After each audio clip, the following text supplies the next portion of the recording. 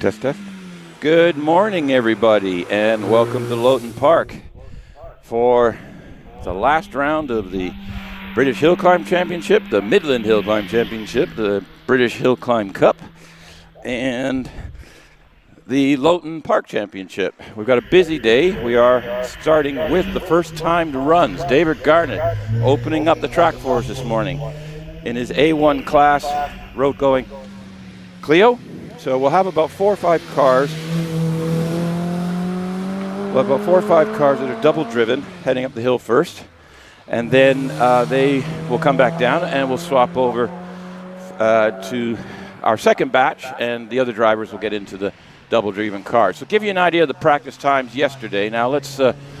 Yesterday we had a dry track and the sun was showing itself. This morning we're on, what would you call it, the damp side of things. And this is the trickiest track conditions because you can see there's water on the track, but it's not raining, and it actually makes it greasier. Well, some of the competitors actually prefer heavy rain because the tires can then do their job. But in these type of conditions, it's a little tricky. So you see Mary Elliott on the hill with it heading up into Fallow. Right now, she's double driving this with Hugh Elliott. And yesterday in practice, Mary, on the first run, she sort of did a 360-degree turn, so no problem, that type of thing, but was on it again later in the day. So in the conditions here, we've done a 76.18, and you can see that's almost 10 seconds slower than her dry time. Next up on your screens, and for your viewing pleasure, is David Wilson. That is not a Lotus Elise, that is a Peugeot 205, so just ignore the graphic on that one. And a 1.9 liter road going car, very competitive David is, the Wilsons are. You'll see in practice yesterday, they were actually 3rd and 4th in the class at the moment, so we'll see how that gets on. These are first timed runs. We're not doing a practice this morning, we're straight into the timed runs. So how it's going to work today, as you see Ben Fisher on the screen, he borrowed Dad's Subaru for the weekend. Dad is also here running today. And he is, because his single-seater, the engine is out for a rebuild so that put him out for the season. So Ben goes across with a 71.00, again about 10 seconds slower than his practice times. Actually, not too bad. Actually, 7 seconds slower in his practice times. So they are the double-driven cars for our first bunch of road-going cars. So they'll be coming back down the hill now. And then we will carry on. So how this is all work, it's going to be a very busy day here at Loton Park. So thank you for joining us, and welcome. And we've got a little bit of a sunny glare going on in the top paddock, but you can still see there's spray on the ground. So this is going to be an interesting morning, because the track is going to dry out as the morning progresses. Now,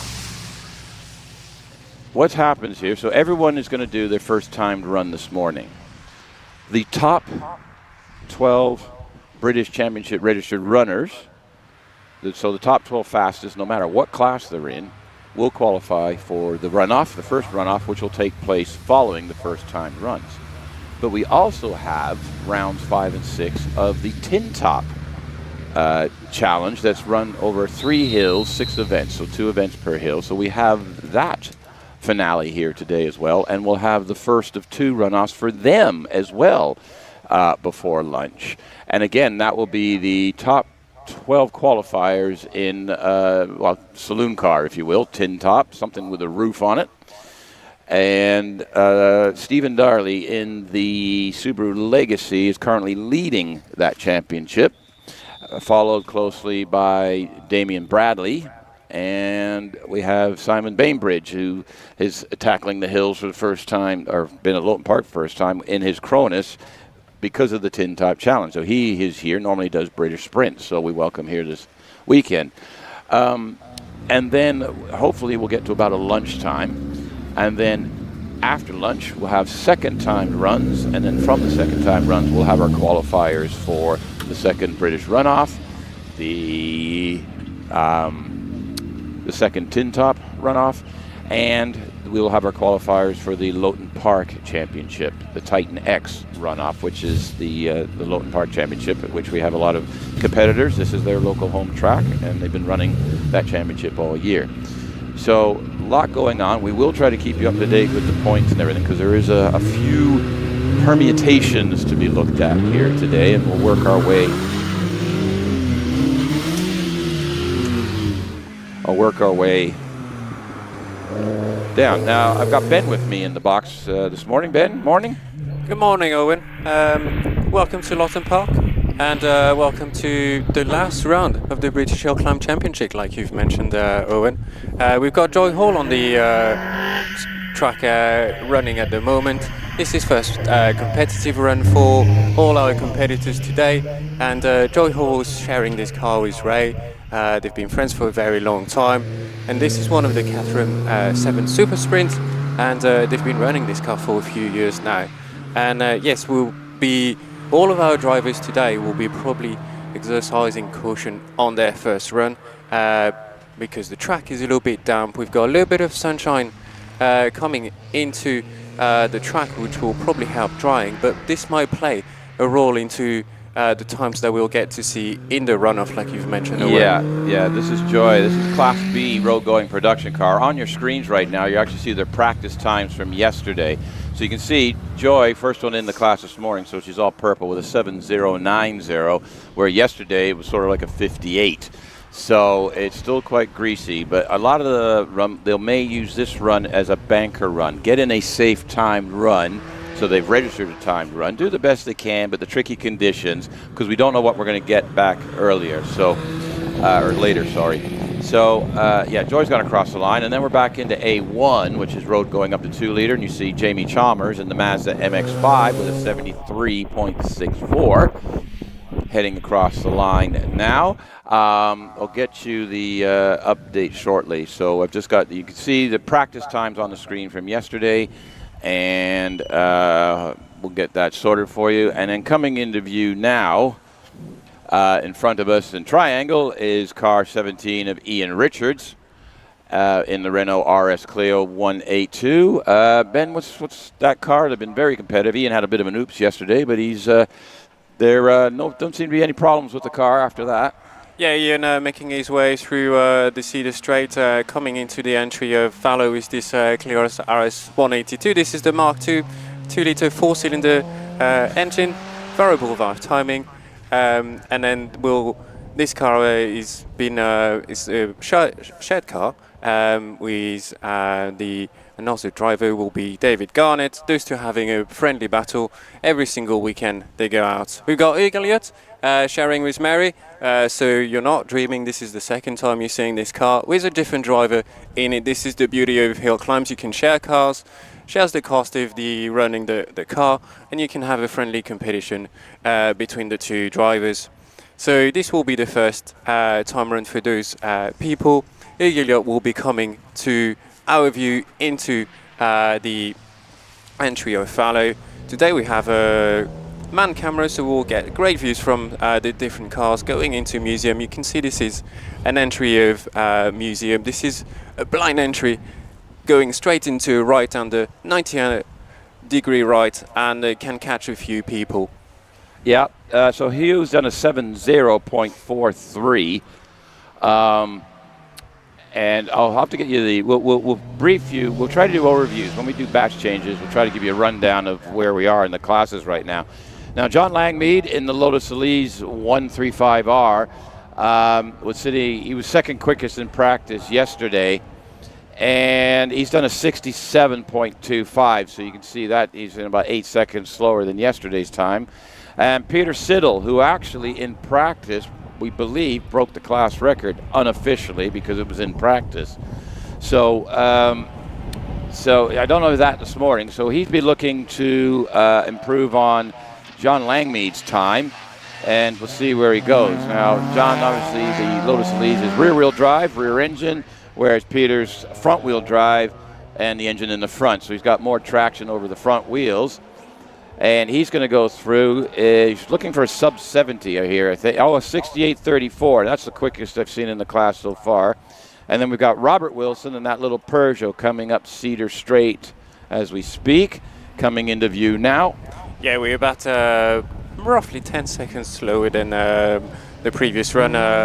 Peter Siddle yesterday posted the time in the 58s in the dry condition, but Robert Wilson in this beautiful Peugeot 205 GTI. This is 1.9 litre. Great car to take on the hills. A car that celebrated 40 years. The first 205 came out of the factory in 1983. Robert Wilson, a time of 65.14. I think that might be the quickest in that class so far. We'll have to have a look here. We're going to have to go old school a little bit for the moment. Right, moving up to A2. Now, this is a very important class because Rodney Isles is battling with Jonathan Varley for the BMTR Motorsport Tires Midland Hillclimb Championship. And Rodney just, I think he's pretty much scored the maximum points because you have to drop scores in there type of thing, but he needs to maintain that record. And for the last few events, he's had his elbows out and kept the Porsches away. However, today, we'll have to see. So we just had Peter Herbert go up the hill with a time of, I haven't got a time, sorry about that.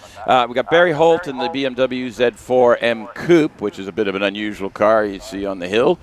But there you go, you can see it on the hill and carrying away. And then we've got car 26.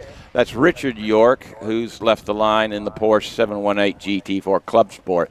So he'll be coming up to us shortly. Yeah, time for Peter, 74.78. Barry Holt going through the finish line in 82.70. Richard York making his way through the second part of the hill in this beautiful 718 GT4 Club Sport. This is the track version of the 718, or also a car that was named after the Cayman previously. And this is running a 4-litre 6-cylinder engine at the back. A great car, a great balance with the engine right in the middle of that car. But we've got Ross McDonald in one of the classic 911.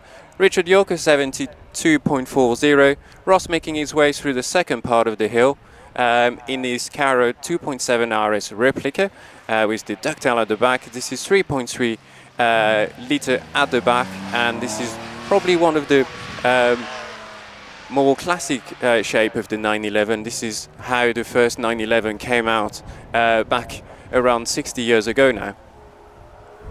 Yeah, Ross McDonald just heading across the line with a 69.81, so that's going to put him quickest in class so far. And then we've got Richard Snow in the Porsche Cayman GT4. Should be coming into your view any second up at the top of Cedar Straight, which if you're watching yesterday, we had some great camera angles of the not-so-straight Cedar Straight. Comes into view in that Cayman GT4. And then we've got David Meek coming off the line with the Vauxhall VX220 Turbo. Yes, Richard Snow making his way through the finish straight, up through the gears and through the finish line. That'll be a decent time. That's a 67.45, putting him first in the class so far. And David Meek in the Vauxhall VX220 Turbo. You might think this is quite close and quite to the Ellis. Well, it is based on the same chassis. The main difference is the engine. So this is a 2-litre turbo engine. Oops. David Meek realizing that under those damp conditions, being brave on the brake is probably not the best option. And he managed to gather it together, carried on his run, probably lost a bit of time on this run. David Meek going through the finish straight, and that's a 70.74 for David. Yeah, kind of braking a little bit late, sort of went off on the outside of fallow, drove it back on again and kept going. Now this is Robert Lancaster Gay in the Porsche Cayman GT4. Was actually quickest in practice yesterday, just ahead of Rodney Isles. So now I'm starting to get the feeling that this track's starting to dry out in places because the times are already seem to be picking up, if you will. So, yeah, we'll have to see how this goes. But anyway, he was quickest yesterday, and it looks like he's purple sectors at the moment, so he's heading up the top there. So we'll just see what he does there. And then we saw Simon Tarling is off the line and heading through Triangle in the Porsche 996. 64.36, so that's almost 3 seconds quicker than Robert Snow. I think the track's drying out, Ben. Yeah, well, we know it's going to take a bit of time. We have big trees around here. This is a deer park here at Loton Park, so it will take some time to dry in some places. Usually the top of the hill dries quicker than the bottom of the hill. so maybe that'll give a bit more confidence for the drivers to push at the top of the hill. Simon Tarling in this beautiful 996 GT3. This is one of the last analog car that have been coming out of the Porsche factory. Simon's through the finish line, a 66.71. But we've got Simon Hutchinson making his way through the second part of the hills, through the straight. This is an empty competition, two-wheel drive, about 450 horsepower out of the factory. A lot of power on that car, and probably quite a tricky car to drive in the damn tarmac that we have today. Simon, all the way through the finish straight, he'll be coming into the finish straight, and that's a 65.92. That puts him second so far in class. Yeah, slots him into second place. He'll be happy that against all the everybody else. His engine's in the front, everybody else's engine's in the back. So not bad. This is Robbie Birrell in the Porsche Cayman GTS. Already up through Fallow, heading up into Museum. Still spray coming off the tires, but you can also see some dry places. There's a lot of the tracks underneath the trees here, so the track can get wet and dry at the same time. And he's done a 64.21, and that puts him into the lead in the class. So this is getting quite interesting. The form book has been chucked out the window here for this. We're going to jump a class here. This is Class A3. This is Chris Beresford in the Subaru Impreza, road-going car, but this is come out of the Stephen Darley stable, this particular car. Chris Beresford Subaru, so we'll see what he can do in the wet here, but a 64.60 in his A3 car. And Phil Fisher, you saw son Ben brought it over. Now this is pretty much the other end of the Subaru scale. This car is not modified in any way, shape, or form. Pretty much as it is, and Phil's out, and he's having a great time his first year of hill climbing. And there you go, Subaru Impreza RWRX. So it's an inter-family battle, this, although Ben does race a single-seater normally. So, and coming through Triangle, we've got Peter Richens, and I'll hand over to Ben for this one. Yeah, Chris was the quickest yesterday in practice, and looking at the time, that he's just posted a 64.60, quite a far ahead in the Class A3 so far this morning. Peter Riching making a second way through the part of the hill. Posted a personal best today in this car. This is one of the many Toyota GR Yaris that we have today running on the hill. This is four-wheel drive, three-cylinder, 1.6 turbo engine, about 260 horsepower out of the factory. And they've been a very popular car here. 66.15 for Peter Riching, putting him second in class. Alan Mansfield making his way through the second part of the hill in another of the Toyota Yaris. Alan was fifth yesterday in qualifying.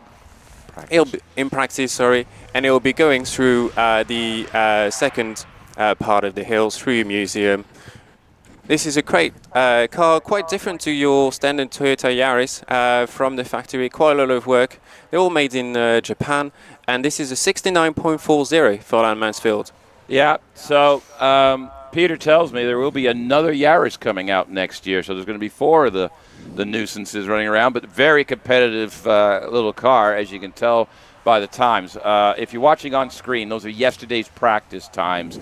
So we do apologize. We've got a little bit of a camera issue, but our handheld's working, so we are giving you the coverage we're giving you, and we're trying to fill you in on the time. That's Ian Fido in his Toyota Yaris. So he'll be looking to get in there. So let's see what he does. A 67.94. So that puts him second Yaris and third in class at the moment. So a good run for Ian. And we've got Andrew Coleman in this very quick, or he's very quick in this car, the Audi TT RS. Now these are all road-going cars. They're over 2-liter four-wheel drive, essentially. So a bit of advantage. And now he's purple sectors all the way up here. So he could actually...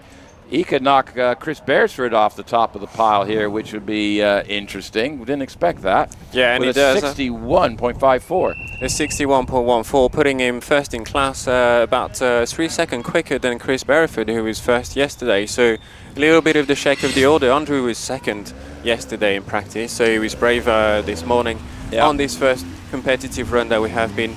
This is battery turning, so the car park at the top of the hill is full, so we have to release a few of the cars, and we'll be back up and running with the next batch of cars. Yeah, you see one of our young marshals here. I'll just shout out quickly, as always, to all the marshals, the rescue crews, the volunteers, everybody that's out here bright and early on a Sunday morning, so that we can do silly things with vehicles on a narrow strip of tarmac up the hills of Shropshire.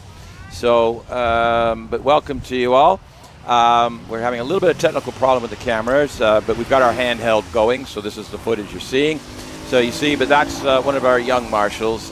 She's up there at the top. So there's always a place, help out, and you see she's making sure that nobody moves, and you know, basically she's the boss up there. Nobody moves until she moves that cone. So very, very important. And yeah, so this batch will come back down, and then we will get our next batch. And again, we're going to be slightly out of skew width on the classes, because we'll be running some double-driven cars first out of some different classes, and then we'll back to the class form. So we'll get the rest of Class B and Class C. Our modified cars will be coming up in a minute, and possibly a couple of interlopers. So we'll be out of sequence a little bit, but we'll do our best. So we'll be up to that next. So interesting so far, Ben. The times seem to be going a little bit quicker, and I will say that the form book from yesterday is basically chuck it out at the moment, because the conditions have created a bit of an interesting challenge for all of our competitors. Yeah, I'm just looking at the time runs that we have seen from this first batch. I noticed the absence of Rodney Ives in this morning competitive run. Valid point. This might play into contention for some of the championships that we have running. That would affect. It's only Rodney and Jonathan Varley that can do anything about it. Now, I believe Rodney actually has maximum points. The only thing he could do is set a class record to gain a point. Now, in these conditions, that's not going to happen.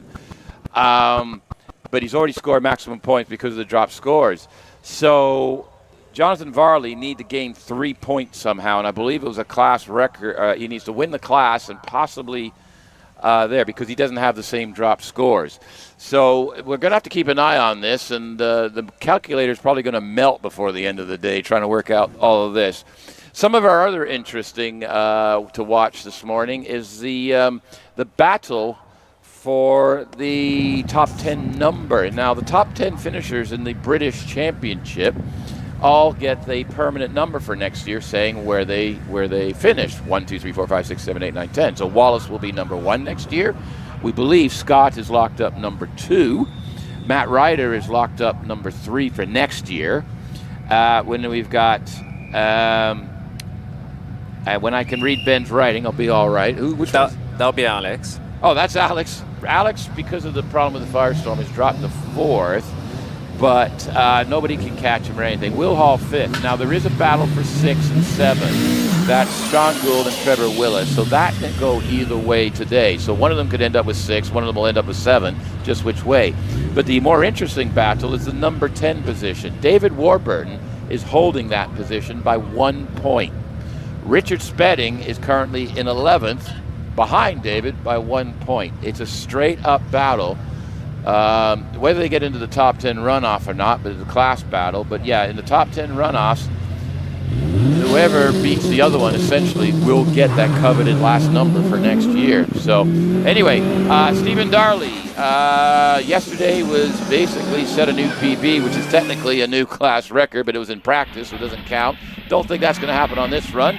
In the Subaru Legacy, shares this with Damien Bradley. So we'll be running a couple of double drivers at the beginning of this, and then we will swap out afterwards. So we can see Stephen, he's already into triangle. As you can see, our cameras are now, we're getting somewhere. Thanks to Rich and his just relentless work to give you the best coverage of hill climb, motorsport, and I'd say in the world.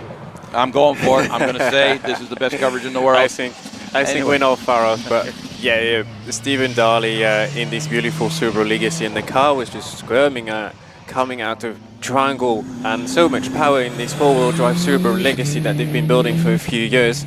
and Stephen Darley is going to go through the finish line. So 59.65. Mike West in the Class C3, which will be, sorry, this Mike won't be in Class 3. In the Fisher Fury, this is powered by Kawasaki engine at the front. Very, very, very lightweight car. In this car, this is Class F. We're coming to the Sports Libre. This is one of the shared car. And then Mike West at 62 miles an hour at the end of the city straight. He'll be making his way through the second part of the hill onto the entry of Museum, no problems through, and Samuel Nicholson will be already going through keepers in this beautiful Mallock Mark 20. Mike West through the finish line is 68.71. Yeah, we've got Sam Nicholson and the Mallock, double-driven cars here, so we're out of sequence a little bit on the classes. If you're watching live stream, thank you very much for joining us. Please, what you're seeing on the screen time-wise is yesterday's practice time. So Ben and I, we've got another source in here, so we'll do our best to get the times. Now on your screen now is Scott Moran and the Skoda Fabia R5 rally car. You are not hallucinating. Sam Nicholson did a 61.88 in the Libre class. This car is four-wheel drive, so this will be interesting. Scott is double duty today. He's running obviously his British Hillclimb Championship car, but he's jumped into Dad's Skoda, and just to cause havoc and mayhem. He's even switched helmets. He's gone from a closed face to an open face. So he was only half a second slower off of Dad yesterday in the dry. But this will be interesting to see how he gets on in the wet. So he's going to set a time here of 57.74. Now the interesting is we've got to go through the whole batch before that car comes back down for Roger to get behind the wheel. So will the conditions improve? Will they get worse? Who knows? Welcome to the UK motorsports. Yeah, this is a decent time for Scott, just about 3 seconds slower than the dry condition yesterday. So the four-wheel drive giving me a great advantage today on the hill. Sean Thompson in the Superlight R400. This is one of the Caterham 7 in the Class B, which is road-going specialist production cars. Pretty much a battle between Caterham 7s and Westfield. Sometimes we got a bit of a few exotic names as well that comes on the list.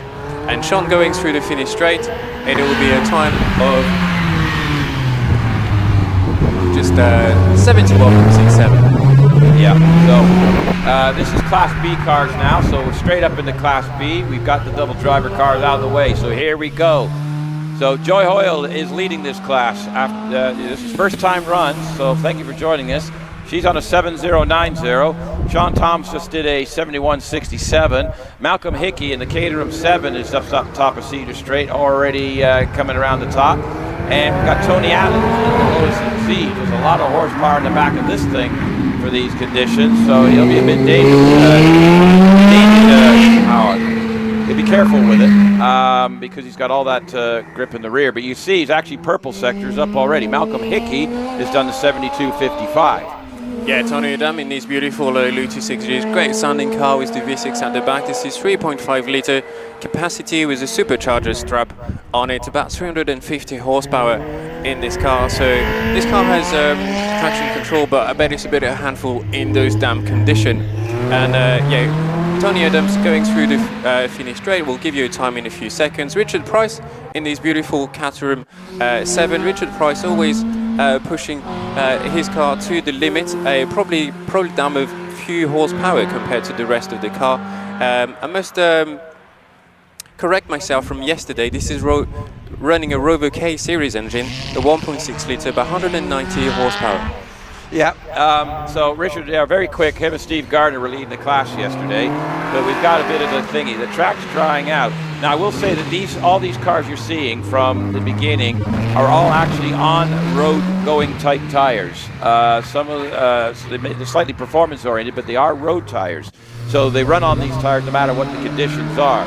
Unlike the race cars, Unlike the race cars, where they have slicks and then they have dry tires or wet tires, and that's going to be a little bit of a different thing. But Steve Gardner is up the top there and comes in to 65 miles an hour. So took that right. I was on the brakes early for that one, But Richard Price has laid down a 64.91, and that's leading the class by 4 seconds at the moment. But Steve Gardner is going to want a piece of this. And no, not quite. I'm a little surprised. Only a 67.91. 3 seconds off. That's a bit of a surprise. They were a lot closer than that yesterday. Anyway, Ray Lohr, you saw the car with Joe Hill driving it. Ray's now in the car, sharing it, and those two are so closely matched, but it's always a who can beat who in the car when you're sharing driving a shared car. And the two drivers will always be comparing their times, and usually Ray is the bravest in the quick stuff. And usually they compute the best time of the car at the end of the weekend. Ray Lohr will be going through the finish straight to 65.89. Tim Higgins having a bit of oversteer coming out of triangle, but no problem, gathered it together. Those cars have sometimes won't have traction control, and it's obviously quite tricky conditions out there, so obviously first competitive run those drivers will be trying to push, but Tim probably had a bit of a moment in there and will be looking at lifting off more than he wants. And Tim just going through the second part of the hill, no problems through that second part of that run. Yeah, the only traction control in a lot of these cars is right foot. That's it, no technology there. So Tim's backed off a little bit to take it easy through there. Ray Lohr is actually in second place with a 65.89, so 9/10 different, but the track does seem to be, it's hard to tell. This is what's going to throw him out. Tim Higgins, a 76.42, but as you saw on screen there, got a little bit out of shape there, and he sort of just got to the finish of that run. We've got Rob Lloyd in an MK Indy, which is a sort of a kit car company, but it's similar along the lines of the Caterham and Westfield design and the essence of the car design itself. So he's heading up the hill, and this is I believe this might be the last of our Class B runners for the moment. And now we're going to C1. These are modified cars for up to 1400 cc, and this is Eric Morey in the Hillman Imp. Rob Lloyd in MK Indy's at a 74.58 jumps him up to 8th place in Class B. Going back to C1, you see on your screen Eric Morey in the Hillman Imp, and this thing he comes off the line, it'll actually shake the ground. It's quite the piece of kit, this. Yes, there's not much left inside that car, and it's very lightweight. This is powered by a 1000cc 4-cylinder turbocharged engine at the back, and the engine is hanging out the back like the Porsche 911 that we have seen before, so probably gives him great traction. Made a really popular car on most of the hill climb here in the UK. 66.05. Here's another car powered by the Coventry Climax engine. This is Andrew Russell in this beautiful Ginetta G15. Andrew is a regular competitor around the hills of the UK here, making his way through the Cedar Straits in that beautiful Ginetta G15. These are very, very lightweight cars, and they make for some very competitive car in this class. Yeah, Andrew, a long-time competitor on the hills and in the British Championship. And so he's heading across the line. We've got Eric Morey at 66.05. This is Gavin Neat. Now, he was quickest in practice yesterday. Fellow competitor, Mike Rutzer, had a technical problem, broke a drive shaft on his car, and Gavin actually had an electrical problem. So they've actually borrowed the battery bits from Mike's car. He's been very generous. He is here today to watch his battery go up the hill, to keep Gavin in the thingy. So that's the camaraderie of hill climb sprinting. Anyway, so there's Gavin. He's already up to Fallow. Now, this would be interesting. These cars in the dry run on racing slicks, smooth track, and they don't, on the wet, they don't like the wet with the slicks. So, but this is one of those crossover things. Do they run the slicks or do they run the wets? Gavin's done a 66.16, and that's only given him second place. On the screen now with Phil Tucker, and it Loton 4 weeks ago. You might have missed it. It was he had a little bit of an issue, and unfortunately was unable to finish the weekend. But the car's back, and Phil's back behind the wheel, and the car is going well. Yeah, it looked like a tidy run for Phil, and yes, great to see Phil back out today and this weekend after his moment the other time. But great to go see these Vauxhall Nova is beautifully presented every single time. So 67.49, that's lots of in third in class. That's going to be interesting. I look forward to the second time runs in this class. I'm a Mod Prod guy. I race Mod Prod myself, which is what kind of the nickname for these cars.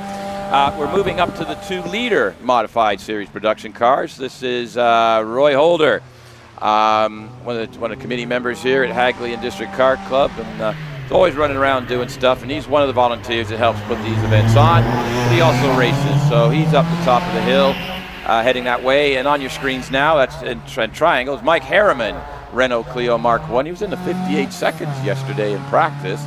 Roy's done a 70.01. Yes, Michael Harriman in this Clio Mark 1. This is a 2-litre car, 4-cylinder at the front, and Mike is a regular competitor here. Every single time here at Loton, Mike collects a trophy. Yesterday in practice, Stuart Reid in the Peugeot 205 that you see now on the screen was the quickest in a time of a 56.41. He had quite a lead over the older car, and there's not much left in this car. 67.34 for Mike Harriman. Stuart Reid making his way through the second part of the hill in this beautiful Peugeot 205. Yeah, visitor from Scotland. Stuart, regular competitor up in the Scottish Championship in that, and he's come down this weekend to join us here at, well, I'm going to say it, sunny Loton Park. They said the sun is shining, the track's a bit greasy, but the sun is shining. I'm actually getting a bit warm. Yeah, although I did dress for snow this morning. Let's see. Across the lines. Let's see how the Battle of the French Hot Hatches. A 61.72 for Stuart Reid. Yeah, that's so great time. Yeah, 5.5 seconds quicker than Mike. So that's a bit of an interesting gap, but that's the conditions. Hopefully you didn't hear that one. Right, so that's the end of batch already. So that's our, we've got, we're going to see, in the next batch, we'll see Damien Bradley, generally the fastest, in the fastest tin top, which you've already seen Stephen Daly. We're going to see Roger Moran take his car back from son Scott, tell Scott go back into your single-seater, and see if he can can do anything. Now, I will say the track is drying out. I think this track is drying out, so the later runners at the moment are getting a bit of an advantage. However, this is going to be a mixed bag of weather today, so I think it's a roll of the dice. But so it's going to be a challenge. But we don't want our viewers bored today, do we, Ben? We want to give them something. Oh, this could get interesting. Well, you know, tricky conditions sometimes make things a little bit interesting. We've seen a few moments already in the practice runs this morning, but in the competitive run, sorry. And, you know, this competition is always down to how daring you are, and especially in those conditions. Some drivers actually really like those damn conditions. Some don't really will be that confident, and we've seen it. We have a few shaked over the order so far in this running this morning. So we'll be keeping an eye on Class C3 with Stephen Daly and Damien Bradley. They've been topping the chart in this class. We've got Stephen Moore, who is back up and running in the spare Evo 6. Yeah, so, Stephen Moore in his I'm going to take a serious attempt at causing havoc, which at Prescott 2 weeks ago, you saw exactly, if you were following along, he actually was able to beat Damien Bradley on the day by 100th of a second. Now, unfortunately, Stephen had clutch problems, and so he went and got the old car, and they got back, and it was 360-mile round trip, and they went back last night to the shop and transferred a whole bunch of stuffed parts over to the old car, if you will, and so all the slicks and the tires and all the other bits they could, because this particular car was actually a road-going car. And, you know, you take some of the interior out and he runs it in the modified class. But so they quick turn around and they got the car up here this morning and he's ready to go. So so we'll see him up shortly. I think you actually see him at the back of that queue in your camera shot if you're watching the live stream. By the way, if you're just joining us for live stream, a shout out to everybody that's subscribed to HillClimb.TV, because we have exceeded our target for this year of 10,000 subscribers. So hats off. Thank you very much to you all. Rich is appreciative of the whole thing. Now, that doesn't mean if you're watching and you haven't subscribed, don't stop subscribing, because 10,000, that was the first goal. We're looking for more. So give Rich that support and the love. The amount of effort he puts in. He's a one-man band. He's created this all himself.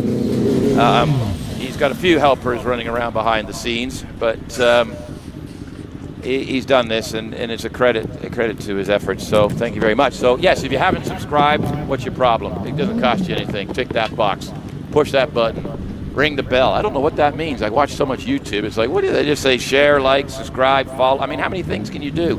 Anyway, Jonathan Flesher's on the line. You start talking. Yeah, Jonathan Flesher here on the line. You can see the start procedure that we have here running, and yeah, you'll see Toby here, one of our young marshals here at the boot here, running the boot at the start line, and those drivers will be launching themselves for the 64 foot, and then going into the first left-handed. That can be a bit tricky for those drivers this morning, especially for drivers in those conditions. Yeah, the question is, are they running on wets or are they running on slicks? I can tell you right now that Jonathan Flesher is on wet compound tires. Yeah, it looks to be a mix from probably the front on wet and the back on slicks. Maybe I missed this one, but they're worn down on the back, but I think there's wets all around. Okay, yeah. Well, that's probably the good approach from to go for this time. But yeah, Jonathan Flesher, the first of the single-seater on the hill running, and he'll be going through the finish straight, up through the gears, and it'll be a time of 58.44. Ben Hamer is actually going with the slick tire approach. He's taking that shot. Now, Ben, this is Class I for racing cars, double-driven cars up first, remember, so these ones here. Now, he's on slick tires. He's going for the slick option and hoping he can dance over the wet spots, so we'll find out in a minute. This car is up to 1,100 cc's, but this one's only 784 cc's. It's like, that's kind of small, but because of the quick factor, they stuck a turbocharger on that car, so it gives it a bit more. A 59.99 on slicks. I think. Yeah, I think we've got probably a mix on this car again, with Robin Wood on the Force PT. This is a great class and very competitive class. Most of those drivers yesterday were running into the 45 was the quickest time in this class, posted by David Warburton that we're going to see later on. Robin Wood making his way through the second part of the hill. Those cars are powered by motorbikes engines, so make them quite cost efficient to run and a great way to get into single-seater. 63.64 for Robin Wood. Yeah, not bad. We've got Steve Morgan on the hill in the Empire Evo 3, and I think he's on slick tires as well, so he's going with the lesser of two evils. No, sorry, I stand corrected. He is on wet tires. We're trying to catch it for you, but he's on wet tires. Steve Morgan is. The problem with running wet tires and the track gets too dry, if the tires will overheat easily and they start to melt, so that's why they don't like running them in the dry. But Steve Morgan has done a 61.93 on wet tires. Looks like Richard Weaver's on wets as well by the looks of it then. Yes, and we know those drivers with not the greatest of summer we had here in the UK. Many of those drivers had quite a bit of practice with the wets this season. I was talking to a few drivers in the paddock. They were like, well, it's almost like we've been running the wets as most as the slicks this year. Richard Weaver going through the end of the straight, and 58.05 for Richard Weaver. Yeah, that gives them the lead in the class at the moment, but this track is ever changing. Now we're into the Formula Fords here. This is Kirsten Dodd. Had a little bit of an in practice yesterday, but they got it all sorted out. She's back on the hill. Now, the Formula Fords have to run, the pre-1994, they have to run the spec Formula Ford tire, which is got grooves in it. So that is the tire they run. As you can see there, it's got the grooves in the tires, so it doesn't matter what the conditions are. They don't have to worry about tire choice. It's a spec tire, if you will, and she's doing quite well.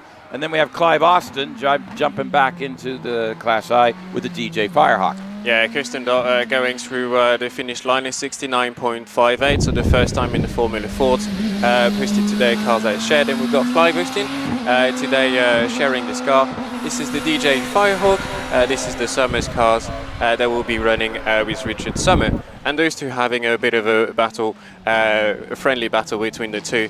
Clive has been borrowing cars in the second part of this season. And yeah, he's been making great friendships so that he can have a drive. He'll be back up and running hopefully next season in his own car. Clive was doing a 62.93. Yeah. That's the camaraderie of hill climbing, and because you can actually you can have two people share a car. It's great that the competitors, one competitor, the car is out of service. They'll say, "Well, come on, jump in my car for the week. We'll have a bit of fun." So on your screen now is actually, we moved up now. That's the double-driven car. So we'll get back to those classes shortly that we've just seen. Now let's get back to C3 here. This is Nigel Elliott in the Triumph TR7 V8. So this is Nigel's first time back at Loton since a situation a few years ago that required him to reshell the car. But and then of course these conditions are not ideal for the Triumph because it's all horsepower to the rear wheels and it's twin turbo, so he's having to go. And then Stephen Moore it was in the shed, and we just did some work to it to get it out here today to fix the problem. So he's on track. And Stephen Darley so far set a time of 59.65, but the track conditions are improving a bit here.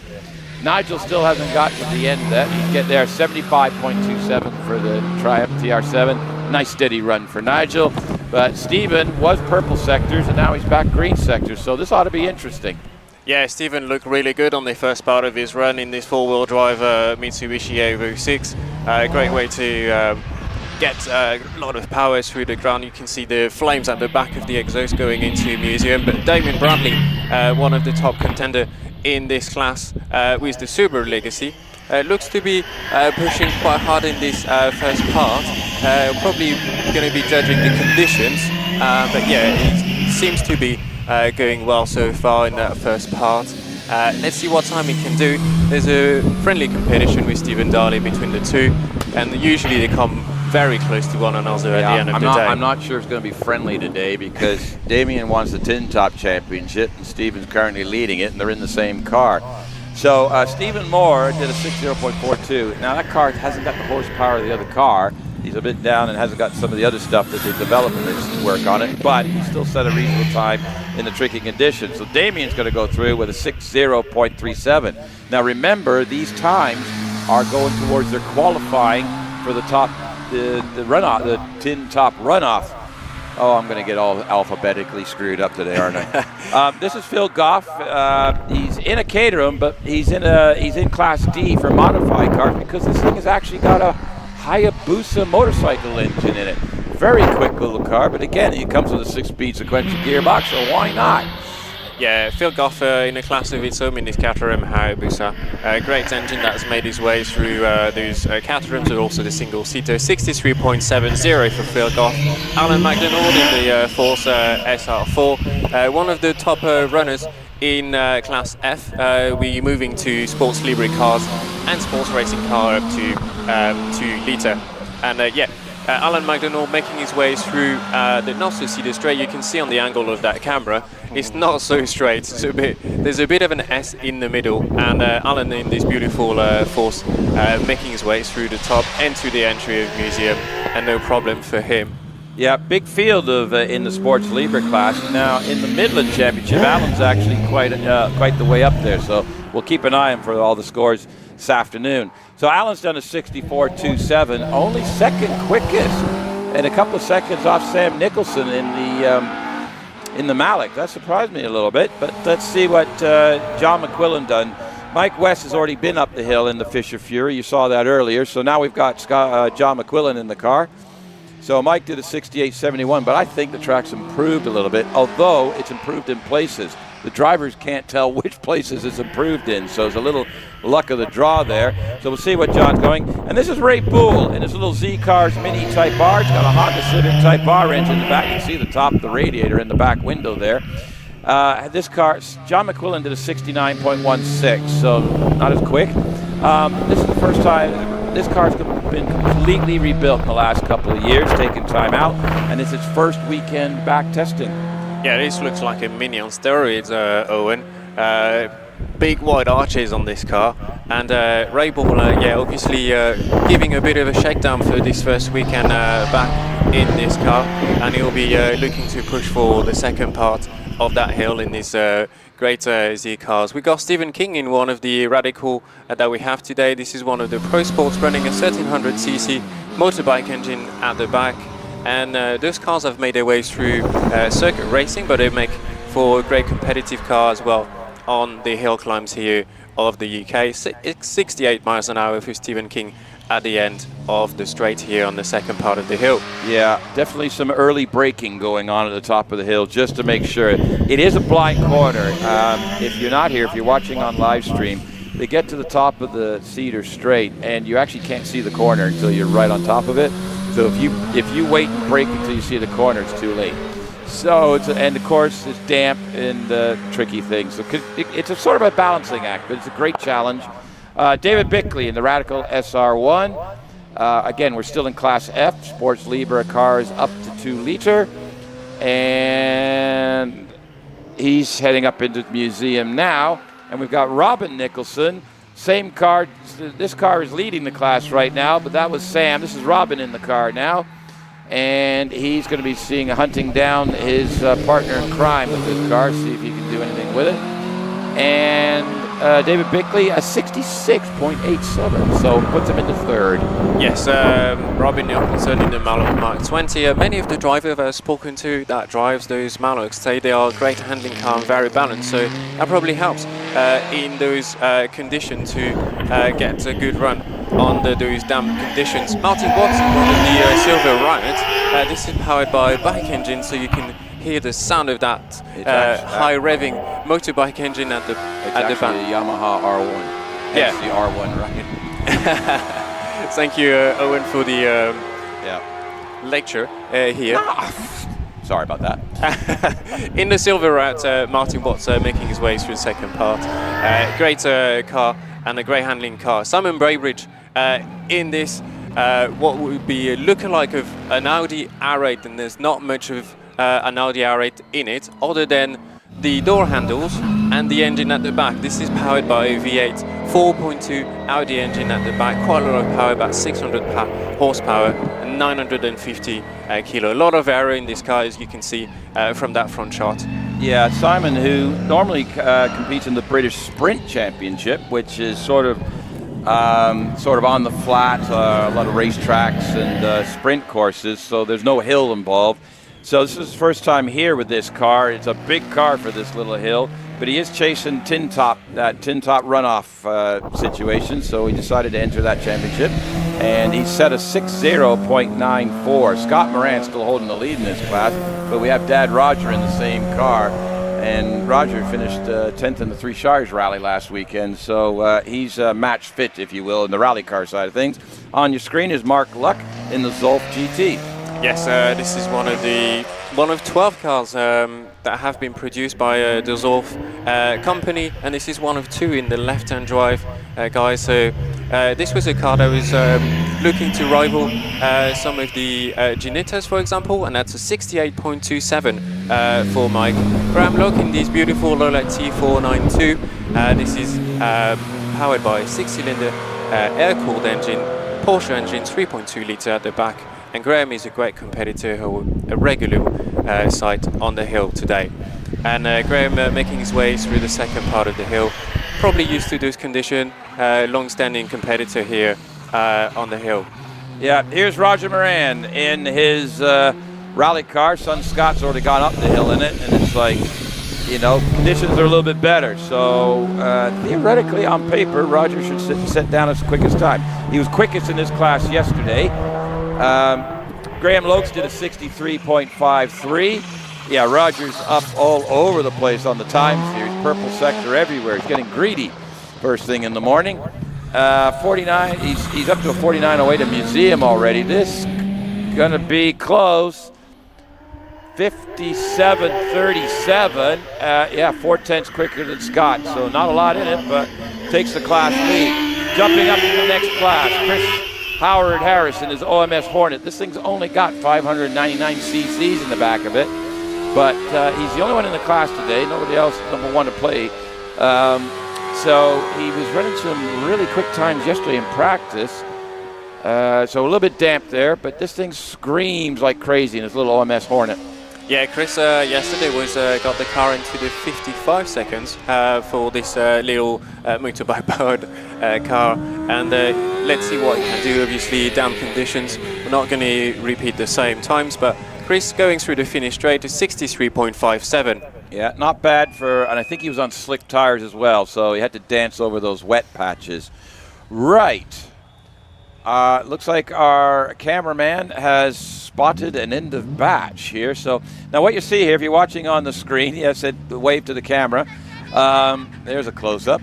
You notice that the single-seaters, they don't start the cars up again. The marshals will push them, or most of them anyway. And this is to save wear and tear on the engines. The engines are very sensitive. There's no cooling systems on most of them, or very little, so they're very sensitive to heat buildup during the course of the run. So like at the start line, they'll literally start them up right as and when there. They've pre-warmed them and to the right temperature, and then they start them and they go, and that's it. And you'll see it more obvious when we get to the British runners in the big cars, because the tolerances are so tight that if they get them too warm, they'll actually seize themselves together because of the clearances. They don't allow for a whole lot, but it's how they get the power. So that's why you see the marshals pushing the cars. And again, our young marshal up there, we got several young marshals up there today. And yeah, they told me they creosoted the bench up there and didn't tell anybody. So, yeah, a bit of wood treatment. We got some messages, Ben. Robert from Amsterdam. Good morning to you, sir. Thank you for joining us today.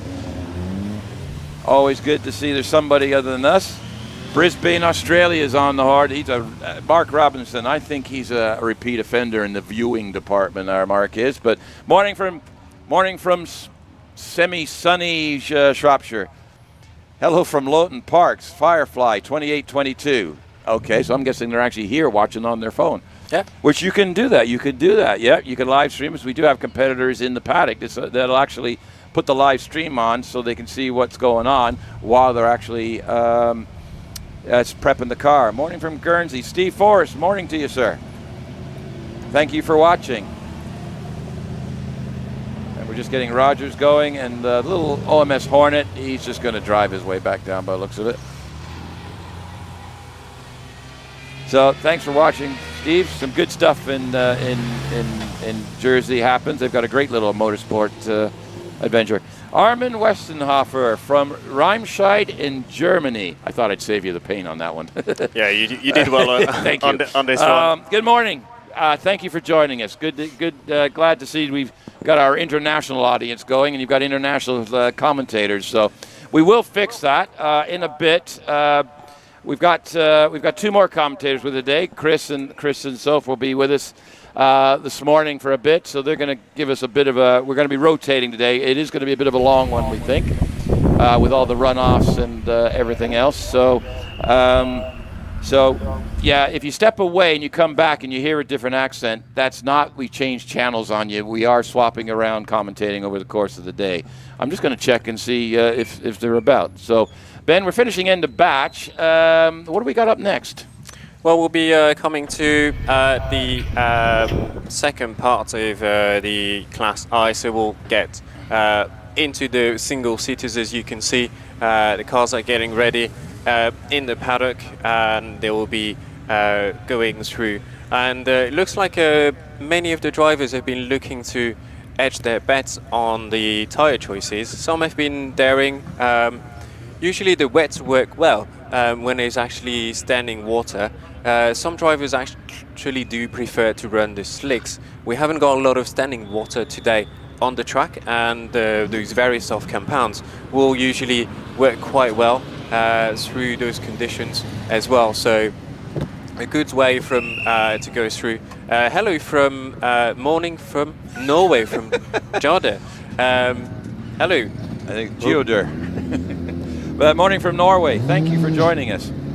We've got Anglesey, North Wales. Well, you should have made your way through to Loton Park. Maybe. Oh, he's got, it's Sunday. They got got all the stuff to do around the house. So you never know. Church day. Claude from Malta. Thank you for joining us this morning, Claude.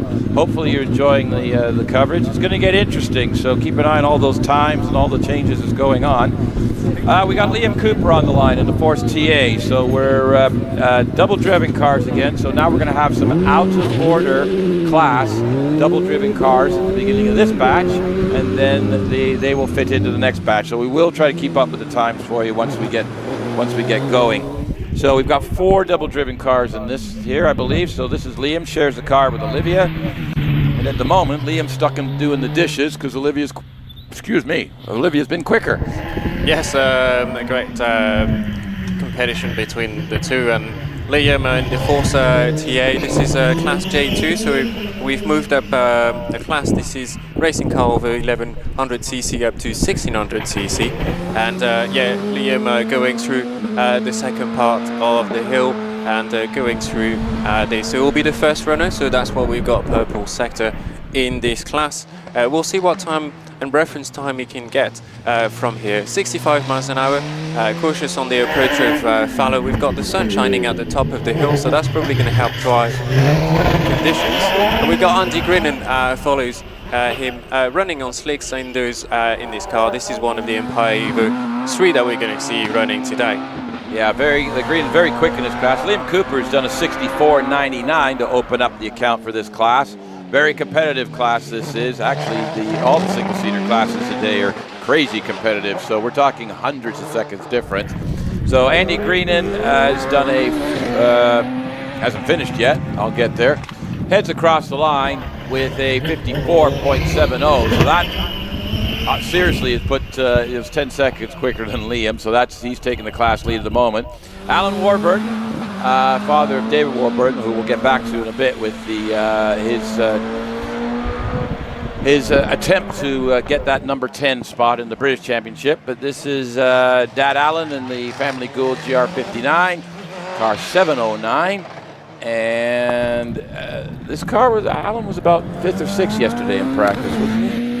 Yes, Alan was 6 in so a 59.46, so slides into second in the tricky conditions. Now remember, all these cars, they're all up for qualifying for the British Championship runoff, so if we get a downpour or something or the weather changes, you never know, so these are important. This is Simon McKay with the GW Raptor Gen 2, his first time here at Loton Park. He's brought it down from Scotland. And this is the car that Richard Spedding is actually racing this weekend in his attempt to get into the top 10, into the British top 10 to finish the year, as Richard's engine unfortunately expired and it hasn't been time to get it fixed again. Yeah, Simon Mackay through the finish straight, that's a 56.37, and Andrew Corbin was a little bit wide on the entry of Triangle, but gathered it together, no problem. Great to see the car back up and running. They had a little bit of an issue yesterday, but it seems to have been fixed, and they were able to go through their last practice run yesterday. So Andrew Corbin in the second part of the hill in this beautiful Van Diemen. And then we'll get Jonathan Evans in the Pilbeam MT88 onto the entry of Triangle here. This is powered by a 2-litre engine at the back, the Pilbeam MT88. Great car to see, classic shape that we have seen on the hill climbs here in the UK. Yeah, Mike Pilbeam, a legend of race car building, passed away a few years ago, but his legacy lives on in these cars. Andrew Colburn did a 62.31 in class K2, K1. And we've got Jonathan Evans just coming across the line. And on your screen, that's a 64.74. Trish Davis in the Davis family Force TA with the 2-litre V8 in the back of this thing. Built and designed by husband Terry, using Yamaha motorcycle engine parts and created all the rest of it. And this engine is running in several different cars. So Trish is already up on times here. Again, the track is drying out. Now, I'm not sure if they're running wet tires. Now, why am I going wet and dry? The wet tires are actually a softer compound than the slick tires, but they square them around and they move around a bit in the dry. So there's sort of a crossover point. But Trish has done a 58.98 to take the class lead at the moment. And Nicola Dearden in the side podless Gould Delaris. He's going a bit slow, Ben. Yeah, Nicola taking a cautious approach on this first competitive run this morning. Great time from Tricia. From the commentary box, it looked like a great run. She was late on the break on the entry of Triangle. Nicola going through the second part. This is a Dallara F394. This is an F3 chassis, and for Hillclimb, they've ditched the very beautiful side pods that you'd usually find on those Dallaras. 73.47 for Nicola Durden. Yeah, that drops into fourth at the moment, but I have a feeling that won't hold up. Hopefully they'll get a better run this afternoon, and there's no technical problem. We've got Steve Marr in the GWR Predator, and I'm just having a look here. He's on slick tires. So, so Steve heading up the hill now. Similar car, is he sharing with Jonathan Varley today? Yes, he is. So Steve warming up the car for Jonathan Varley. This is one of the shared car that we'll see back again, and Jonathan will jump in the car after him. Steve giving a squeeze a careful approach, and Richard elected for the wet tyres in this run. Richard snatched a few of the flip-flops yesterday, so we'll try not to do that again today. But Richard always pushing that car real hard. It's the first time competing this season in a single-seater, so it's been a learning curve for him. But he's been great to see, and he's been very competitive in this car. Richard had a bit of a technical issue, broke a drive shaft. He's been able to fix the car, and it's great to see him running again here at Loton. He'll be going through the finish straight, up through the gears, and that's a 58.69 for Richard Brandt. Yeah, not a bad time. Puts him into third in class. We've got the top three cars are all in the 58, so you're not doing a 58, you're not in the top three. So Dylan Flesher, this is shares his car with Dad John, who ran up earlier, the previous batch. And Dylan is actually up on speed. Here we go. He's up. He's the fastest. He's purple sectors. He's all of that, and then some. And he's heading across towards the finish line. This is going to be really quick. 54.25. That's 4 seconds quicker than our earlier runners. But I think the track is coming around. We've got Will Kerr in the 784cc, but with a turbocharger strapped to it, heading up the hill. Shares his car with Ben Hamer. Ben did a 59.9. Ben? Yeah, Dylan Flesher, great run, a 54.25, very impressive and daring drive early this morning. Walker going through the finish straight, and Nigel Pitt in the OMS 3000. Nigel electing for the wet tyres. He loves those conditions. Every time it's a bit wet, he'll be pushing that car. No problem for him in that run. We've got Wilco posted a 55.54, so about 1.3 seconds off Dylan Flesher in this category. That Dylan Flesher's really put down a run there. So we've got Nigel Pitt, not his favorite conditions this. He likes sunny and dry. This is not neither one of those. But Nigel's put down a 58.02, and that jumps him up to third in class at the moment. So a good run in the question, the slightly changing conditions. We're going to call them changing conditions. And we've got Anthony Wood in the Force PT. This is Class I, huge class. And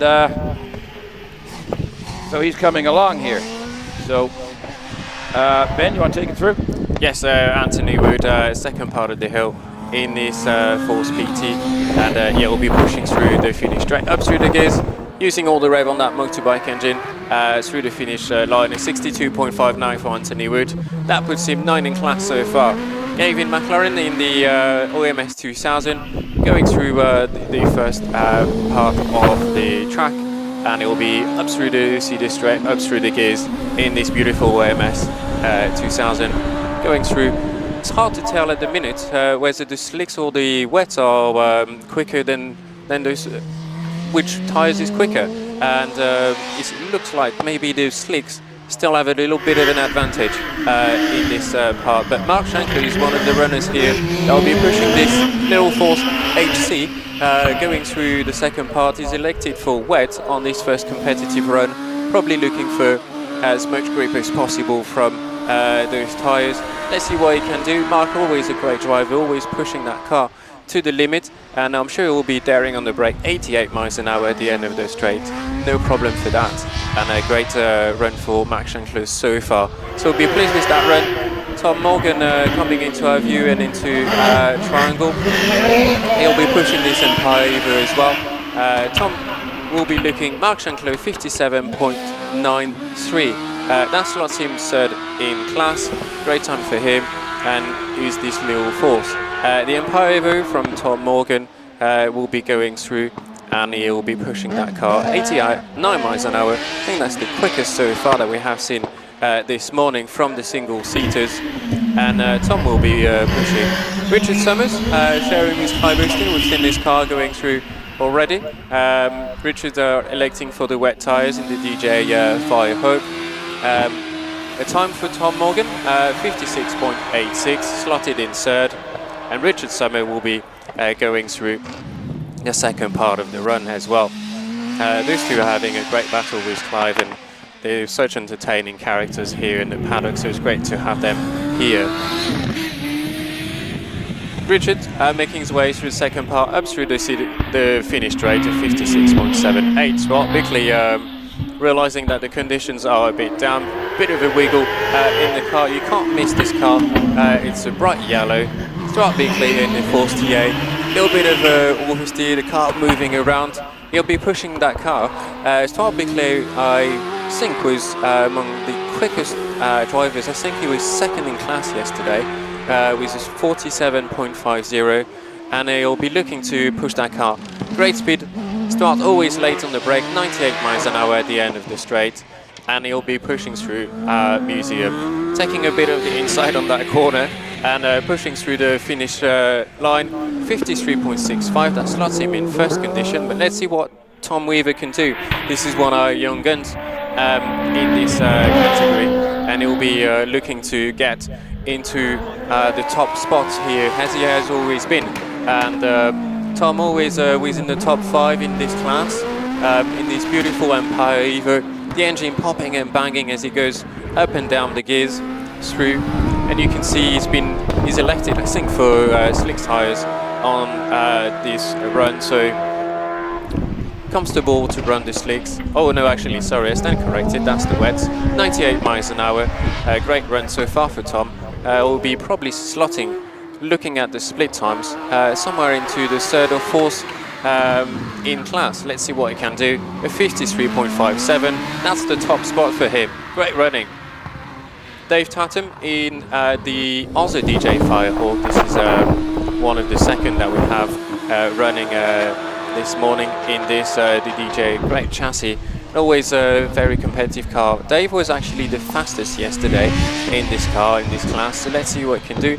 Posted purple sector all the way through, so great way great run so far for Dave. Let's see what time. He's looking for a great run of 52.36. What an impressive time for him. Great run for Dave. We've got Carol Nichols, who's a great supporter of the car. We're moving to the Formula Ford racing car here. And Carol will take any opportunity to go through a run, and she's out pretty much every single weekend in this class. This is a car that her dad's built, one of the Nike Mark IV. And she'll be going through that run. Carol is a great supporter of the sport, and when she's not running a single-seater, she jumps back in the Mini, so she puts her roof on her head. Les Burke in the Mistral FF, car 102. This is the Formula Ford, so they're running on slick tyres, so they're saving the headache of running slicks or wet, and it's a great car. It's an academy car for most of the drivers here that want to get into single-seater. A great way to learn your craft and your racecraft. And obviously at the time, those cars have been driven by some very famous drivers as well. Les Burke making way through the finish straight, up through the gears. It'll be a time of 68.93 for Les Burke. Charlie Rayleigh in the Van Diemen RF92.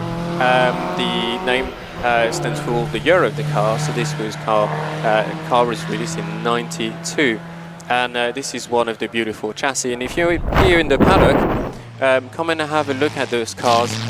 They're beautiful, simple car, and it's a great school to learn how to build a car and to build an effective single-seater. Charlie Riley going through the finish straight. It's a time of a 65.31, slots in first. Yeah, so where we got? We got Carolyn Ryder, who just locked the wheels up coming into triangle pretty heavily there. Now, she set the pace yesterday. Her and Sarah Bosworth have been sort of battling it out, but Caroline's just keeps Sarah just behind. And she's purple sectors right now. So how are we doing? So Charlie Riley's actually done a 65.31. And that jumps them into first place. But Carolyn Ryder looks like absolutely attacking the course, and there she goes, a 63.29. Sarah's got a bit of work to do. A former class record holder, an existing class record holder in other classes, still getting to grips with the Van Diemen, the RF85. So as she heads up to the top of the hill right now, up to a museum, gets it rotated around, is not got any purple sectors, so this is not going to be the quickest time. But how close to Caroline can she get? Only third at 65.62, just behind Charlie Riley. So at the moment, the top three is Carolyn Ryder, Charlie Riley, and Sarah Bosworth. So Charlie's got up there in amongst them, which again, we go by the form book of yesterday practice, and that wasn't on the form book. So I think yes, that is not a competition vehicle if you're watching your screens. That is our Chief Marshal making a run up to the top of the hill, and he's just checking things, and he's going to be famous. That's Jamie, who runs all the marshalling here. He gets around our Jamie. He looks after all the marshals, he looks after the rescue crew. He gets everybody sorted out. So it's end of batch, so you see them pushing the cars to get them back down the hill again. And so we have a bunch of marshals up there, so it's a little bit of a push and shove. Not too bad today with the weather. It's not too hot, but on a sunny, hot day, it can get a little toasty up the top there. So how do we do in that group, Ben? Have we got that previous class, those single-seaters? Are we still sort of got all the double driver stuff sorted out? No, we're done with Class I, so our first of the single seaters. So Class I, the single seaters up to 1100 cc, and Dave Tatum currently leading this class with a 52.36, about 1.2 seconds quicker than second Tom Weaver with a 53.57, and Stuart Bickley slotted this car in a 53.65. Dylan Fletcher a 54.25, so great run for Dylan here. Yeah, that was a good run. And Will carry 55.54. So Dave Tatum still top of the rank today, and 52.36 is an excellent time in those changing and damp conditions that we have today. And I can't really tell whether the wet or the slicks are quicker. No, if you look at there, just a shot from the grid. If you're watching online on HillClimb.TV, you'll see that the selection, what are we talking about?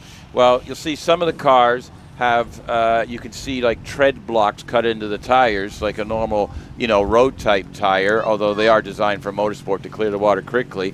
And then you see others where the slicks and the tread of the tire is perfectly smooth. So you're getting 100% contact of the tire to the ground.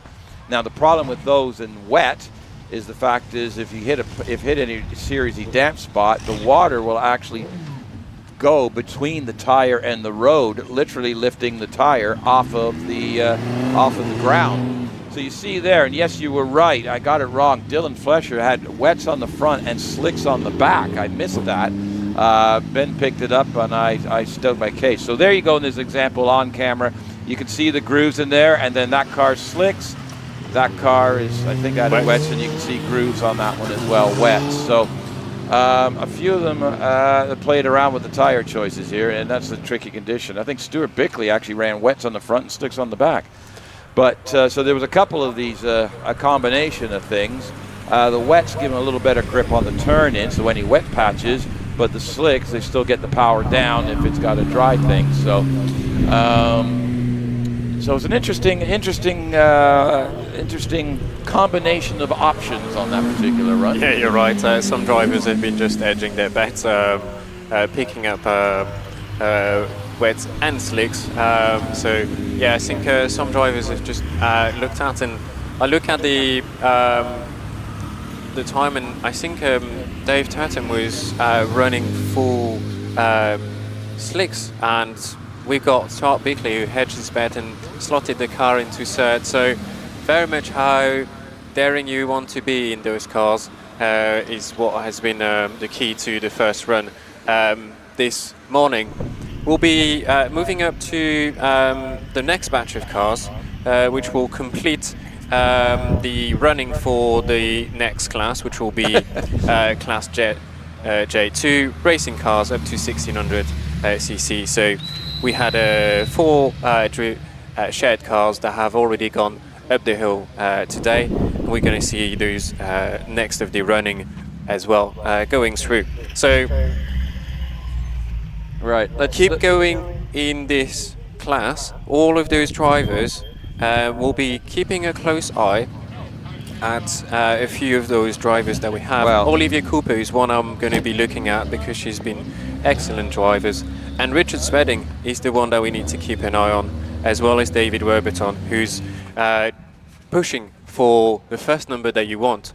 It doesn't matter whether it's number 1 or any number in between. The first number you want to get is number 10. You can get it in the car for the next season. Yeah. He's already holding number 9 on the back of the car, but from this year, but after today, those numbers, they have to hand them back. They have to hand them back and get new numbers. So, and you know, it's, you know, if you've got a top 10 number for the year, then you don't have to keep changing the numbers on your car. Which, as the various competitions I do, I've never run the same number twice in all the years I've been racing here in hill climbing and in rallying even. I've never been seated the same number twice, so always putting new numbers on the car. Right, on the line, this is car 785, so we've got a couple more double-driven cars. This is William Luffridge in the Empire Evo 3. They're sharing this with Zach Zammit today. So William's going to go up first, and this is this an over 2-liter car? I just want to check here.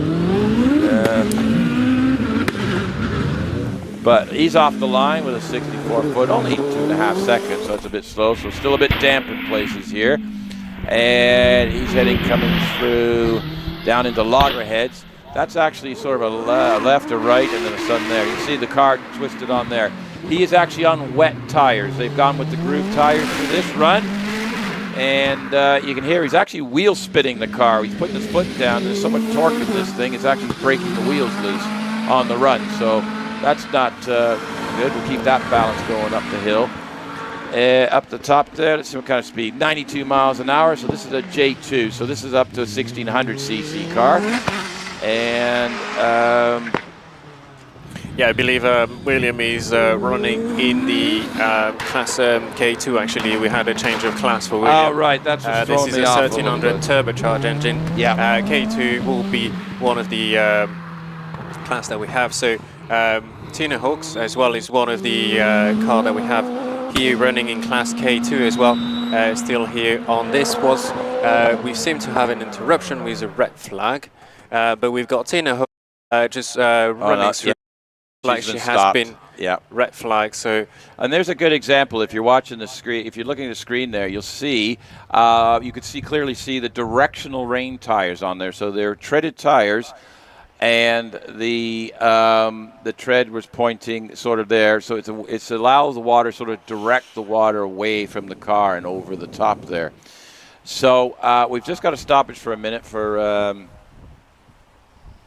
Something to not like, and as always with our marshals and everything, if we feel that there's something there that might affect the driver from a safety standpoint or just a general, we're not sure about that, we will stop the cars and to make sure that the course is safe to go. And she's just waving to one of the marshals to come over and go, what's up, boss? And so you can see on, we're going on the live stream here, so we can see on the screen that she's talking to the marshals now. The marshals will fill her in on what's going on. And I believe what they're going to do is they'll push her up just to where the other marshals are coming from. That's actually the top of the Cedar Straight. And there's an area they can turn the car around and they'll send that car back down again. So, yeah. Anyway, so we got a little bit of a break for a minute. So let's just review what exactly is going on today, Ben. We have some. Let me run down the championships that are going to be finally decided all the way across the board today.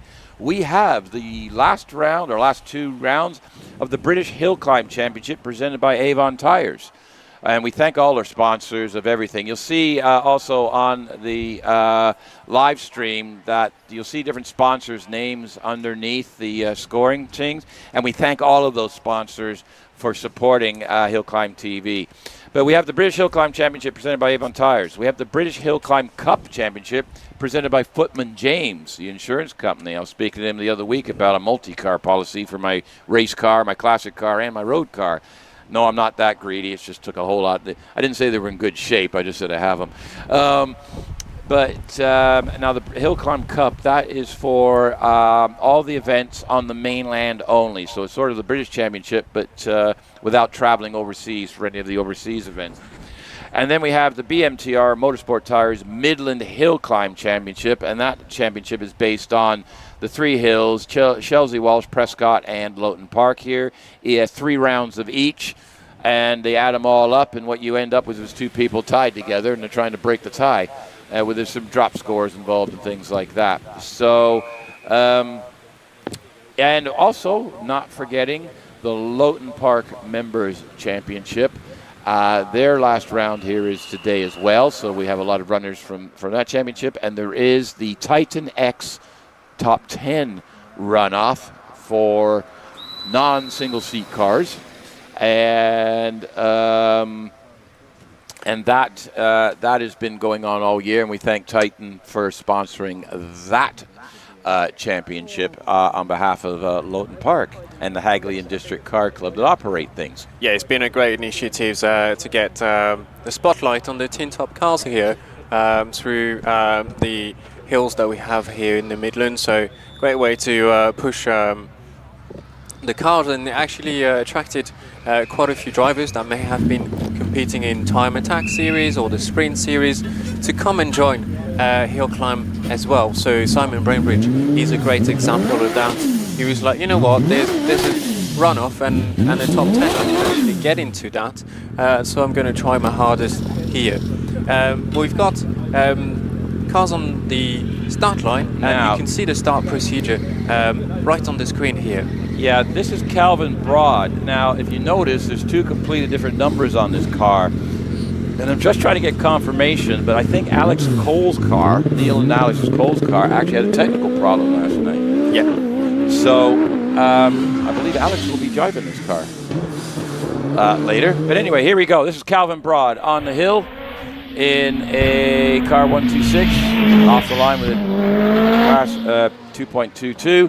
Heading down out of Loggerheads, comes down in a triangle with a speed of 75 miles an hour. And we're heading up the hill. This is K2 car for Calvin.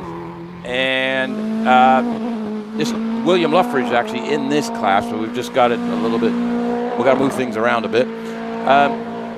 So Calvin's heading up the hill now, up to the top there, 87 miles an hour at the top of Cedar Straight. Little Force TA. This is 1600 to 2 liter with a turbo or a supercharger. Ben, what's this one got? Yeah, in this case, it's a supercharger engine, so 1300 cc, 56.05 for Calvin Broad. This is Anthony Hunt in the bigger car, so this is Class L, so this is racing car over 2 liter. This is one of the Gold DJ, running the XD Cosworth engine at the back, 2.65 liter. Great sounding car in this car. You can see the wet tires, so those 2 have elected to run the wet tires on this run. So Anthony Hunt, purple sector throughout, that's the first runner in this class, and so you'll be going through the finish straight. It's a time of 62.05. Yeah, Bernard Kevill, he's decided to go with slicks for this first time run, shares his car with Simon Andrews, so we'll see Simon up shortly, but this is Bernard. Again, beginning of batch, we have double-driven cars for the following batch. So we run these at the front, so those cars will be able to get cooled down and all ready to go, so they'll be in good shape for the next driver in them. And so Bernard's heading across the line with a time of 55.23. So currently the class leader in this huge Class L. And Tina Hawks, the red flag, there was debris on the track, Ben. There's a bit of debris, and like I said, our marshals are absolutely on the top marshals here, keeping their eyes on everything, making sure the track's clear. So just for safety reasons, they stopped Tina. So Tina's up on the hill again. So we've switched back to this is K2, and Tina's heading up the hill now, already up to the top of Cedar Straight, 85 miles an hour. Purple sector, we've only got Calvin Broad's time so far for this first time run. And so comes around Museum, out the other end, and Sun Max will be getting in this car in a bit at 57.00, so less than a second behind Kelvin. Yeah, great run for Tina. After being red flagged early on, Nicola Mitsubishi just launched off the line in this Gould GR55. So this is one of the, not of the latest spec for the Goulds. You'll see the GR59, but a car that has been snatching hill records back in the days, and it's still a very competitive car. The car that is shared with Dave Aaron, currently standing 8th in the championship. And Nicola going through the second part. This is wife of Wallace Menzies, our new HillClimb champion this year. So she has elected not to go and run with the kids, left the boys together karting back in Scotland. I can't wait to see what the next generation will be going on the hills. One to watch out in a few years. Nicola going through the finish straight at 56.12. Yeah, we've got some of the kids, everybody's getting a bit. We've got a new next generation of racers in the waiting, and some of them are absolutely itching to get into the cars. They've just got to get a bit older first. This is Sean Gould. Now remember, this is now anybody that's running, they're trying to qualify for the first runoff of the day, which will be coming up before the end of all the time runs. So everybody's hunting for a qualifying time. Sean is purple sector all over the place. He is on slick tires, I believe. So he's gone with the slicks. Very experienced competitor, designer and builder of the Gould race car, which he is sitting in. Shares this car with Matt Ryder. He did a 51.34. So that's taken the class lead at the moment. And Graham Wynn shares his car with Scott Moran this year. Graham in the Gould GRW59 with the big engine in the back. Yes, Graham, this will be, he's been one of the great competitors this year, and jumping into the GR59 this season, great car for him, and he's been more and more comfortable throughout the season in this car. Graham Wynn going through the finish straight to 52.08, that's him second in class. Lindsay Summers, mom of Alex, in the AFS PA4T. That's the home build car. A lot of work for the Summers family. Car that is currently going through developments. It's the first season, so great to see the car. Car has been running flawlessly throughout this season, and this is powered by V6 2.5 litre. This is a Opel back from the 90s, from the DTM Championship, or the Touring Car Championship, as you would call it here. 56.87 for Lindsay Summers. Right, we've got Robert Capper in the Empire Wraith. We're now back into, so that's the end of the double-driven cars. A little bit of wiggly going on down here, but still on it. So this is J2, up to 1,600 cars. So now we're going to hit the rest of the class, and we'll be able to find out who's going to do. And then especially we're watching for the Warburton-Spedding duel coming up. So Robert Capper is already up into Museum. He's heading around the top of Museum. Olivia Cooper, the faster of the two Cooper drivers this weekend. Robert's at a 53.26. That jumps him up into the class lead, but the track is changing. The conditions are constantly changing in. We've still got damp spots, wet spots, dry spots, you name it, we've got it. And Olivia has just gone a little bit, missed the braking, and has stopped at the top of Cedar Straight. No problem. She's just sitting there, but got caught out under the braking in the damp. So, and just sort of parallel parked it nicely right next to the Marshall's station, and they will go over and go, did you mean to park here? No, I didn't, but do you want to push me out of the way? I'll get on with it. So, not a problem. A little bit of run in the glass. Let's have a replay, Ben. So let's have a look here. She's going up Cedar Straight.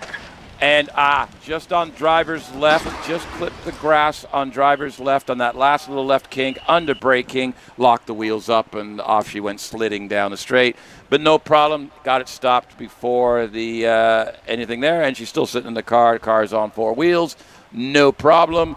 Just a little bit of a heart stopper, that one. Yeah, it looked like it could have been eyes away after she started to hit the grass, but no problem for Olivia. She's out of the car, and hopefully they'll be able to push the car back. Yeah, I think she's just having paddock. a look and just to see is everything still attached to it, which it is. It was just locked under braking, went sideways in a bit of a slide. Get the grass out of the wing, and saying, "Yep, that'll do." And right, no problem. Let's get back to her. So. I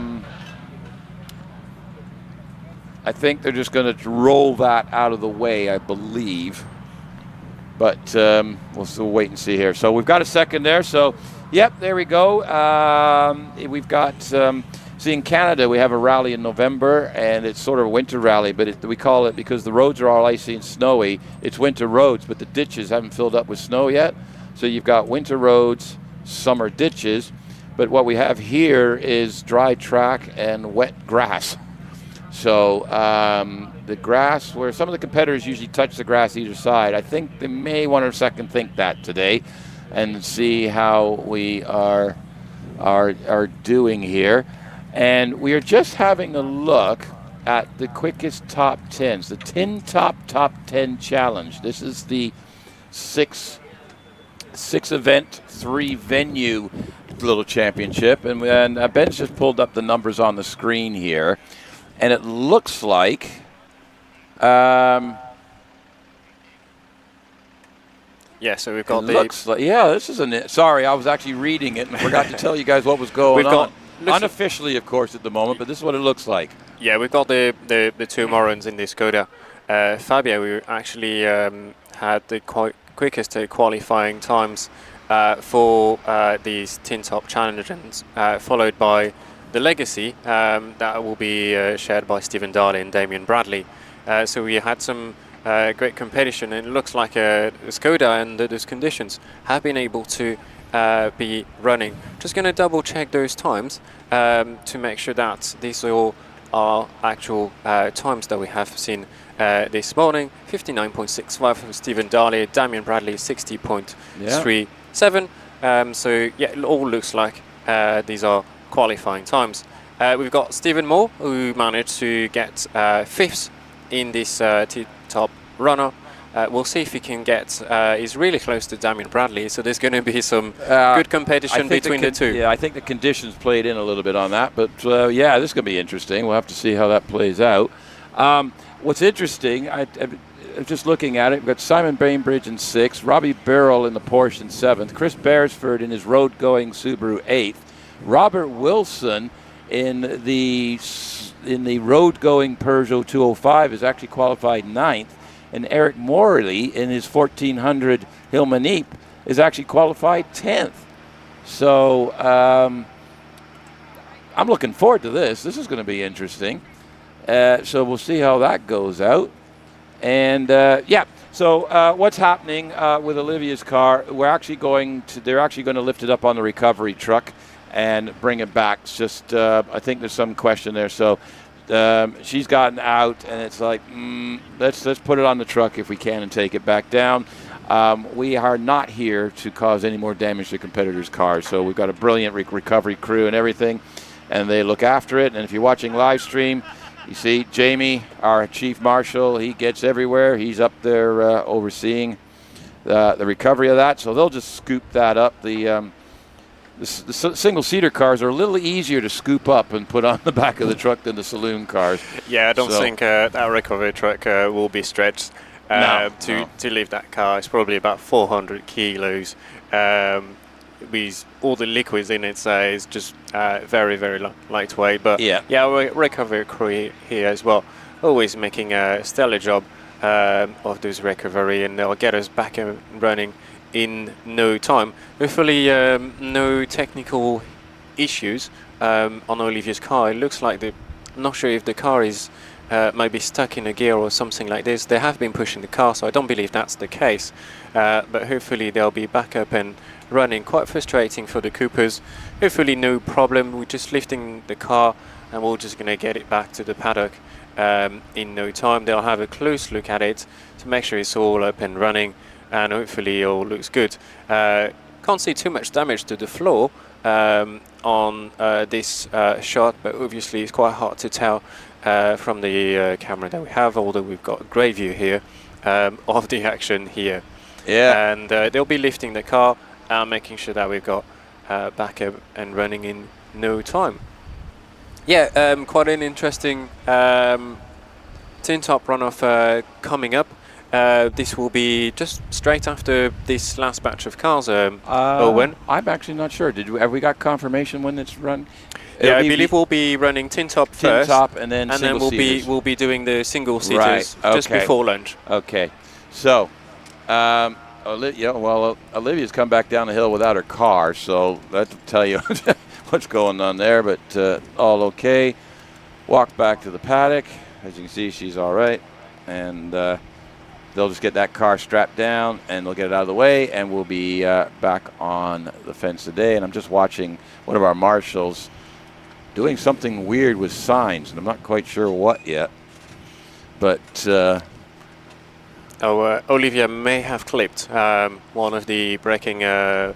Oh, yes, that's it. Yeah, they need to put another one back up. Yes, you're right. At the end of the straight. It's hard to see from the live stream, but there are braking distance boards up there. So if she's clipped one of those, it kind of disadvantages the drivers. A lot of drivers do use those, so they may be needing to quickly get. Yes, they are actually getting another one fabricated as we speak, getting a new post, because apparently the post isn't there anymore. Based on the work that's going on over there, they need to go put a post in. Well, we have seen in previous events cars actually collecting them, like 2 or 3 of them. Well, but sometimes they're kind enough to bring them back with them because they're still in the car. But I mean, today this one just knocked one down. It was a bit of a.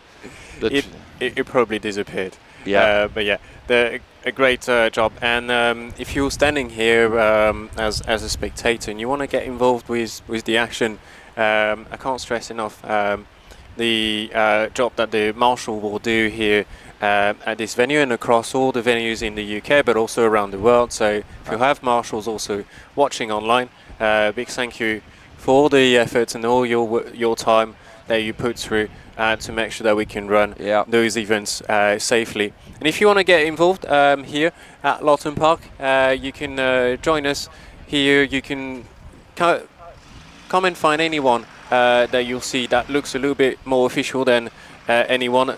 You can go to the regalia shop as well. They'll give you a few pointers as well if you need help. Oh, are they open? Have they got the sale on today? The regalia shop? I think there is a sale on. There's always a sale on. It's the end of the season. Well, yeah, but they're always got something on sale. Yes. Never my size, though. They keep saying, oh, and the smalls will fit you. And I'm like, oh, no, they won't. And they go, oh, yes, they will. So our regalia shop is open, I believe. Yep, it's open. So it's open. And I believe we also have an ice cream vendor setting up shop up behind Triangle there. So we'll have some ice creams today. Excellent. I missed out on ice cream yesterday. I was having withdrawal symptoms. Yeah, my diet's gone out the window this weekend, so I'm going to get yelled at this week. But it's like, well, what do you want me to do? There was ice cream. So you can see we've got 2 handheld cameras as well today. Going on here, and that's actually a handheld that's filming right now. So we've got all the coverage we can give you, and probably more. There's a discussion going on. Now, do you see the tires on that first car? They look more like an intermediate tire. Yeah. So I didn't think you had intermediate tires, but they've got a bit of intermediate tires. So we've got most of them looks like slick tires all the way along. Look how low that Summers car sits. Look at the, you look at all the cars, David Uren's car and Sean Gould's car, and then you look at Alex's car and how much lower that rear wing is. You're right, Owen. And that was my very first reaction when I saw that car here at Loton Park when they first took it for their first shakedown. Tributes to the Summers, this car has been running faultlessly all season.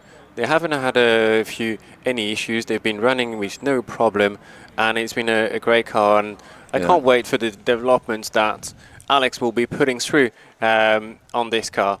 He's Owen waving, and there's Ben. This is my hand. Wow, you've met our hands today. Yeah. Oh, there's Ben. Hey. Oh, hang on. No, I can't reach that far. Ben's nearest the window. It's all right. I'll save you the pain and suffering today, folks. Where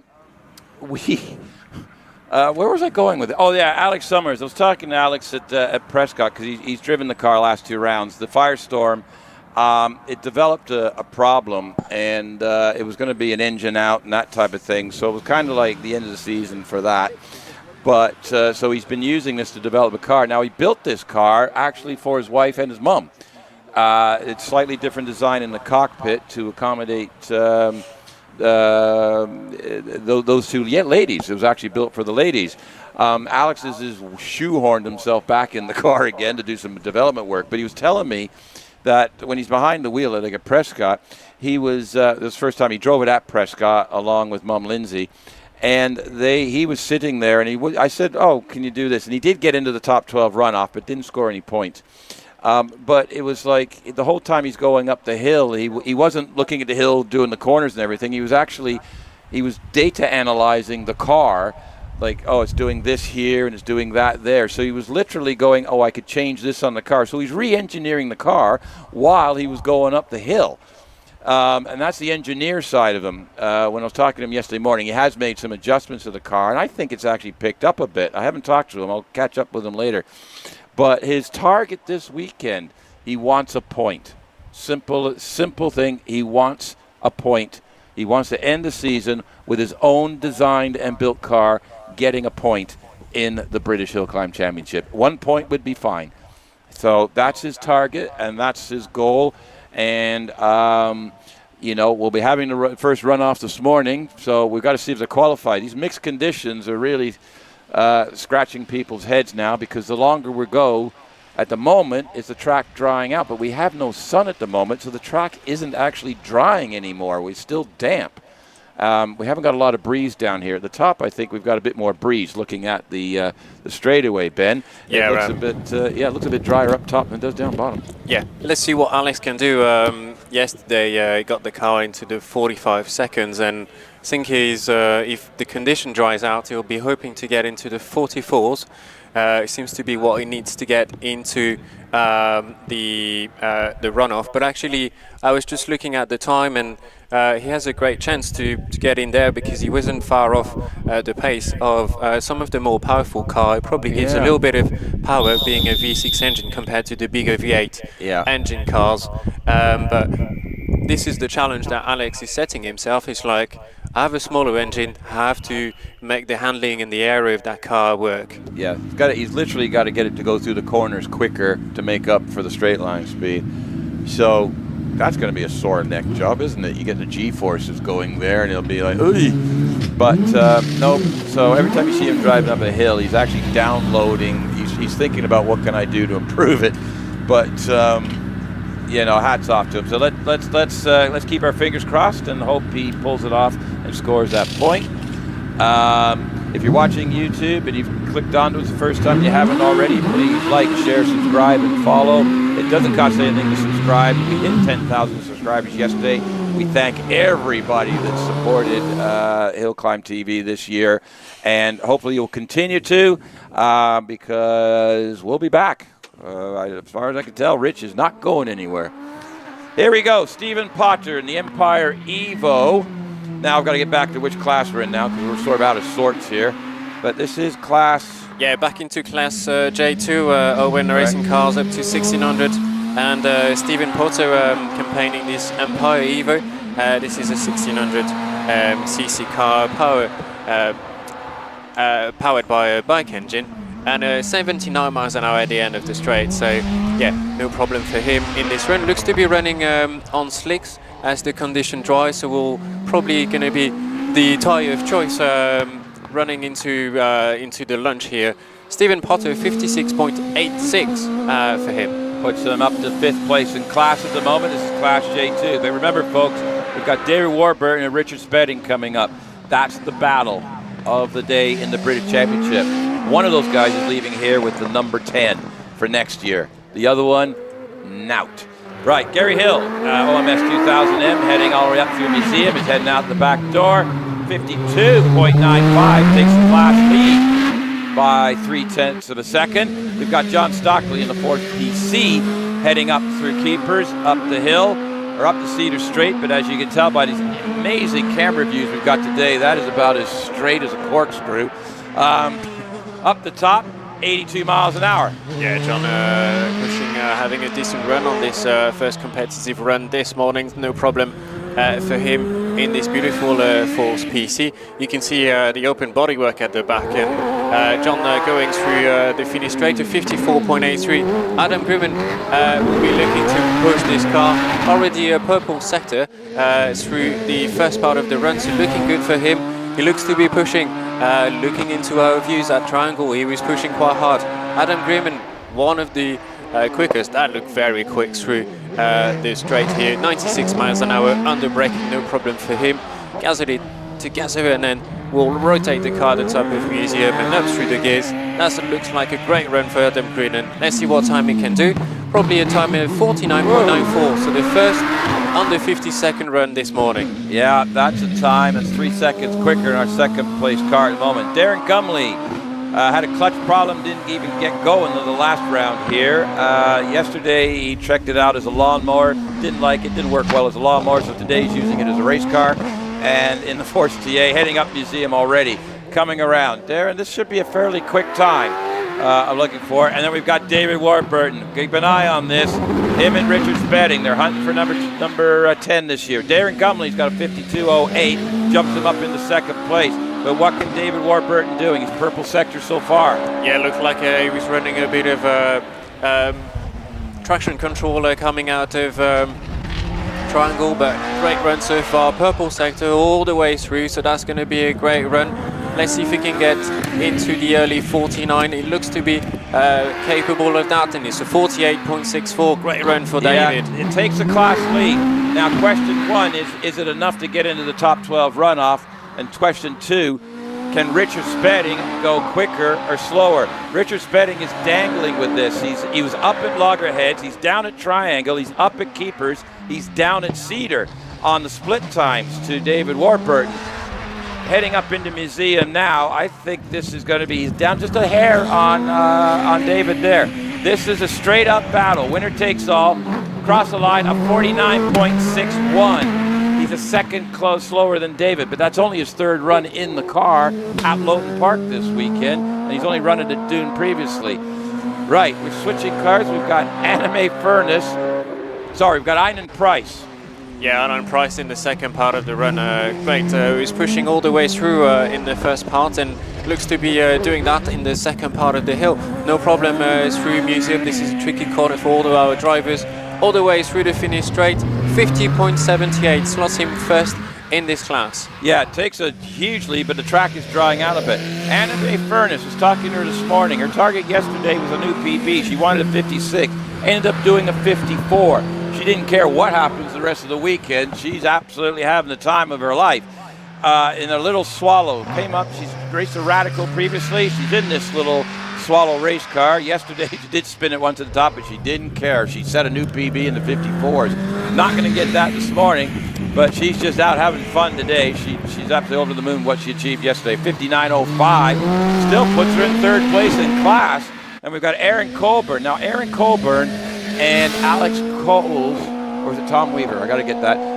Aaron is battling for the under 25 championship in the Midland Hillclimb Championship. Yeah, Aaron has got a good chance actually to get the under 25. 92 miles an hour for Aaron on the end of the Cedar Straight. No problem in the second part of that run. Aaron has been driving brilliantly this Van Diemen, pushing that car to its limit of 55.15. Slot him in 2nd in this class. Yeah, so it's a big class, this K1, normally aspirated engine, so no turbos or anything, up to 2 liter. 1600 2-liter. We got Keith Craven in that beautiful Pilbeam MP88. Keith, a long-time competitor. He started very young, and he's not that old. So he's heading up the hill in that beautiful MP88 with a 2-liter in the back of it.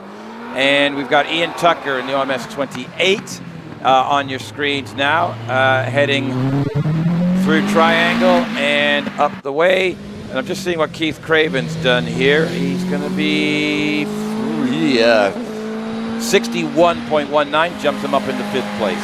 Yes, great run for Kevin. Looked really neat and tidy, to be fair. Ian Tucker at the end of the Cedar Straight onto the entry of Fallow, into the blind entry of Museum. Usually want to put a little bit of brake to settle the car down, rotate the car through Museum and up through the gears. And it will be going through the finish straight. That'll be a time of 61.66. This is Terry Davis in the Force TA. This is a 2-liter V8 engine, so it's 2 Yamaha engine coupled together. That makes a V8, and it gives it great power at the back of that car. He's going through the straight here. Car that he shares with Trisha, 93 miles an hour. He's running on wets, so from the look of it, so we'll be looking to see how that goes. Terry rotates the car, no problem, up through the gears and up through the finish straight. That's a 52.81. Yeah. Andrew Hansen has been driving this beautiful Gold Arrow F394 brilliantly in all the events that have been looking at, and Andrew looking good so far. Purple Sato at loggerhead. Let's see what he can do in the second part of this run. He'll be pushing that car to its limit on this competitive run. Yeah, Andrew Henson. Nicola shares the car with Nicola Dearden. Nicola didn't have a good run in her run. I was just looking at Terry Davis on the wets. I think the slicks are a bit quicker because Andrew Henson has just jumped to second in class with a 51.38. So I think it is a slick tired track versus a wet tire track. And we got Lee Griffiths coming around. And then Jonathan Varley. Now, Jonathan Varley, in any chance with the Midland Hillclimb Championship, essentially has got to win the class. There basically is no other option here, I believe. Simply put, I'm simplifying it, the mass, he's got to win the class. Lee Griffiths has done a 51.53, jumps to 3rd. Yeah, Jonathan Varley with this beautiful GWR Predator. What a beautiful car. This is another car running the Terry Davis built engine, the V8 at the back. And Donna has been posting hill records here. He beat the class record back in August here, and he'll be pushing real hard through the second part of that run. Let's see what he can do. 51.38. Hey, dead heat for second place. So Jonathan and Andrew Henson are second place at the moment. I don't know how that's going to play out. We'll have to see the second time done. Now, Andy Bogart on the Force PT. You did see on live stream, and if you're at Triangle, locked the brakes up in Triangle and just sort of slid off driver's left. Didn't hit anything. As a matter of fact, he's carried on up the hill, but I believe there may be a track inspection going on here just to check for any debris that was pulled up when he carried on, or just allow the recovery vehicle back into position because it was down at the paddock. Right, but Andy Bogart runs through the line, finishes with a 66.43. But he did stop and do a 3-point turn on the way up. Right, are we just stepped for the recovery vehicle to be moved in position? Might have. And that might be in the batch, sir. Yes, looks like we'll be sending the cars down the hill, I believe. Red flags on the hill from the look of it. Yeah. So end of batch. So we'll get that load of cars back down to the paddock. Remember, there's some double-driven cars up here, so we're going to see. We've got Nicola Menzies bringing it back to hand over to David Uren. We've got Lindsay Summers going to hand over to Alex Summers, and keep an eye on that one. And in the Warburton Spedding, now the question is, that's the other thing. So it's who finishes ahead of who, but they both need to qualify for the top 12. And I have no idea at the moment. We've still got some runners and riders to go to see where we end up in the qualifying. I'll describe the weather as changeable at the moment. It could do just about anything. Maybe my Forrest Gump box of chocolates metaphor may come into play, because you never know what you're going to get next. And to be honest with you, I'm not sure what we're going to get next. If it stays like this, it's going to be interesting. That'll be fine. Everybody will be happy if it stays the same. A lot of the drivers, competitors, it doesn't matter if it's pouring with rain, it's dry, but they just want consistent. Inconsistent stresses everybody out. But so Zach Zammit will be jumping into, or has he already jumped into that car? He's already in that car. Then you've got Graham Wynn. Scott Moran will jump into that car. Yes, he's driving 2 different cars today. We believe he's actually qualified. So Scott's already qualified for the top 10 Tin Top Challenge. And now he's going to see if he can qualify for the actual British Hillclimb Top 12 runoff. So this will be interesting. So you'll see all the cars there on your screen. You can see, there is a car that ran wets on the front and dries on the back there, Ben. We can see that yes, there. Yeah, you're. And so there was a bit of mix in that. That might have been the David Uren car with Nicola Menzies driving. Yeah, but you can see most of our drivers here elected for slick tyres. I think we've got a couple of what we would call the intermediate tyres, which might be like a good shaved down wets, maybe. I'm not sure, but I've never actually generally seen the intermediate tires. Or cut slicks. Oh, yes, you're right. A cut slick. Now, people are sitting there going, what are they on about?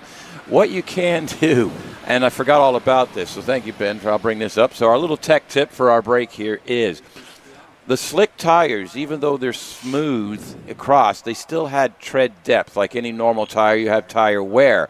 But what you can do, or somebody did, or you can do, is you actually you can take a set of slicks and you can cut shallow grooves into them. And essentially that would be an intermediate tire. So a little bit of water movage, but not a lot. So it's just if the car aquaplanes or picks up a little bit of water in between the tire and the thing, it's got that groove there to get rid of it quickly.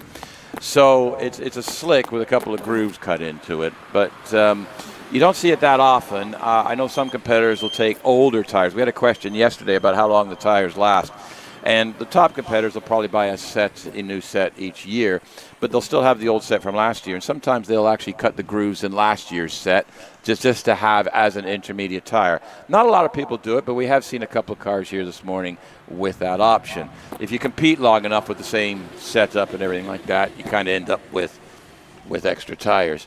So yeah, it's the tires that you'll keep at the back of the trailer. Yeah. In the event of conditions like this. Right next to the wet tires. They're there, so it's like we don't want them, so they are buried as far back. So when it rains, it's like, it's not just, well, it's a wet track. Nope. They got to put the canopy up. Then they've got to move everything to dig the wet tires out of the trailer. Then they got to change the tires. And then they got to change the setup on the tires, because a lot of the cars, depending on what damper settings and things, if it's really wet, they'll actually change the settings on the damper. So how soft or how stiff the damper actually operates. And they might change the anti-roll bar adjustment as well and soften them up for the wet. So it's not just sticking wet tires on for a wet setup. They actually do some chassis adjustments to accommodate they want a softer chassis for wet weather to get the weight transfer to force the tires into the track. Yeah, and that's a great explanation, Owen, and I'm sure many of our regular competitors here will have a good idea of what their wet setup will be. They probably, actually this year we can say they had a lot of practice, so they probably sorted this. Yes, I think I remember halfway through the year, I did an awards. Hi, Claude, still sticking with us from Malta.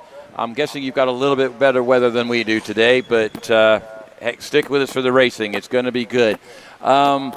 Yeah, I was talking to competitors. I think I did one of the awards earlier in the year, and I asked everybody, was this the first dry race weekend they had? I think we were in June. And it's like most people put their hands up going, they hadn't done a dry race all year. It was wet on just about every venue. So I think the wet tires have had more use than the slicks for the first part of the year anyway.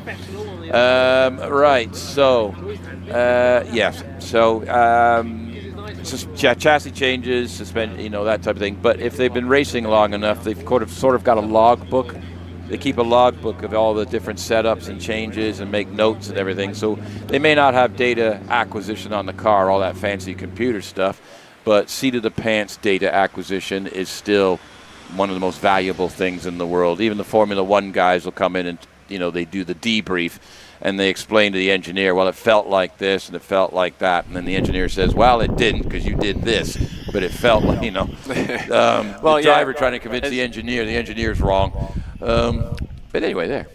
Everyone is different in the car as well, so it's great to have, you always have that gut feeling when you're driving, and you know when you can push, you know how the car behave, and you know potential improvements that you can make to the car. And obviously in the top running cars, a lot of plays, we've got a lot of data that are being captured through all of the brains of the cars, and they'll be analyzing this data as they come back after their runs, and the top running people will be putting out the laptop, making a good analysis of their runs, compare probably to their best runs in each of the different venues. And that's something that is obviously increasingly important in the today's cars.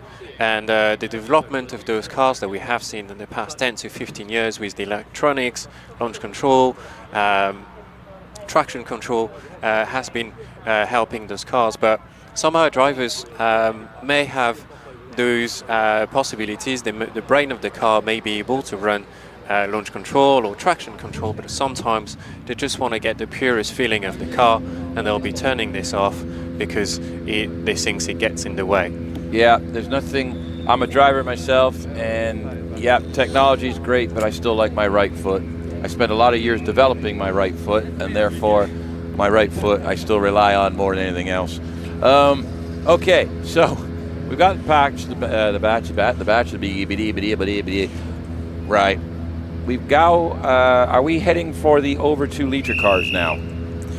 I believe. Yes, we have 1600 to 2 litre and the 2 litre cars to sort out, don't we? Yeah, we do. Right, so K2 and L, I believe, our classes. I'm looking forward to Zach jumping in the car in Class K2. That'll be quite an impressive run, I'm sure. Yeah. He has been very competitive in all the venues that he's been competing here in the UK. Zach is all the way coming from Malta, so probably we have a few of our viewers from Malta. Here we go. We have a Maltese driver on. Will be coming up shortly. So, you know, get your cheerleader pom-poms out, which I don't think is an American thing. I don't think you have that in Malta, but you know, cheer for your driver. Anyway, Joe Mackerel had a bit of an adventure with his car last night. Decided to enter the Cedar Straight on the grass. For some reason, it was a different line, but interesting. But they shook the car down and it's back out, so no problem.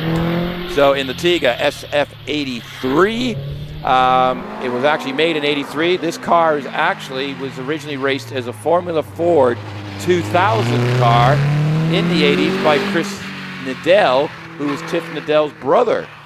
And this car's got heritage, but nowadays, this car, they bought it like this. It's got a 1.6 liter Peugeot MI16 engine in the back bin. Yes, and Joe will be looking to keep the car on the black stuff. It looked a bit scary because the car disappeared.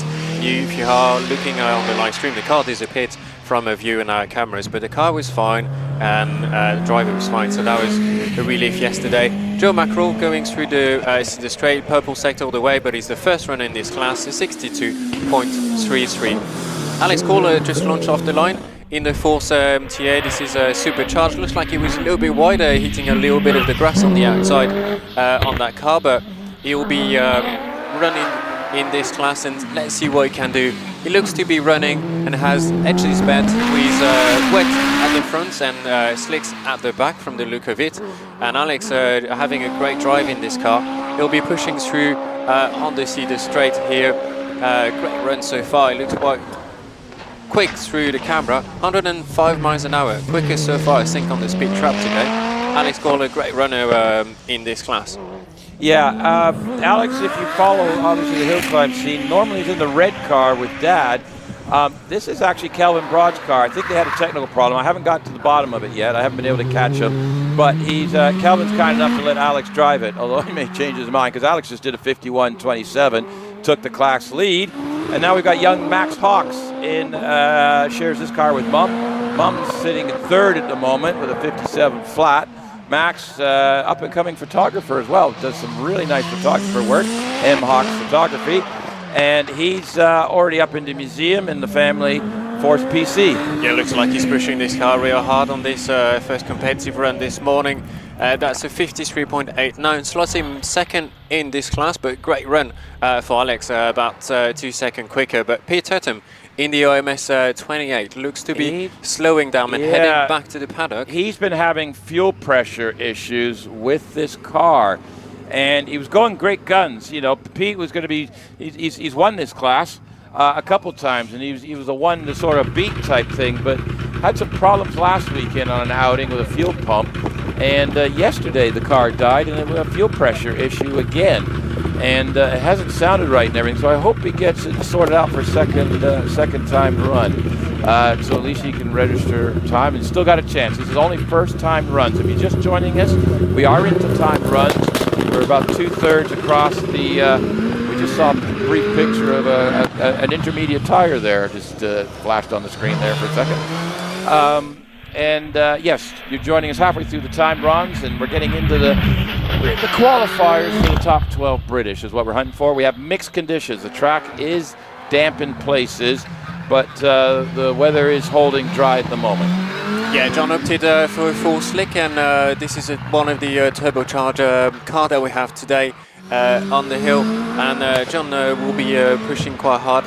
We've seen the flames coming out of the exhaust as he launched off the line early on, and no problem into the second part of this run. 94 miles an hour, decent turn speed for John. He'll be looking to push that car to the finish, no problem.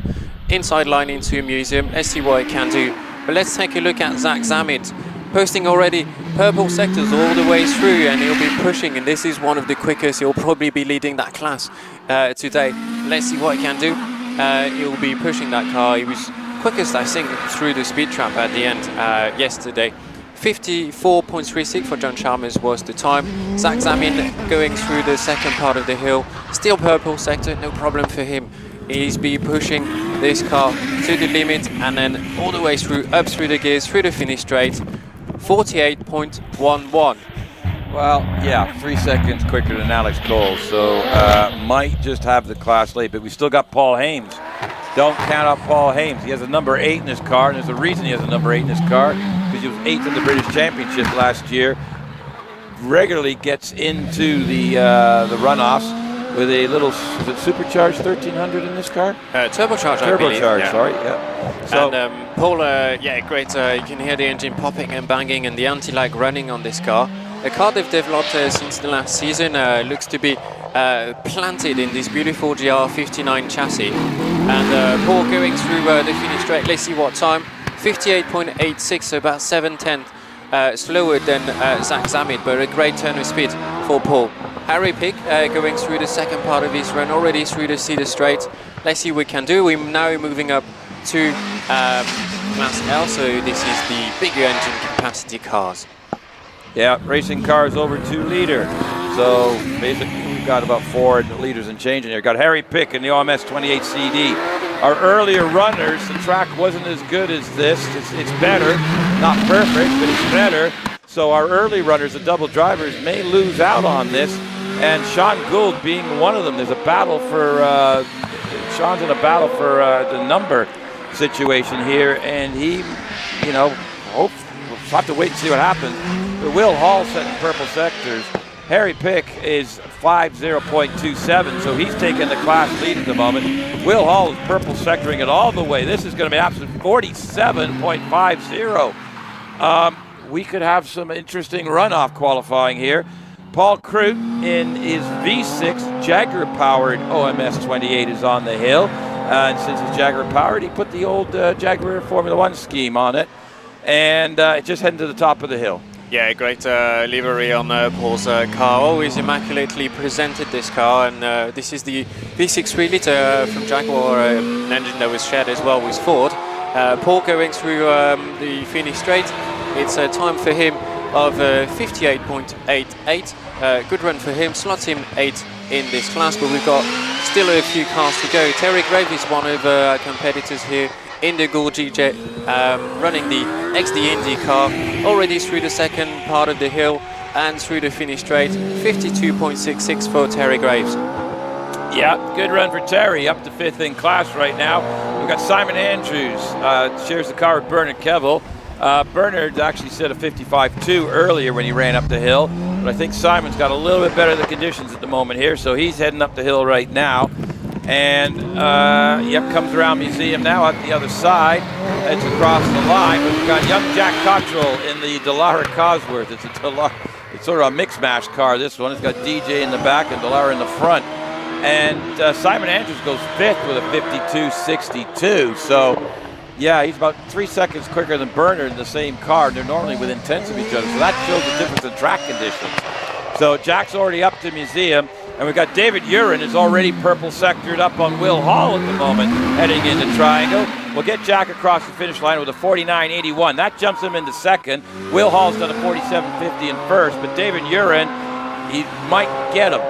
Yes, Dave, in the previous event, qualifying in both of the runoffs, so he'll be one of the contenders for the runoff. He's currently standing 8th in the championship, and he'll be looking to push that car to the finish. That looks like a time that will get him in the runoff. Let's see what he can do. 47.65, slots him 2nd in class. Not quite, he was purple second, lost a little bit of keepers and just couldn't quite hold it. Matthew Ryder, purple sectors all the way so far. Will Hall is still holding the lead in this class. David Urin in second. They are the fastest up the hill this morning so far. Matthew Ryder already through keepers, heading up Cedar Straight. See what he can do in the car he shares with Sean Gould. Sean Gould's been dropped back to 5th by almost 4 seconds, so will Sean even qualify? Yeah, Matt Ryder, a beautiful run so far in this first competitive run for him. Matt is one hour young gun, and he's 45.54, right. So takes a great time in those conditions. Yeah, it takes the class lead by 2 seconds over Will Hall with a 45.5. However, we've still got a few more runners and riders here. Trevor Willis is on the line, the OMS 28.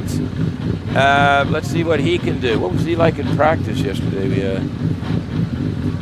Trevor? Yeah. I'll give you this. Oh, thank you very much. So he's on the line. They're just slight delay here on the start. When you get to these cars, they're a little bit, well, what do you call them? Demanding? User unfriendly? They're a bit sensitive. So get in position, push all the buttons, get the launch control ready to go. All these cars, I do have the technology. So there goes Trevor Willis off the line with a 2.18. Let's see what he can do. Matt Ryder's laid down an absolute blister at a 45.54 on a still damp track. He shows the times there. So what are these drivers going to do? Are they going to try it, or are they going to play conservative for the top to try and qualify? Trevor locks it up big time coming into Triangle, kept it on the tarmac. He's going to have to try and hustle if he's going to make the runoff now. Up the hill he goes. Ben. Yeah, great time. Trevor yesterday posted a 45.12 was his quickest time. Let's see what he can do. Let's see if that little lockup at the entry of Triangle will cost him some time. He looks to have pushed that quite good so far. Let's see if he can get what time he can get. It's a 47.33 Well, that seconds. was a save. That one was to get the game back to time. So 47.3. Scott Moran. He's already qualified for the Tin Top runoff. Can he qualify for the Top 12 runoff? Let's see. He was quickest in practice all day yesterday, and he's on a mission. This is his last weekend in the car. He's taking some time off for family, but he will be doing other things next year. But already at the top, 113 miles an hour, brings it around through Fallow, up into Museum. No problem there. He knows his track very well, knows where to go with it. Crossed the line with a 45.80, only second quickest. Alex Summers, first of all, he wants to qualify for the top 12. Second of all, he's hunting for a point. Ben, can he get to the top 12? Well, let's see. It looks good so far, looking at the split. So, decent run for him so far. Let's see if he can keep it up like this through the second part of the hill. 109 miles an hour at the end of the straight. That looks good so far. Good run through museum, no problems through there. Great through the line, 47.04. 47.04. That puts him third in Class L. That might be enough. I think that might be enough to get him into the runoff. Right. I believe we ran out of cars. Right. So we're into batch there. So this is going to be interesting because some of our earlier runners on the double driven didn't get the best track conditions. And they were off the pace, possibly 4 to 5 seconds from their double on the second driver. Did they do enough to get into the runoff? I think we may have a few interlopers from the lower classes actually get in. So hopefully we'll have the runoff up shortly and we can tell you. But I think there's going to be at least one shocker in there. I think there's going to be at least one. Well, I'll run you through the runoff actually.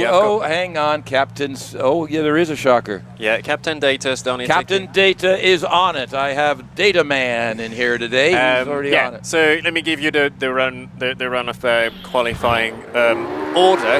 I'll start from the bottom actually. Hang on a second. We've just got a replay. Trevor coming into triangle, just locked in. The right front locked up, the left front. He just tried to did everything he could to get that car slowed down. Yeah, sorry. Great run from so we've gone to resultsmen. They've got the top 10 qualifiers here. 12, I think. 12, 12 would be good. It is a top 12 runoff, isn't it? Yeah. It's a top 12 runoff. We have to stay on top of that one. Yeah. When we have a top 10 for the tin top. Adam Green. I have to take my shoes off to count qualified with a 49.94. Yeah. Jack Cottrell in the Dallara, a 49.81. Richard Spedding, a 49.61. Yeah. So made it. So that'll be 10 in the runoff. Paul Hames, a 48.86 in the GL59 turbocharge. Davey Warburton, a 48.64. Zach Zammit, 48.11. And David Uren had a great run, 47.65. We're getting into the 47 there, so Will Hall is 47.50 in the GL59. Trevor Willis, despite his movement, is still there, 47.33. So he's had a great drive as usual for Trevor. Alex, third, he was a 47.04. He'll probably look to get under 46. He was looking for 1 point. He might be getting. He might be getting a lot more. So that's third qualifying, and then Scott Moran, 45.80. Scott Moran was the quickest in practice yesterday, but Matthew Ryder's just laid out a time of 45.54. Yeah. So the quickest, he'll be the last to go in the runoff. Yeah, it looks like on paper, it looks like between Matt and Scott. However, now we still have a few more cars to run, folks. So don't think we're running into the runoffs or anything yet. We got a couple more another batch to go. We've got some historic cars to go. But on form, if everything stayed exactly the same, it's going to be between Scott and Matt. Although I think Trev probably would have been down there if it hadn't been for that ugly lockup. I would say, you think he'd be with Scott and Matt in the 45s, you think? Probably in the low 46. Low 46, okay. So it's hard to tell, but Trevor, as always lays down a great time. Yeah. We know he can do it, and it might be a little bit down on power compared to some of the bigger engine cars. Yeah. But he makes it up in the corners and with a great handling. That car has been developing for a few years now. He's got it sorted, and he can do it. Yeah. So stay tuned, folks. This is going to be interesting. So what's a couple of key points to look out for? Alex Summers scoring his first ever championship point in his own car, designed and built car. And we've got the Warburton Spedding fight. And hang on, there is a surprise. Sean Gould, who's battling for a number in the top 10, did not qualify. Sean Gould is not qualified for this runoff, which means, and Trevor Willis did. Yes. So does that mean that Trevor Willis could actually jump Sean and scoop number 6? Well, Sean won't be able to score. Number 7, sorry, number 6. Yeah. Sean, currently standing 7 in the championship, won't be able to score points today. Yeah. It's not done yet. It's not done yet. Trevor still has to go through his run. Yes. But he has a good chance of having points on his leaderboard, which would moving up to 6, and give him that number next year. Yeah, so that's consequences. So we have had our first, our condition consequence, that Sean Gould did not qualify for the top 12. That's a bit of a shock, that one, I will say. It's a bit of a shock. Yeah, just having a look here. My data man's flipping technology so quick. So, yeah, 51.34. Sean, it wasn't enough. You needed sub 50 to get into this bunch. So, yeah, there you go. Right, on the course, we have Martin Jones in the Brabham BT21C. It's a Formula 2 car with a Formula 1 gearbox on the back. They did it for hill climbing to make it a bit stronger. It's got the 2-liter. Is this the Coventry Climax in the back of this? No, I think it's the Lotus twin cam at the back Lotus of twin that cam. car. Okay. Obviously, Martin, just purple sectors, is the first runner in this class. So we'll see what Andy Tippett will be posting later on. But yeah, one of the historic single-seaters that we have here in this class. Martin Jones, great driver, and we've got Andy Tippett now following him in the Brabham BT30. This is powered by V8 3.5 Rover engine at the back. You can see the beautiful exhaust tips at the back. It's a beautiful car to look at it. If you're here in the paddock, have a close look at those cars. They are a thing of beauty. And the BT30, that actual car, was a development and test mule for the F1 car at the time. So had quite a lot of testing, never really competed on circuits. So Andy took it and said, well, you know what, I'm going to take it and running through. And swapped the Coventry Climax V8 and put the Rover V8, which has been a lot more reliable for him. Andy Tippett going through the finish straight. So time for him, going through the finish line, 60.43. Yeah, that puts him 8/10 ahead of Martin Jones in the class. That's sport racing cars up to 1971, Class M today. We've got Robin Johnson in the Tiga. You saw Joe Mackerel in the car earlier. Robin looks like he's going, well, Joe set a time. I think I can do better. And he's so far in purple sector, so he might. And then this is this beautiful little mini of Piers Tyne. Also checked it out as a lawnmower yesterday. Didn't work for as well as a lawnmower. Works better as a little hill climb car.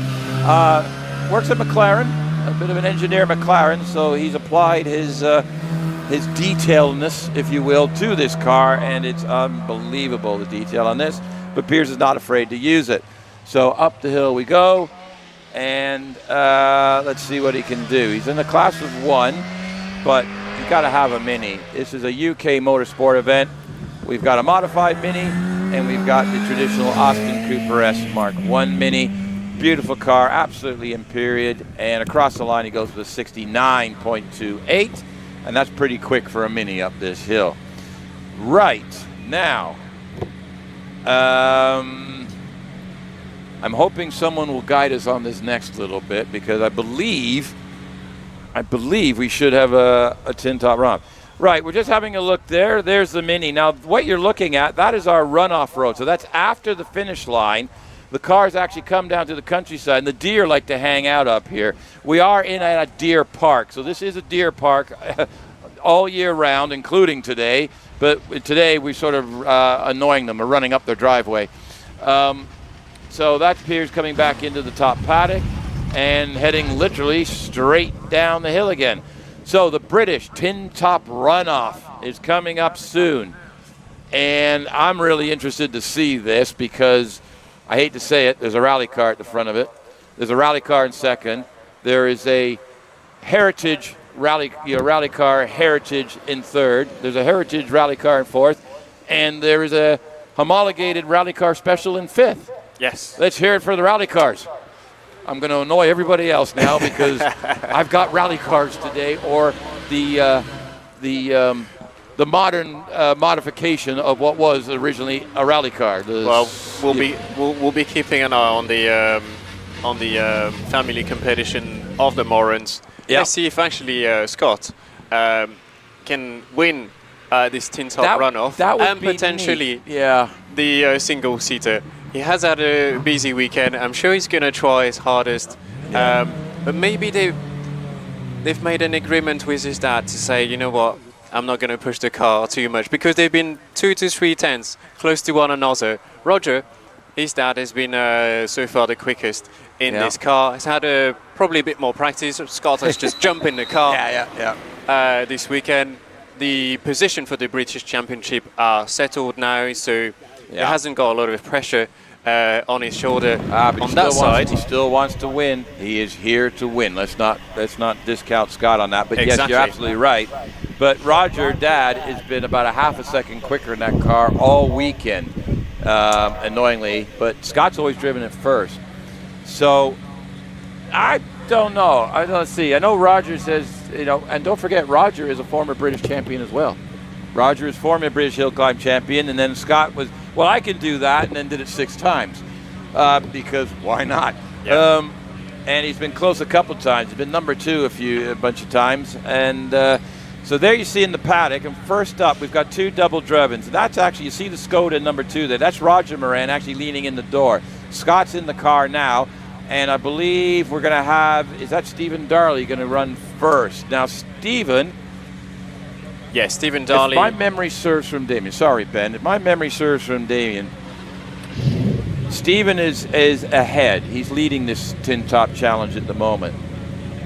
If Damien has to beat Stephen both times to tie, I believe, to cause a tie break. If Stephen wins, then I think Stephen gets it on the first runoff. However, neither one of them is the fastest car in this whole thing. That would go to the Skoda rally car. So if one finishes 3rd, one finishes 4th, I have no idea. Chris and Soph are going to jump in on commentary after lunch, so I'll have to go down in the paddock and try to work out the math for the second runoff, I think. Yes, who's got to do what and where. Yeah. And then we've got Stephen Moore, who's brought the less powerful car today because of the clutch con and the other one. But he was right in there. He was within a tenth of Damien in the conditions this morning. So, yeah, I don't know. But let's not forget Robert Wilson, road-going Peugeot 205, little 1.9 in it, is qualified for the British Tin Top Challenge. Come on. He posted a brilliant time, and that was early on this morning. That was in the wet. That was actually in the wet. The track was still wet. It's drying a little bit in this. We know that Stephen Darley and Damien Bradley can push a little bit the power on that car, push on the boost, see if they could get to those top times. But we're going to see a great competition between Damien Bradley and Scott Moran. Yeah, those two are going to run first. They're going to run. So we're going to see Damien Bradley first, Scott Moran second, and then those cars are going to come back down the hill, and Steve will get into Damien's car, and Roger will get into Scott's car, and they are running, well, second last Damien and into last. Scott's car. That would Damien and Scott. Yeah, why not? Let's just put all the drivers in different cars. I think we should put them all in a 1.2 liter Corsa, put them all up, the same car, one at a time, up the hill, and see who can actually pull off the win. Anyway, that would drive them all nuts. It was like, so we're going to see Damien and Scott, and then they'll come back down, and then they'll reset. But, Robin Wilson in a road-going 1.9 liter car. So that thing has back seats. It was driven here. Chris Beresford's car is a heavily modified Subaru, but it's also a road-going car. But he's got a bit more horsepower than the Peugeot. And then we've got a Porsche. We've got Stuart Reed, our visitor from Scotland, in his modified Peugeot 205. He's qualified number 6 or 7, I think it was. And but he'll be running 5th. We've got Simon Bainbridge, our visitor from the British Sprint Championship, who's here, and he's qualified, 5th, I think it was, or 6th. 6th, he qualified 6th. So, I think this is going to be interesting because the conditions have changed since all these guys ran. Yes. Like looking at qualifying times, the Skoda was about 2 seconds quicker than the Subaru Legacy, but I'm sure they've got another bit more power in that Subaru Legacy. The course car is just going up the hill, making sure that the track is in tip-top conditions for this first runoff today, this Sunday. And once the car will have reached back its position, we'll be getting back and running, and it'll be a great runoff, I think. I'm looking forward to this one. Yeah. This is a Clark of the course. They're doing a track inspection to make sure it's in primo condition for about what's to happen here. Or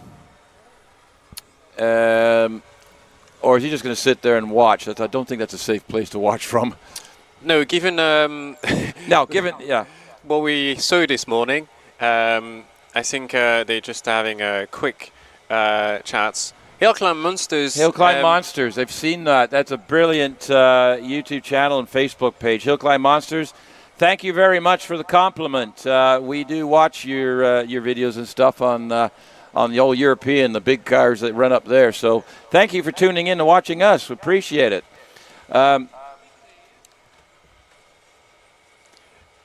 I was waiting for something else there. No, great to see HillClimb Monsters joining on the chat. Thank you for joining, and we also appreciate the job that you're doing for your YouTube channel and covering all of the HillClimb actions on the other side of the channel in Europe and in the different countries. I think it picks up anything. Like I think it's got some Pikes Peak stuff on there, some of the old big wings and things. We're not allowed to run big wings in this country. We're not allowed to have the outlandish aerodynamics on the saloon cars. So that we can't do. So that's why they look more production based. But I wouldn't have that same comment for Simon because that front end of that so-called Audi. He left the bonnet off. Okay, he just took the bonnet off. It's still there. But I'm talking about, you've seen them, the big, outlandish. I guess Simon's it's within the rules, the box of the rules, but it's touching the edges. Exactly. Yeah. And this is a very, very wide car for some of the hills here in the UK. Yeah. He hasn't got a lot of space, so he doesn't have a lot of options. Then just follow the track. With this car. Yeah, wiggle room is what you're talking about. Yeah, there's not a lot of wiggle room. I will say that, it is a Sport Libre car, and which is why it's legal. Now, the reason that the Moran's rally car is in Sport Libre is because they never made a four-wheel drive rally car as a road car. If they'd made a Fabia four-wheel drive as a road car, it'd actually be okay. You could run it in production or modified production. But because of that, even though Skoda has made hundreds of those particular car, I believe that he's actually talking to Motorsport UK about the rules and whether or not they can get the car in. But he actually has another idea up for another car that he wants to bring in, but he will have to remove some of the aerodynamic aids on it because they exceed the requirements here. And I think they'd actually slow the car down on the tight and twisty stuff. Yeah, and interesting. I'll be looking forward to see what Simon Bainbridge will be bringing out next year. They have a new car in the work, which will be powered by Lamborghini V10 engine at the back. I'm not sure they'll be strapping turbos on that, but is this like the go big or go home scenario? Yes. So 2 more cylinders compared to the V8 they are currently running today. Let's see what they can do. But Simon has been a very competitive driver in the time attack and the quick 60 series that we have here in the UK. Okay, well, what we're going to try and do here, so we're going to get Damien on the line first. So he's going to set the target, and then everybody after that's going to be up and down around the houses and everything else. So I'm going to try and give you that. I've got Data Man already on the left to break it down if we need to find out what's going on here. We're prepared, so brace yourself for the British tin top runoff numero uno of the day. I think this is number 5 of the series. Number 6 will be later. So here we go. Damien Bradley first. Let's see what he can do.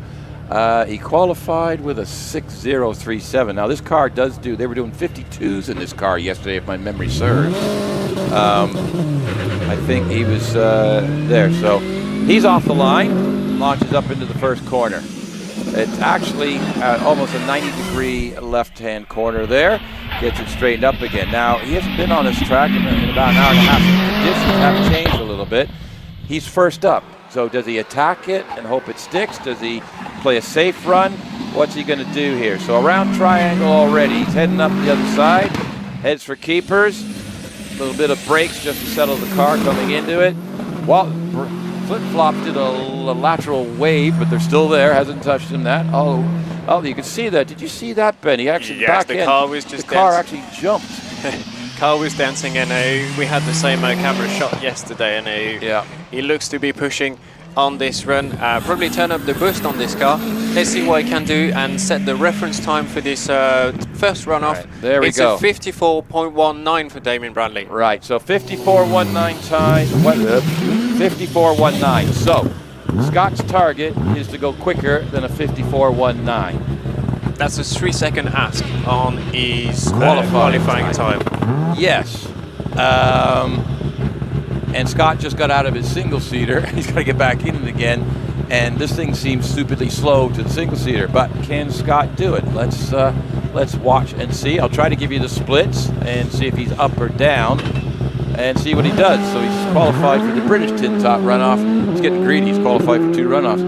Well, he's quicker off the line, 0.19 ahead at the 64-foot time. He's heading through Hall Corner now. The next split is at Loggerhead, so let's see what he does here. Chucking along, obviously Scott's, he's 0.76 up at the first split. Coming into Triangle, he's carrying 69 miles an hour into it, and he's still 0.62 up, heading up into Keepers. Comes through Keepers. Heads up the hill. I'm not quite sure what's going on. We're heading up the Cedar Straight there. Got a little bit of a second glitch. part of his run. I think he's still ahead over Damien Bradley. Big moment at the end of the straight. Shows how much he's pushing on this run. He's even at Museum. Let's see what he can do on this finish straight. It's going to be very close, I think. He'll be just a 54.50. Slots him second in this car. Great time for Scott Moran. He actually under braking into Cedars. The back end came out on him. He actually entered fallow on a 4-wheel drift. Almost. The front wheel stayed. The back end just kicked out a bit.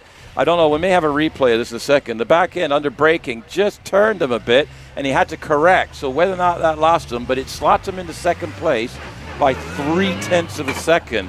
And considering he's only driven that car, that's his 5th time up the hill this weekend. I'd say that's a pretty good run. So he'll bring it back down. Here's the replay. Watch this, Ben. You see them dancing up here. Just as he comes into there, heavy braking, and the back end, see how it went right, and then it went left. The back end just sort of came out on him a little bit, pushing really, really hard. Now, if you're watching the live stream, keep an eye on that camera that goes up the Cedar Straight there. You'll see the cars. That doesn't look too fascinating. Watch the actual car versus the road. You'll see sparks, and you'll see the cars dancing around a little bit. If the driver's pushing, you'll see the tires actually squirming around and the back end car actually going square. We've got another replay of this. So just going into the right-hander on Cedar Straight, he just drifts it just a little bit, puts him slightly out of line heading into the next one. Gets up to the top there. So he's heading into the last left kink. And we'll go back to there. So Scott was pushing it, and you could just see the angle of the car. You could see how much he was pushing it. It was on the edge of the grip of the tires. So keep an eye on that. Let's just letting our viewers. You got to keep an eye on that. That's how fast they're pushing. It takes a lot to do that. Yeah, and it's just a bit what we would expect from a rally car, isn't it? Robert Wilson in the Peugeot 205 getting to the line. Can I point out that the 205 is the classic hot hatch rally car? It's a proper rally. Another homologation special was used for rallying all the way up until they decided to use the roof only and put the engine in the back and 4-wheel drive and make a silly monster out of it. But this is Robert Wilson, who's absolutely brilliant in a little Peugeot 205, road-going car in the slowest class, and he's qualified for the British top 10, tin top 10 here. So let's see what he can do. Robbo is probably giving up about 500 horsepower. And he's only 2-wheel drive. To the top running car, he's only 2-wheel drive.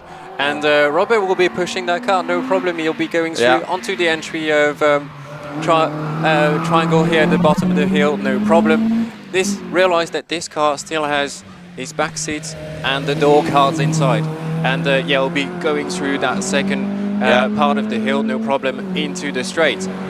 Yeah, he's as you can see, he's down a little bit on the multi-horsepower turbocharged four-wheel drive things, but absolutely staying stuff. I think his best time is about a 60. Yesterday, I think he was sort of a low 60 time. I'm just going to get Data Man on it, what his dry time yesterday was. But it's a good time, I think. It's a 60.99. And what was he doing in practice in the dry yesterday?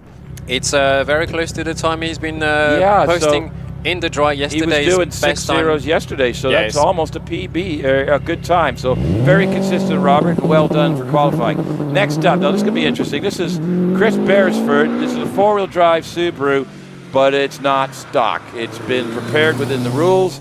Actually, I believe Stephen Darley has had some input into the performance of this car. So let's see how he does versus there. So he's one. Now this is a road car. He's got full interior. It's heavy. It's not as light as the other cars.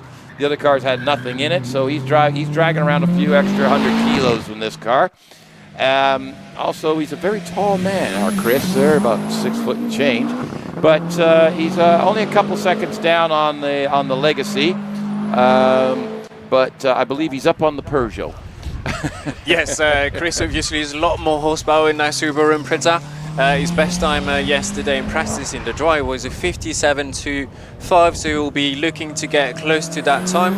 Let's see what he can do. It looks to be on good course to be close to that time. It will be a time of a 57.90, just under the 58 mark. Slots him third in this run. That's not a bad time. That's a good time. Right, so now we've got the only Porsche in the top 10 runoff here. This is Robbie Barrel in the Porsche Cayman GTS. Let's see, where do you think? So again, two-wheel drive. This is two-wheel drive, isn't it, Ben? Yes, this is a two-wheel drive car, a four-cylinder 2.5 turbocharged engine. Horsepower? About 350 horsepower. Okay. This is a road legal car. Cars that he shares with David Mick, I think, I believe. And early on this morning he posted a great time in this car. So that got him in the tin top runoff. So let's see, a bit of break on the entry of keepers as the car was not really looking to turn, but no problem in the second part. Here. You can see the body lead dancing a little bit. Yeah, you're right. Yeah. And Robbie, best time yesterday was into the 58. So he's got a good chance to be probably in the top 5. If he can repeat that performance from yesterday in the full dry competition. Pretty much unmodified car, this one, isn't it? Yeah, this is a fully standard car. Let's see what he goes. All the way through 59.85 for Robbie. Great time. Yeah, jumps him up to 4th in the runoff at the moment. Right. Sorry? Yes. Just one. I'm just looking at Robert and Robbie Birrell, and there's 1 second between the two. Yeah. Oh, yeah, there is too. Yeah, okay. Right, we've got Stuart Reid on the line, our visitor from Scotland, who's made the top 10, regular Scottish runner, and I think he runs the British Championship when he visits us up in Doon, and something anywhere north. So here we go. So 205, he was doing 56s yesterday in the dry. Now, well, he's having a go, folks. Let's see what he can do here. He's using all of the track, a little bit of the grass here. He's using the banking is what it looked like. Anyway, let's see what he does. Pulls the left rear off the ground. That's good on a front wheel drive car. That's weight transfer, getting the rear wheel off the ground a little bit. You can see the thing actually dancing and twitching up the Cedar Straight, up to the top there, into the fallow. Can he keep that 56 up? It would jump him up to about 3rd. Yeah, he's in good course in this run, a beautiful run on 3 wheels through a museum. This is what front wheel drive cars will do on that run. Let's see what he can do, 56.12. Wow, that jumps him up to 3rd. Let's have a replay on that. Just coming through there, you'll see on the slow motion, he's actually got both left wheels off the ground. He was 2 wheels through keepers. Right, you got to catch, like I said, this live stream is brilliant. I'm sure that'll make a highlight reel somewhere. But he was literally 2 wheels off the ground going around that left-hander keepers. Something the clerks of the course really don't want to hear. Looking at their faces. Right, so what can Simon Bainbridge do? Stuart Reid's laid down a time, and it's like, to put him in the top 3. So here's Simon Bainbridge in the 4.2 liter Audi V8. The back end kind of looks like an R8. Front end, they left the bonnet off. Don't worry about that. So he's a visitor here. This is his first time at Loton Park, I believe, and you can see how wide this car is, or how narrow Loton Park is when he goes to it. But you can see it all bouncing and twitching. So he's giving it some. I mean, it's 89 miles an hour at the top of Cedar Straight. Yeah, great run for Simon so far. Best time yesterday was a 54.83 in qualifying in the dry conditions, so we'll keep this time as a reference. Looks to be on good course, probably for a 54.77, slots him in third. Oh, great time. That's actually really close to his dry running time yesterday. Yeah, just 2/10 behind Scott Moran. So Scott's still holding second place. Right, Stephen Moore, what can he do? In his other car, he actually was equal with the Legacies last weekend, or 2 weeks ago. But with this car, he qualified the same time, roughly the same time as Damien. So the question is, what can Stephen do here? Can he get ahead of the R5 Skoda? Can he get ahead of Damien? At the moment, he's floating. He hasn't got the same stuff he has on the other car. So this one was basically thrown together in the barn last night. This was the old car. So he's just about a second down, just coming out of triangle here. So he's going to give it a play. So the question is, where's he going to slot? Can he? I don't know if he's going to get the Simon Bainbridge, but he is dancing that car. But maybe ahead of Stuart Reed. Yeah, I'm not going to go through the previous time because that was on a different car, but Stephen Moore will be giving it all and look like to have great traction out of those corners. The four-wheel drive cars are pushing the car, but it will be going through the finish straight. I think that will be a time in the 56, a 56.44. Wow. Slots him fifth in this runoff, but let's see what now Stephen Darley can do. We've got the two big guns for today here. Stephen Darley, I believe, if he beats Damien Bradley in this, should have the British Tin Top Challenge Championship tidied up. That's unofficial because I haven't got any numbers in front of me. But we still have Roger Moran to run. So this, can Stephen beat Damien in the same car? And then can Roger beat both of them? So Stephen is already up 0.27 of a second, already into loggerheads. It's dropping down into triangle. Comes out in through triangle, out the other side, 0.34 up.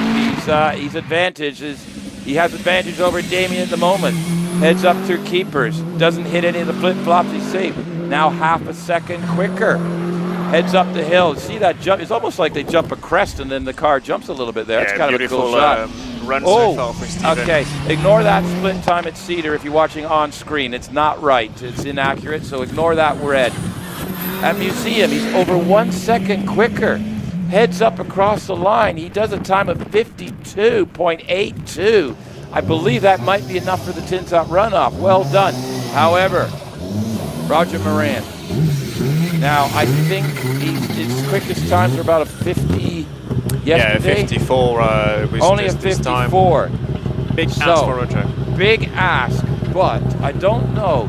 He's never gotten into the 52s. He's never gone below 54 in this car, although he's getting close to it.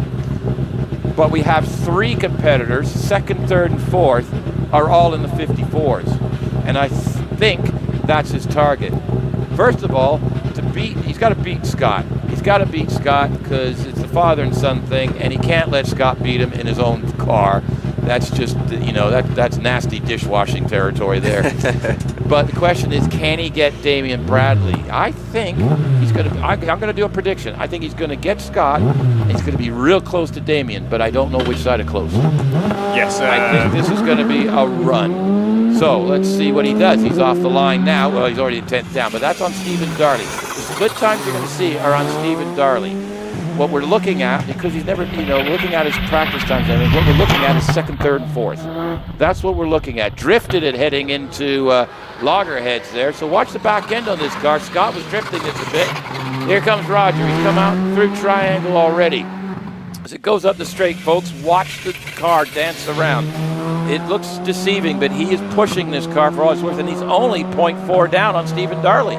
Yeah, Roger was so smooth in the first part of his run. Wow. Very impressive, and then keep it straight on the braking. A little bit of the grass on the outside. Both sides. Inside line on fallow, and no problems through the second part of it. It's 1 second slower so far at Museum, but does not seem probably in third.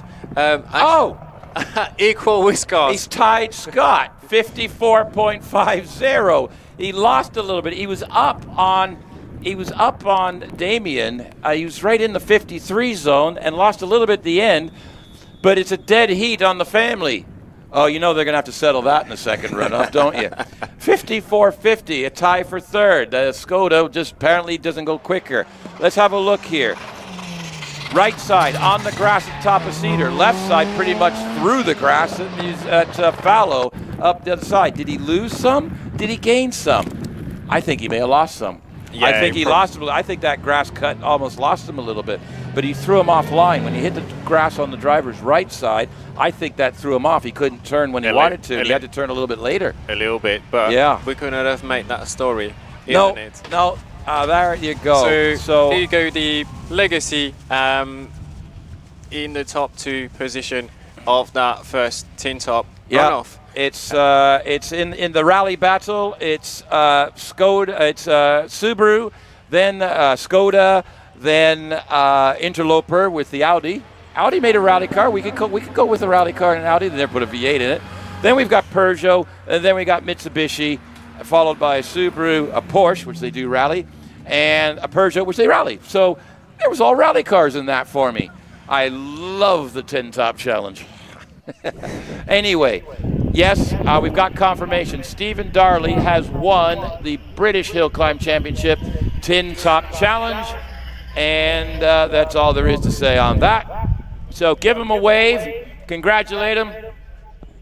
And condolences. The boys, everybody gave it a go, but Stevens just pulled it out by a substantial margin, a second and a half actually. So, yeah, Roger and Scott tying. There's going to be something for the news.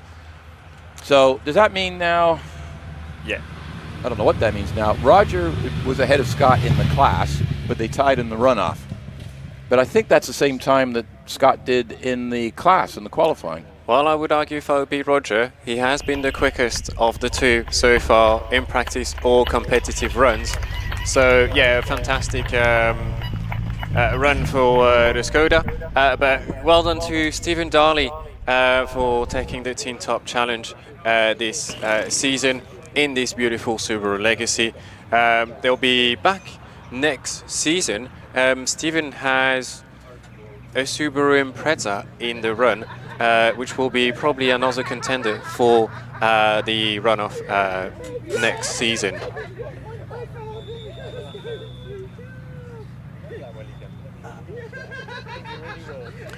So we'll be looking at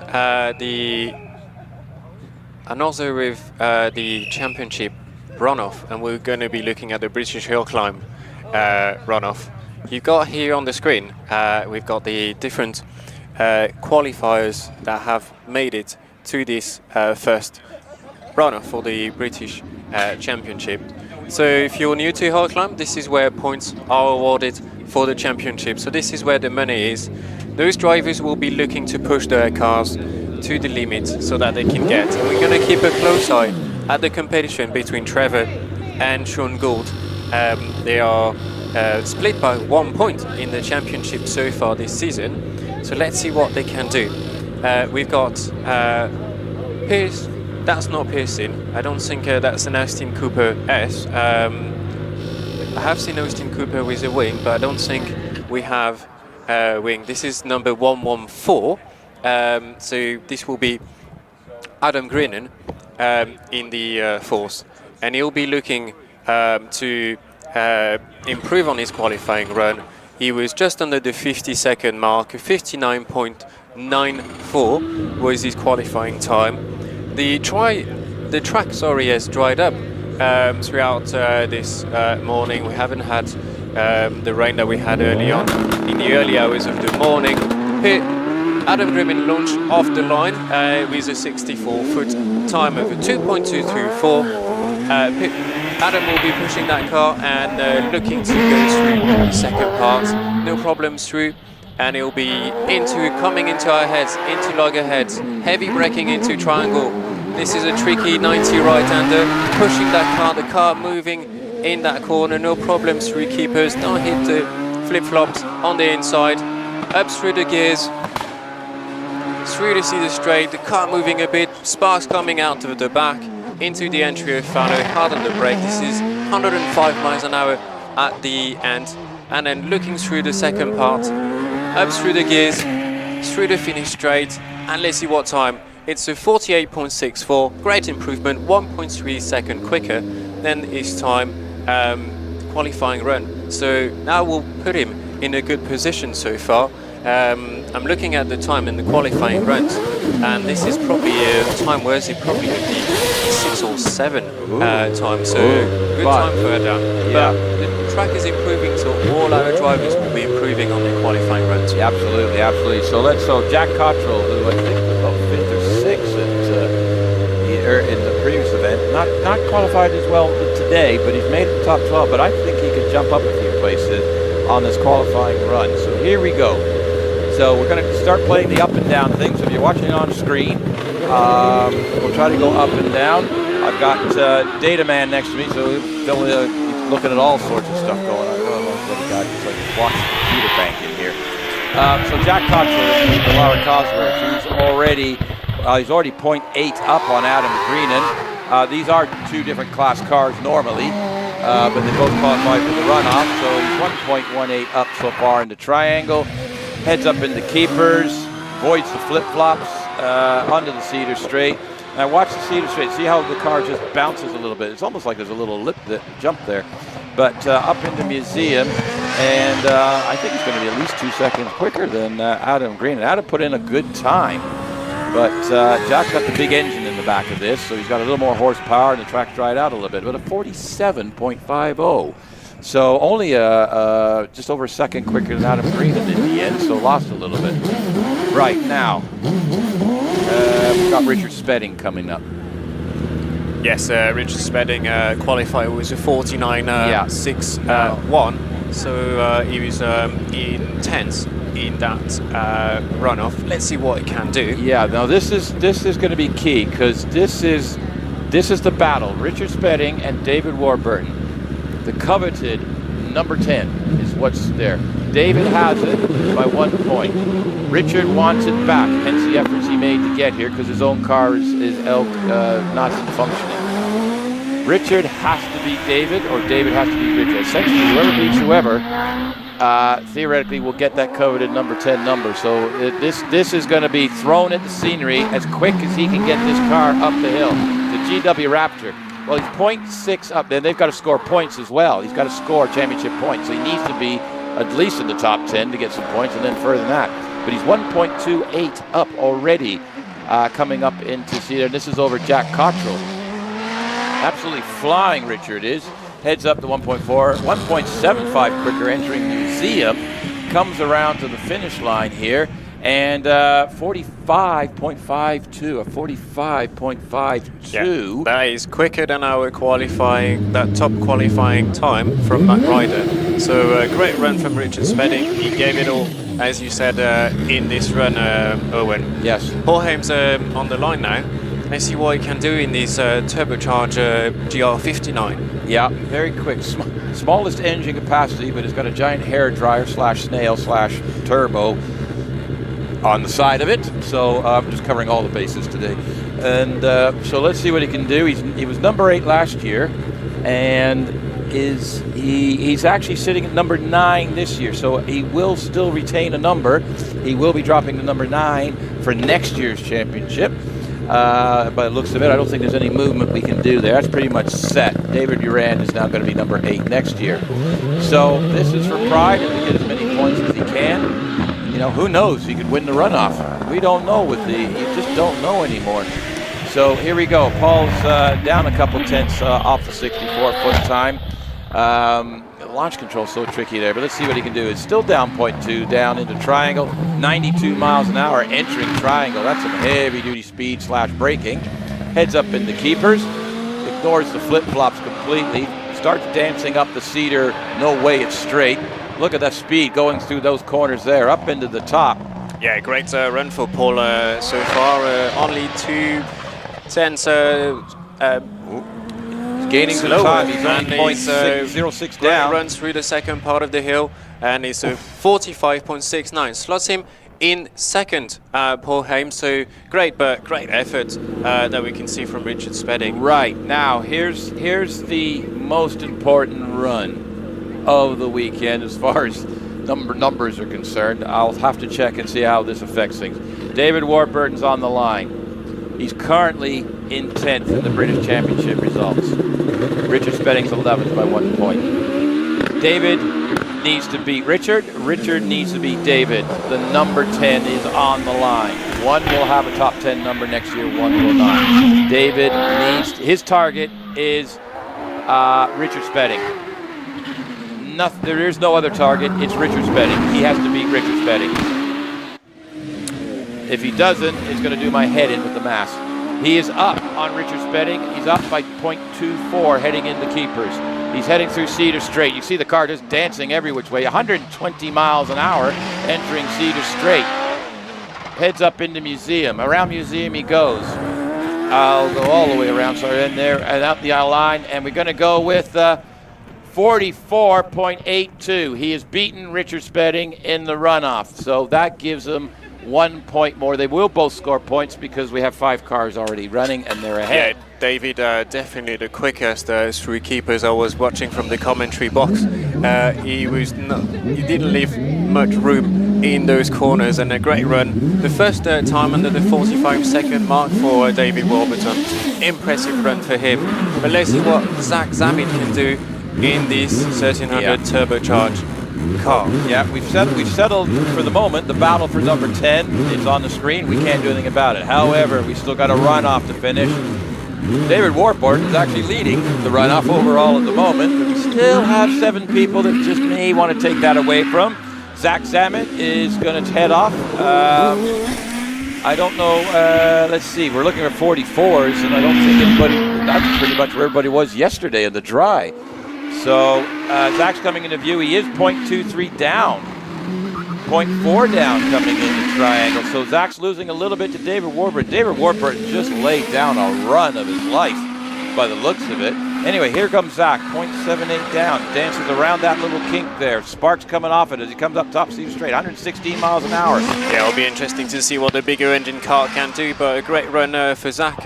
Looks a little bit to be touching the grass, and then the car moving in through Museum, but no problem. 46.42 for Zach Zammit. That puts him 4th in this runoff so far. Yeah. But David is on the line, and he's going to be looking at laying another time. He's the one that can do it as well. Yeah, David Urett, don't count him out. Qualified number 1 at Prescott 2 weeks ago in the runoff. So, and that was in the dry and stuff like that. So David Urett, this is an older car. It's only a cool GR55. David knows how to use this car. I think the ex-Martin Groves car. So this car's got pedigree before, and David's using it to good use as always does. Shares the car with Nicola Menzies, who's here this weekend. Oh, he's up already on David Warburton, 0.19 up. Triangle, he's up to 0.27 up at the moment. So he's going quicker. David, we've got to remember, David Warburton's car is under 2 liter, and this thing, what's the engine in the back of this one? Is this this will be the 4 liter. Right, so we've got the 4 liter. As you can see, David has just picked up a lot of speed on the straight. 120 miles an hour, quickest so far, but locks it onto the entry of Museum. No problem, though, but probably lost a bit of time. That's a 45.07, so not under the 44-second mark for David. No 44. He locked the left front going up into Museum. It was a little untidy at the top of Cedar in the braking zone, was just pushing it for all it's worth. So not quite. David Warburton is hanging on. We've got David Warburton first, David Urett second, Richard Spedding 3rd at the moment. We still have 5 runners left. Is any of these going to take David Warburton off the top of this? So, yeah, Warhol was one of the drivers yesterday to get under the 45-second mark. So there's definitely pace in these Bull GR59 with the 42 V8 jet at the back. And Wall has been going so well this season. Wall is currently standing 5th in the championship, so it shows in the standing that he has had a great season so far. Yeah, so we'll haul off the line. already 0.10 off. He's greedy on those 64-foot times this week. Gets her out of Hall Corner, heads down towards Loggerhead. Split. Oh, he's only 0.03 up. He's lost a little bit. So David Warburton has laid down a time. We got the 5, what do you call the big guns, I guess. He's actually down on David at Triangle by 0.05 of a second. That's a surprise. Makes it back up at Keepers, heading up the Cedar Straight. Let's get up to the top of the Cedar Straight. Where is he? Still only 0.01 of a second up, 112 miles an hour. This is going to be close, Ben. Yeah, this is going to be very close. You can see the time at Museum. There's nothing between him and David Warburton. Still he does it a 44.74. So great run for Will, but shows the effort that Will in this under 1600 car been putting through in this championship runoff. Yeah, I mean, it's Will Hall beat David Warburton by 8/100ths of a second. And at 2 points, Will was behind. David Warburton put a run in that's given everybody else fits at the moment. Maybe, maybe not. Let's see what Trevor Willis can do. We still have Trevor Willis, Alex Summers, Scott Moran, and Matthew Ryder coming. Trevor Willis is on the line. He's set.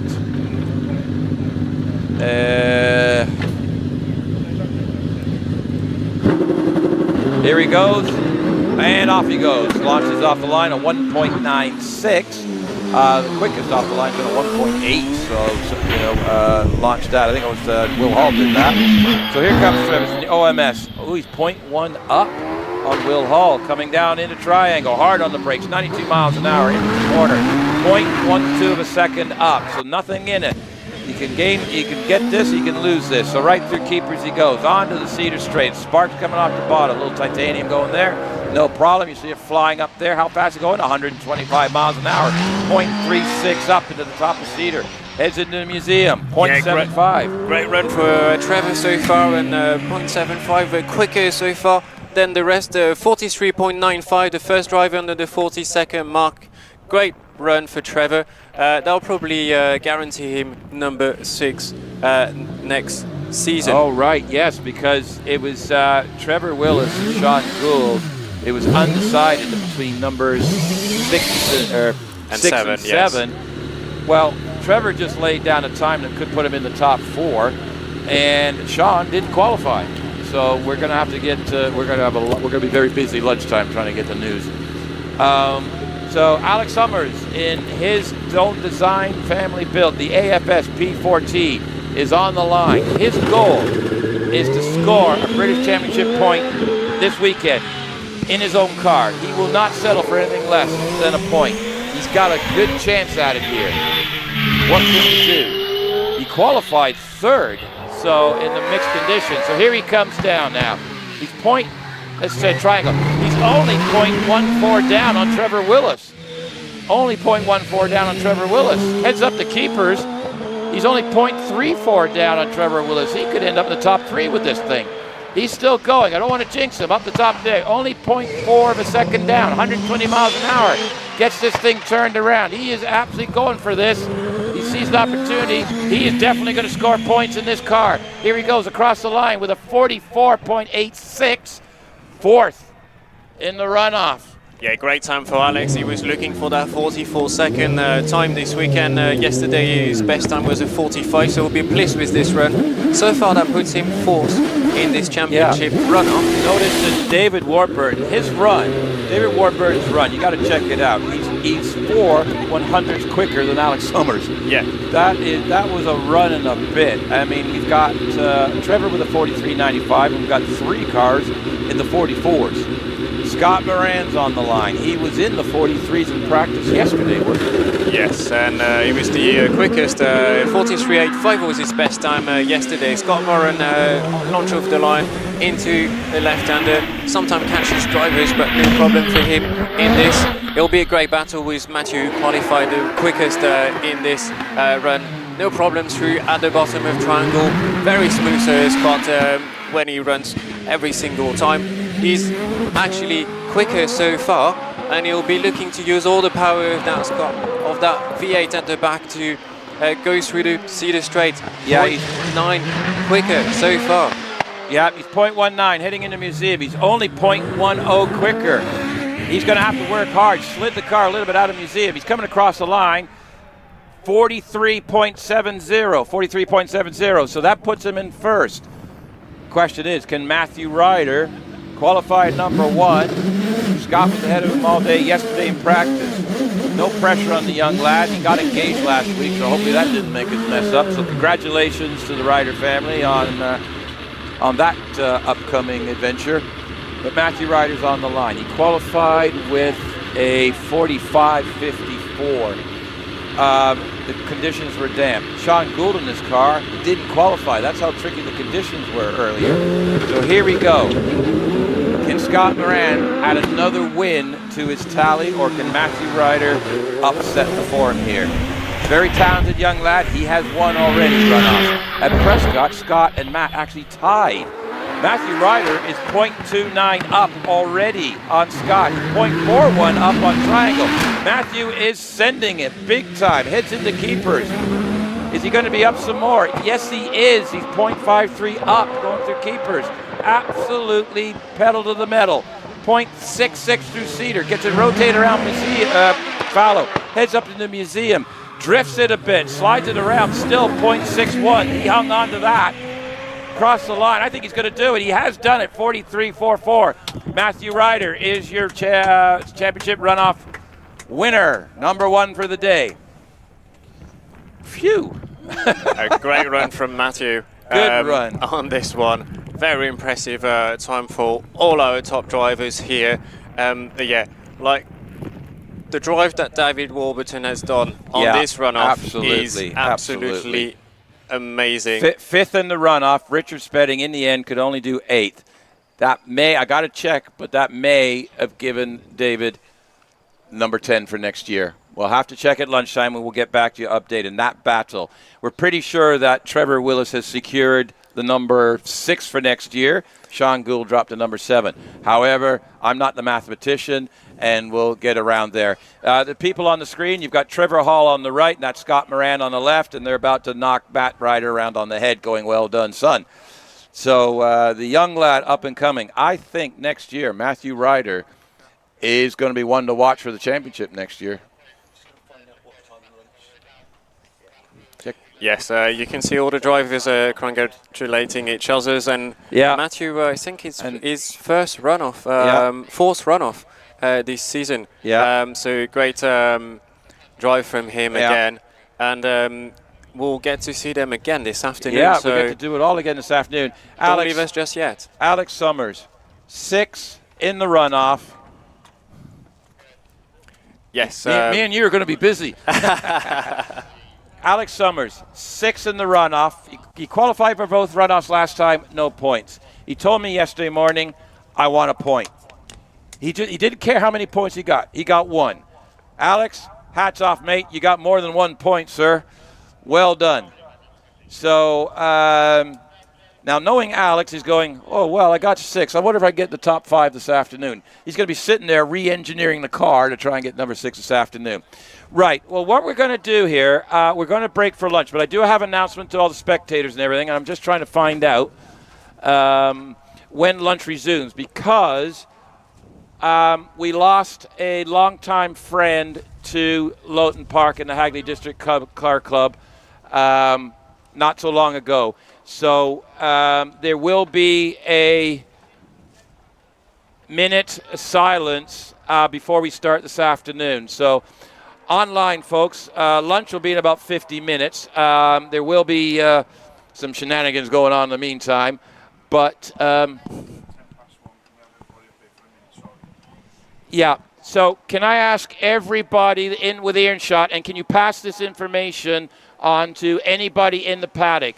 At 10 past 1, that's 10 minutes past 1, can we ask everybody, paddock, marshals, everybody, to join us at Triangle for to salute and remember Bill Morris, a long-time competitor and friend to many.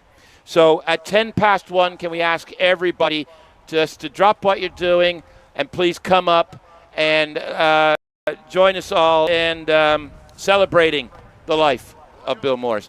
Until that moment, Ben and I are going to go for a walk. And literally, we've been sitting here for 4 hours, so I think we need to go for a walk. And we will catch up to you after lunch. Yes, we've got a bit of a paddock walk coming up, so if you're still on the live stream, come and capture the action. We'll try and get you close to the action and the paddock. We'll see a few things with you, so stay with us if you're online. We've got a bit more to show you before we get started. Again, I'll cut the mic for now, and I'll see you later on.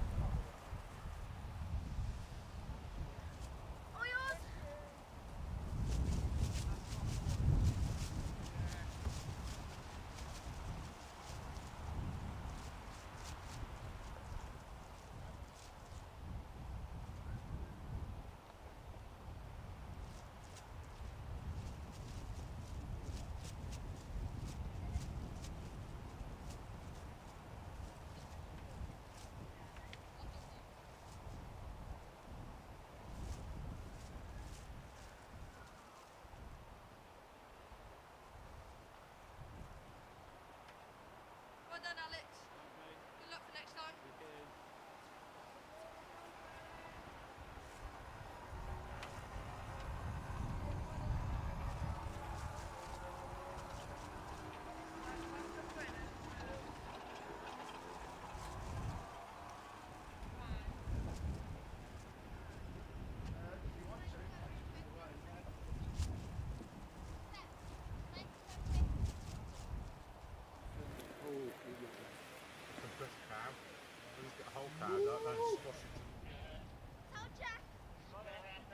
Right, good luck, well done.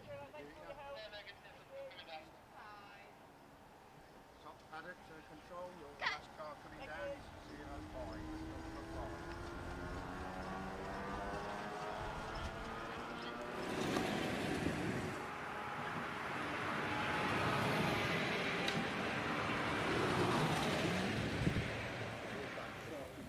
This keeps up. It keeps up. I wish I brought my bikini along. Oh no, too much information. Oh, you know. Alright, cycling kit then. Oh no, even what's worse? You see me in my cycling kit at Shrewsbury before.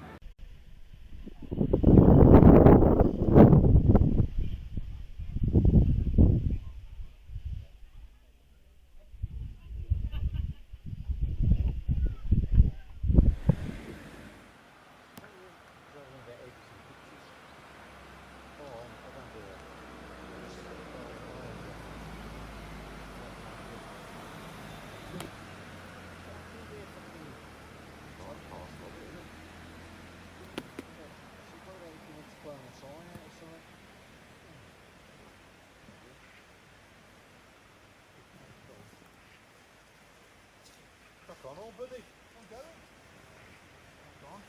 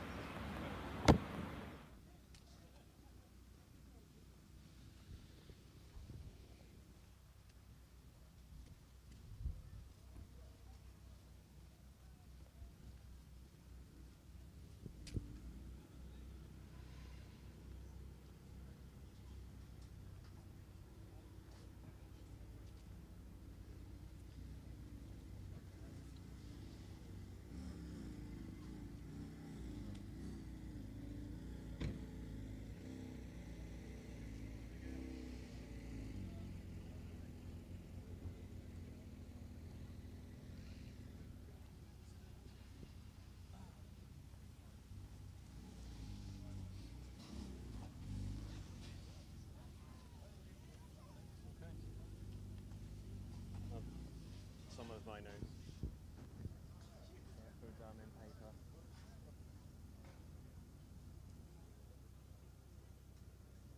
You still okay to do something? I didn't realise you were going to do all this morning. Well, we've got Chris running in the afternoon. So I might jump in first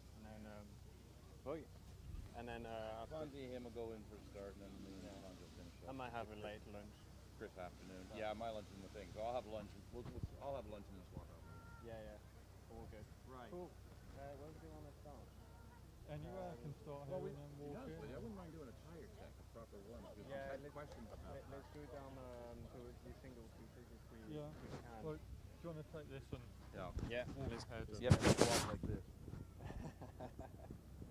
Now, let's not make Rich walk down the hill. He got mad at us last time for doing that. If we hold the microphone in the middle and we talk clearly, we should be able to operate it without... Yeah, we should be able to just hold it in the middle.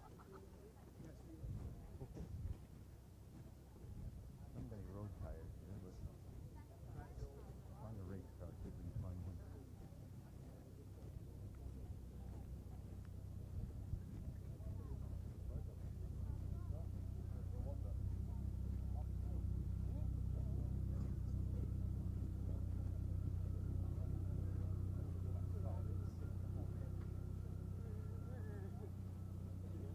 What do we got? We got wet tires, we got dry tires. The orange car has maybe. Well, here we go. Why don't we just see if we're okay? Yeah, we'll use these guys. So we got 3.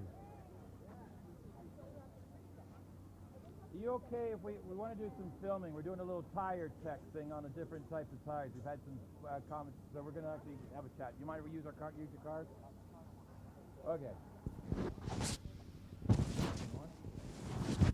Okay, well, welcome to the Paddock walk. I'm Owen, Ben, as you've been listening to all morning, and we thought we've had some questions on our Tires. Yeah, that's it. Tires is what we want to talk Tires is what we want to do. So what we're going to borrow a couple of cars here and kind of explain what's going on. We'll go over to this one first. And what we're talking about here is this is a wet tire on one of the race cars. And what we've got, you can see the treads in the tire and the angle they are. So as this rotates around, the water will actually get in between these grooves and be dissipated away or pushed away, allowing this area here to make contact with the with the track. So we're getting the water out of the way. As opposed to over here, this is the full dry racing slick, and you can see we've got nice and smooth all the way across. Now, if this water gets in between this, there's nowhere for the water to go, so it'll actually lift the tire off of the tarmac. So the decision problem this morning was, do we go with slicks? Do we go with wets because we had the mixed condition?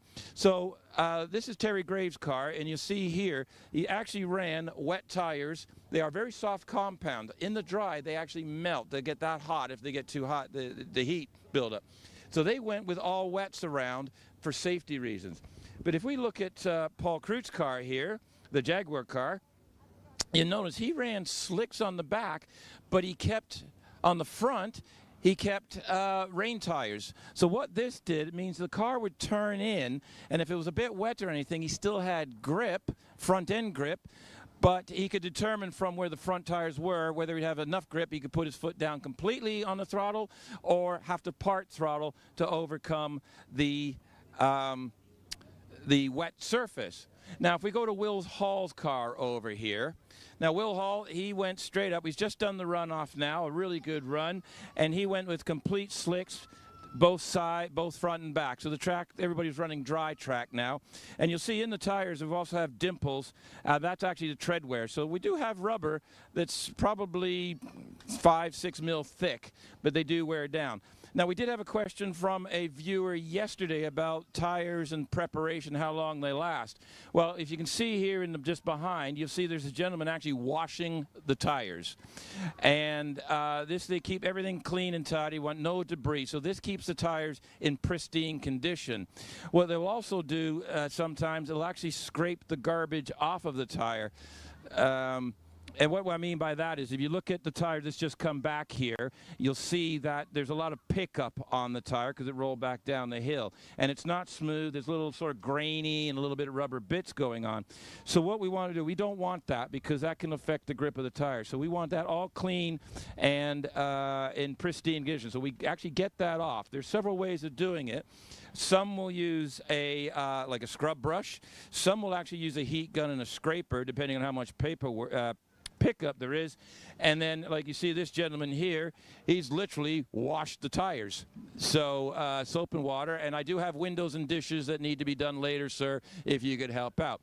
But this is what you're doing here. And he's actually cleaning the tires up so that you can see now they're absolutely perfect and ready to go out for the next runs this afternoon. One thing to notice compared to previous season, we don't have tyre blankets since last season, I believe. But it'll be interesting to take a quick look at the Moran's Skoda Fabias. This is the tyres that you'll see on the rally cars. This is actually a wet Michelin tyres.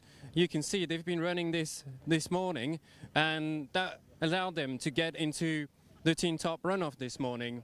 At the back, I don't know if we can move away to here, we've got the dry run tyres that are sat just over there. Rich, I'm going to make you walk all the way through here, but it's interesting to see the difference because you can see these are rally tyres. They're not a flat surface. They have a little bit of groove in it, but it's still, this is the slick tyres for the rally cars. So you can see the different type of compounds that they have. And this is actually a Pirelli tyres. You can see Morans have been running the Michelin wet tyres on this car throughout this morning. Yeah, and just to point out, the Subaru Legacy and Simon Bainbridge's Chrono and I think Stephen Moore might have switched from slicks to there, but they were on slick tires like the race cars. So they had a little bit of an advantage over the rally car, although the rally car, the Skoda, put up a good fight. So there's a little bit about difference. The closest thing to a road tire, we'll just have a quick look at these. This would be the closest thing to a road tire where you have tread blocks and, you know, everyday driving. But these are race compound only. Your tires on your car will be generally a harder compound, longer wearing, and they're designed to do assortment of things. These are designed for one thing only, and that is to make the car stick to the ground in motorsport application.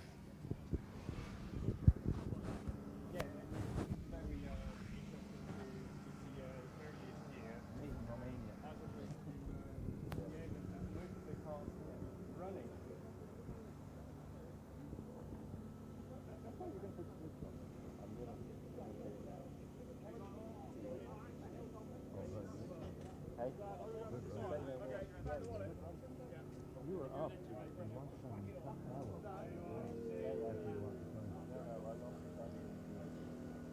You were up on the clock.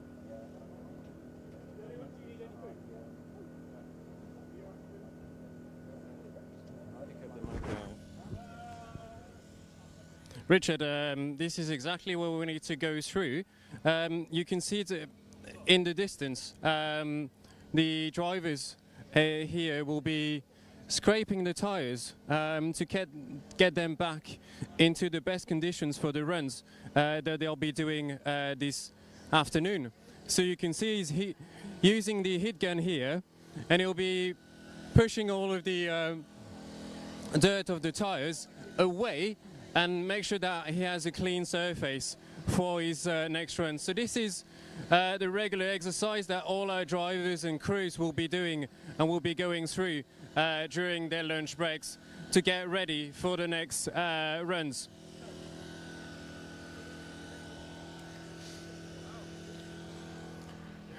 Let's carry on in the paddock, because the morning performance for me, and the outstanding one, has been David Warburton, who's all the way through in the other paddock, because that's the paddock for the under 1600cc cars, under 2 litre.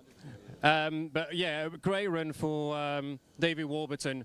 We've got some of the turbocharged engine. I wish the engine covers would be off because we could have taken a quick look at some of the engines that we have on those cars. It's always a tricky thing on those single-seaters to package the engine, the exhaust and the turbo in the most effective way so it doesn't get into the area and the floor.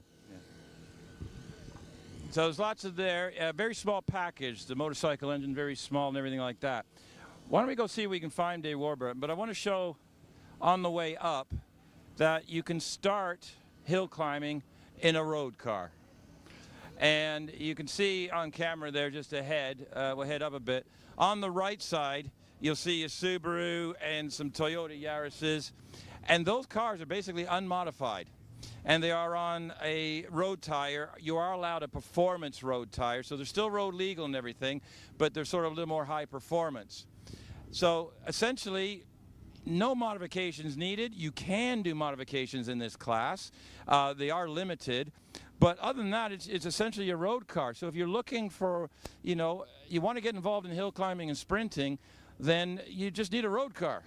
You can start off scratch. Everything all right, Phil? Excellent.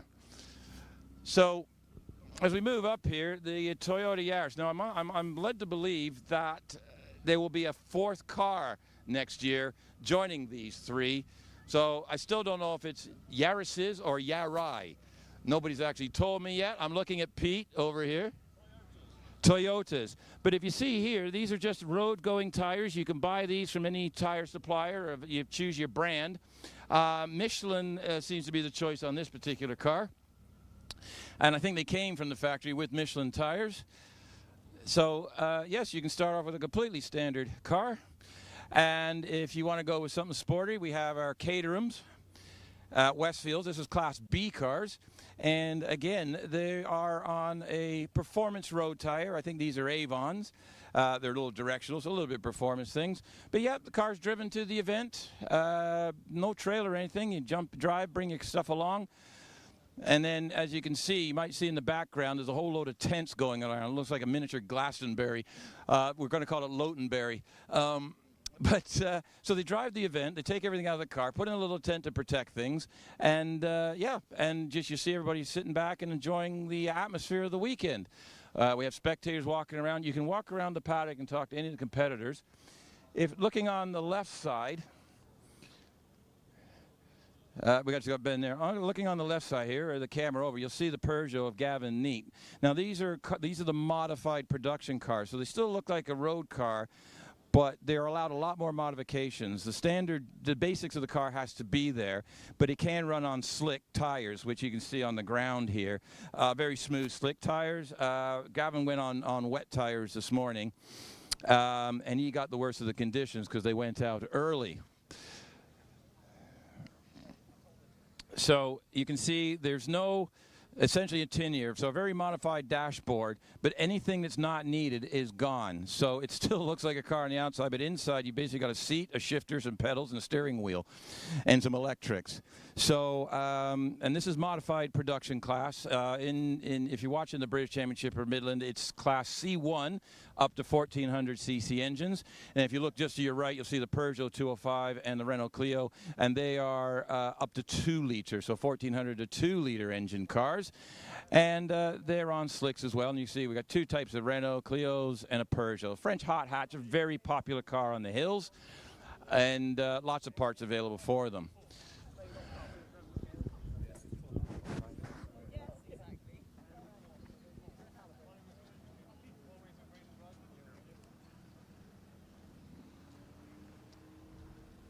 Are we still smiling? I told all the viewers you were still smiling this morning. You're having a really good weekend. Well done.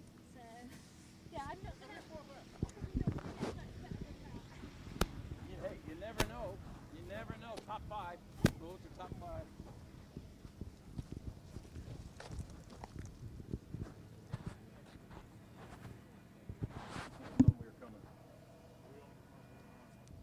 Right, we're up in the upper paddock, Ben. We've got David Warburton here, who I think here's your driver of the runoff. I believe, because it was a heck of a run. Well, it might be a driver of the day for me. This is only 1600cc car, I think, and yeah, this is obviously one of the latest spec Gould GR59. So, Richard, if you come close to the car, you get to see how those cars are built, and you can see the entire cockpit laid in carbon fiber. So this is a full carbon tub, back to front. Some cars might have a bit of a hybrid with a little bit of scaffolding at the back where they strap the engine, but this is a full carbon chassis, and that makes it super lightweight. And you can see the details of the floor, where they'll look to increase the speed of the air under the car to push the car down. So this will give speed up the air, and this will push the car down to the floor. And this is the most critical part of the car. And we have seen this morning Olivia Cooper going off 90 degrees at the end of the Cedar Straight. And actually, the floor is damaged, and that would mess up the aero, because the throat on those cars is right up the front, and this is how they'll speed up the air all the way through to push the car down. And this is critical on those cars. And if you have a little bit of air disturbing this flow of air under the car, it will be upsetting the balance of the car. And aero is super important on those cars. You can see the carbon fiber front wing here will be pushing the front of the car, and then we've got the same at the back, and the balance is critical as well.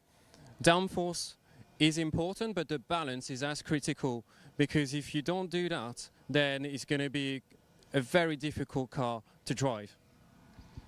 Yeah, so the aero is very sensitive. If we look over to or the camera floats over to the right, this is the Greenlands Empire Evo. Now, Adam got this into the top 12 runoff, and as you can see here, I don't know if we can get the camera in there, the engine essentially is not very big. It's a very tight little neat package. You notice it's actually chain driven. So there's motorcycle based, which all these cars are, these smaller engine cars, because that's the most efficient engine that exists. But very small packaging, down as low as they can, keeping the aero there. You'll see the giant diffusers on the back of this car. This is the Empire Evo 3. It is the Evo 3. And you'll see, compared to the Warburton's car, it's a little easier to see the actual huge diffuser in the back, which actually is down force and keeping the back end of the car stuck to the ground. Although, based on watching it go up the hills this morning, need more. A bit of wiggly here and there. But this is the Greenlands Evo. They're very quick in it, and they're very entertaining to watch as well. So, but it's a tidy little car there. Very packaging is critical with these purpose-built hill climb cars. So, as you can see, and this is Empire's attempt with it. Are we going to see another runoff this afternoon? Let's see, shall we? It's all pretty tight down the bottom end. Yeah. Was that the first time you'd been in? Sorry. Is that the first time you've been in a runoff? No. I think only the second or third this year. I was in one at Wiscombe and one at Gerston. Yeah. So Okay. not too many this year. So, are you like the crappy weather? I shouldn't use that term. The weather, not optimum weather conditions. Yeah, it certainly. I mean, if you can drive it, it certainly helps the smaller cars. You know, the less weight, we can just carry a bit more momentum than the big cars, and that, you know, they can't use all that lovely horsepower they've got, whereas we can. So yeah, it certainly closes the gap up a bit, as you'll see. So some rain would be nice, sure. Yeah, you're probably the only one doing the rain dance at the moment, but good luck this afternoon, and let's see if you can pull that one off again. Cool. Thank you. You're thank.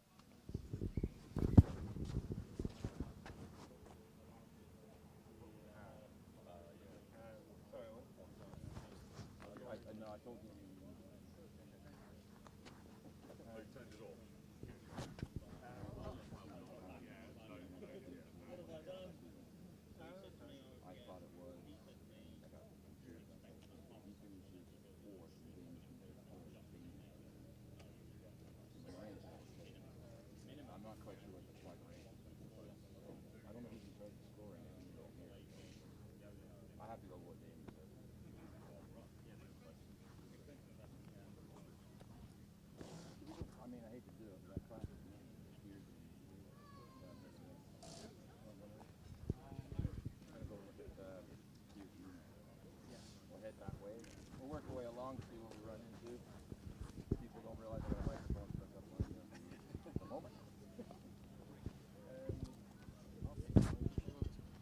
Oh, I was just going to say that. Yeah. So we're going to head back the other end of the paddock here. We've got to keep a pace because Rich, our cameraman, he might fall in a hole. So hang on. We've got an Austin Healey coming through here. I'll end up interviewing him if he stops. Oh, hello. He stopped. Beautiful car. Looks like he's heading out. Been here to spectate this morning, so some really good spectating areas here at Loton Park. And this is young Mike Harriman, who looks like he's preparing for his afternoon run. Have you got anything for the Peugeot, Mike? Anything for it? Yes, because he seems to have just got the advantage on you. No. There's no answer to that. There's no answer to that? No. He came with a bigger gun, did he? He's got a bigger engine than me. Well, he hasn't got a big engine. He's got more horsepower than me. More horsepower. So, have you met her before? Is this because I think this is the first time here, isn't it? He's been here once before. Once before. Okay. This is my first time against him. So. Right. So you're down in the 58s in the dry. Your personal best was 58.7, and that was a PB yesterday. Nearly. Nearly. So 57's out of this car for next year. Is that what we're looking at? We'll have a go. Okay. We'll have a go. Right. Carry on. It's always fun to watch you. Yeah. Well, it's always enjoyable listening to you. Thank you very much. Right. So we've got the lunchtime preparation, talking. Always lots to talk about in this paddock. So we've got some tire scraping going on. We've got someone staring at the engine going, what do I do now? We've got some people sitting back with their feet up. And you notice the general shape of the cars. They're not all the same. There's all different manufacturers, as you know. Like this is the Ralt chassis there. It's an ex-circuit car, and next to it we've got, a Gould. So, and they've all got a slightly different approach to the old aerodynamics and packaging. Packaging, we're talking about how the gearbox and the engine are mounted in the chassis and where everything's located. The driver sort of sits in the middle wherever they can fit him after they've moved everything else correctly along. Will Hall in the it will be painted next year, maybe, carbon fiber version. A couple of scared spectators.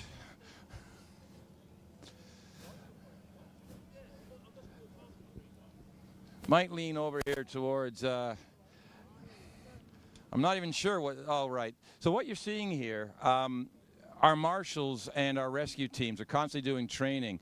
And what they're actually doing now, they're actually training, this paramedic, actually training how to, one of our competitors has actually volunteered to do this. So they are doing training on extrication. So especially in a single-seater where you can't get to them, they've got essentially neck injuries are the biggest thing, which is why we have head and neck devices and we have all the safety equipment and everything.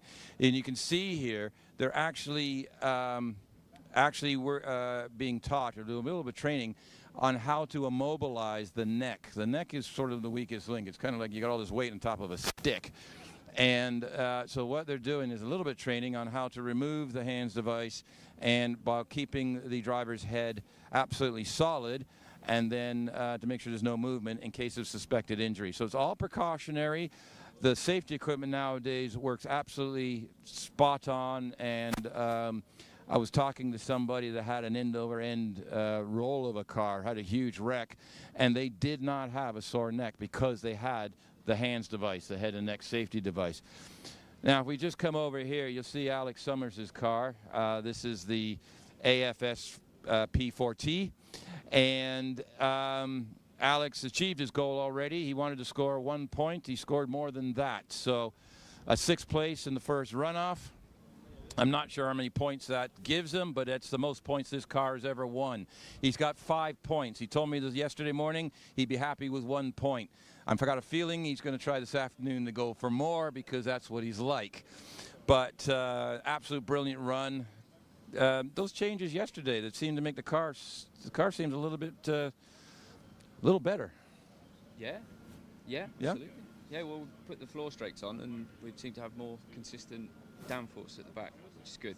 Right, so it's not catching you out or anything. You kind of predict it, what's going on as it goes in the corner. It's where we want it to be, I think. So have you already achieved your goal for the weekend? Yeah, that's more than I could have ever imagined, really. That's quicker than I've ever been with this engine, even in the Firestorm. So I was pretty surprised because there was quite a lot of push at Triangle. But I did manage to go flat through the kink, which I've never done in a big car before. And that's the downforce is working really well. You may want to check the coverage this weekend. We actually have low cameras pointing up the hill, so where the kinks are, you can actually see the car. And some of the cars are bouncing, and some of them they look like they're actually going over a bump on the inside there. So that'll give you some actual good footage of what the car looks like going up the hill. Yeah, no, there is. So got to check it out. There is definitely. You can't feel it in a road car, but in one of these, you can really feel the track sort of does that, and you've got to predict it, and you've got to kind of go with the camber, and you're almost holding the wheel straight even though you're turning. It's quite a tricky one. And then to go up into fallow, we're doing on the logger, we're doing about 128, so you've got to really have your wits about it. Yeah, on the I think I remember, was it Ben, was it 125 on the speed trap entering fallow? I think you were at. You're one of the quickest cars in a car. Yeah, built. In a car you built yourself in a shed. It's terrifying. It's bloody terrifying when you put it like that. But I mean, that's probably been between that and the new seating position. That's been the thing that I've had to really build up to. Yeah. Because it's like we spoke about it at Prescott, didn't we? Yes, we did. Yeah. There's a certain amount of guesswork, but is that bracket going to cope with, Yeah, did you drive up the hills yesterday and this morning still re-engineering the car while you were driving? It's funny because actually on that run, that was like... You just drove it? I knew there were points, and I was comfortable in the seats. I thought I was just going to send it and treat it like a race car. Which you did, and absolute success. Well done. Thank you, yeah. No, I'm mega chuffed, but I'm really pleased for Matt. Hell of a result. Matt, yeah, brilliant run, Matt. He was just absolutely dominated this morning. And Dave Warburton. That was absolutely... Dave Warburton, we've actually been over to see his car. We don't know where he's hiding at the moment, but we are basically giving that's our run of the meet, that one. Oh, yeah. Because you got to see it. He needed a run, and he absolutely laid it down there, and we were like, wow. Does that move him forward? Well, he finished ahead of you by 8/100ths of a second. No, I'm aware of that. And Richard, yeah, I'm not going to say it. Only 2 liter. 1600. Oh, 1600. Yeah, about half the. No, I'm not very good at maths. No, don't. He's my math guy. No, he finished 5th. Richard Spedding finished 8th. Right. So we believe that strengthens his grab on the 10, but I'm not 100% sure on the mass. Fair play though to Rich in the car. I know he's driven a Raptor before, but to get in someone else's car and do a 45, I mean that's a hell of a time in a 60. Yeah. He tested the car last weekend, this is Richard Spedding we're talking about. The battle we're talking about earlier. He's over in the other paddock, but that was the battle we've been talking about all morning about the final number. That battle there. Yeah. But we're going to leave you. It's often the most exciting bit, the fight for 10th. It is. In a weird way, it gets less coverage in these things. Well, no, we're giving you because I know you wanted the point, and it was just watching you, progress this car and everything. So we did talk about this, and then we talked about the David Warburton and Richard Spedding battles. So the rest of the guys were just on the hill. top. So, but there we go. Yeah. All the best.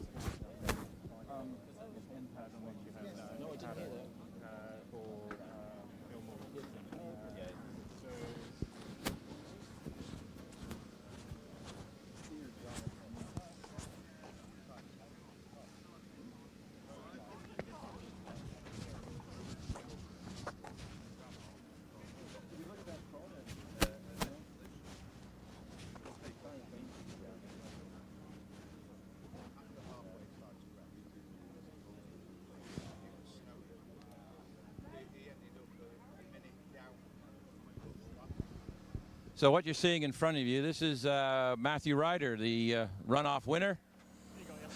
Thanks, Max. Good afternoon, everythody. I have an announcement to make regarding a black Mercedes car. A black Mercedes car, registration OE71BRZ. OE71BRZ, black Mercedes car. It's by a camper van up in the top car park, and they're requiring to get out. So if you could possibly wander up and see what you can do with that.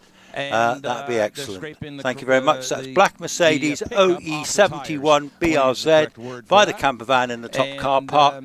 Please, could you move it? Thank you. They've got the process of getting these going pretty preparation between the rounds and everything is standard practice. So there's a routine they go through. This is David Uren's car sharing with Nicola Menzies this weekend. So Nicola stayed home and Nicola didn't stay home. She left home and left Wallace with the boys to go karting and all the other trouble that boys can get up to.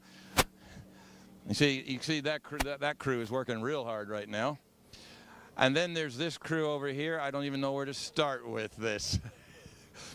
This is the other side of hill climbing. You see the cars on the hills, but this is the real reason all these people do this. It's the social side of it. And as you can see, this is the most antisocial bunch I could find. This is all part of it. So in the paddock, if there's nothing going on, it's great. Everybody sits back and has a chat. If there's something needs doing, everybody's hands-on helping everybody else. So there we go. And where are we going from here, Ben? Well, I was looking for the Mini because I thought it was going to be... Someone has kidnapped the Mini. It doesn't weigh much, so I'm sure you'll be able to nick it with 4 people just lifting it.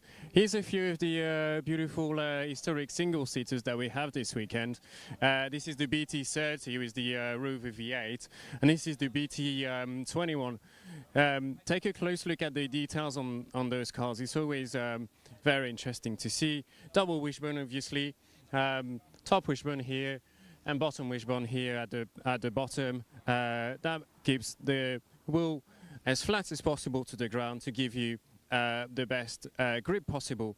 And as you can see, those historic cars are running the historic Avon compound tyres. So we were having a chat just early on about tyres. You can see it's a little bit different in terms of the tread that they have. Interesting at the back of this car, we've got what looks like quite a big gearbox. So this is actually an F1 gearbox that sits at the back of this car, and this is the Lotus twin cam engine that they have fitted to this car. So this was a car that was built for hill climb, and they've fitted the F1 gearbox, which is bigger and stronger, so that it can take the strengths from the different starts from the start line in the hill climb. Just to your left, Richard, we've got this beautiful Rover V8 with the beautiful exhaust coming out of that. Another beautiful car that Andy Tippett has been beautifully driving today throughout this season, really. We've got something quite exciting at the end of the paddock. Should be really on the entry, because this is really a car that will grab your attention, and we have to take a quick and close look at it. This is Zach Zammit and William Carr. This is one of the turbocharged Empire race that we have today running. This is a very impressive car. This is probably the most advanced aero design that you'll see. You'll see all sort of bits of carbon to direct the air and the flow of the air outside of the car, so the outwash. And then if you come to the front here, I don't know if you'll be able to pick this up, Richard, but we've got the 2 throats. And this is pretty much the same principle and design that we see in the F1 today of this season and the previous season. All of this air will be channeled through and all the way through at the back. And if we can take a quick look at the back, this is the most impressive diffuser. It goes all the way to the back, quite far back after the wheel. It's quite nice to see. And then when you crouch down here, have a look at this. No disruption, and the air will be channeled through. And from what I've learned from this car will produce downforce from as low as 40 miles an hour, 70 kilometers per hour if you're not running in miles per hour. A very impressive car. I wish we could lift that, but I'm just going to leave that here. We're doing the tribute to Phil Morris up in Triangle. Could you make your way up there now, please, for about 10 minutes? We'd appreciate it as much more as possible. Thank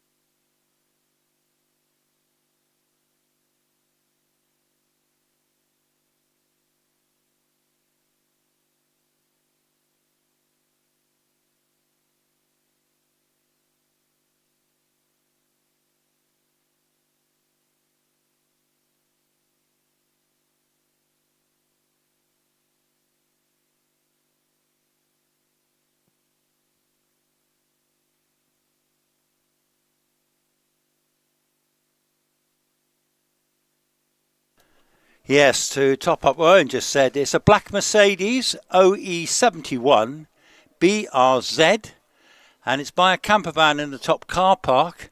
If you could go and move it, please. Thank you very much indeed. They can't get out, and they need to get out. Thank you very much.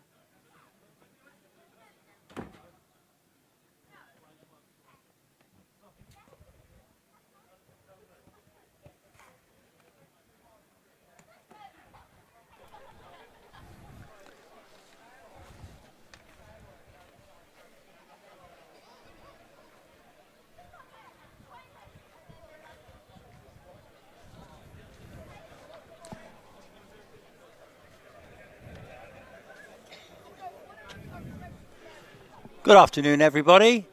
We just want to have a few words about Bill Morris. Can you hear that? Can you hear that, Jeff? Is it working?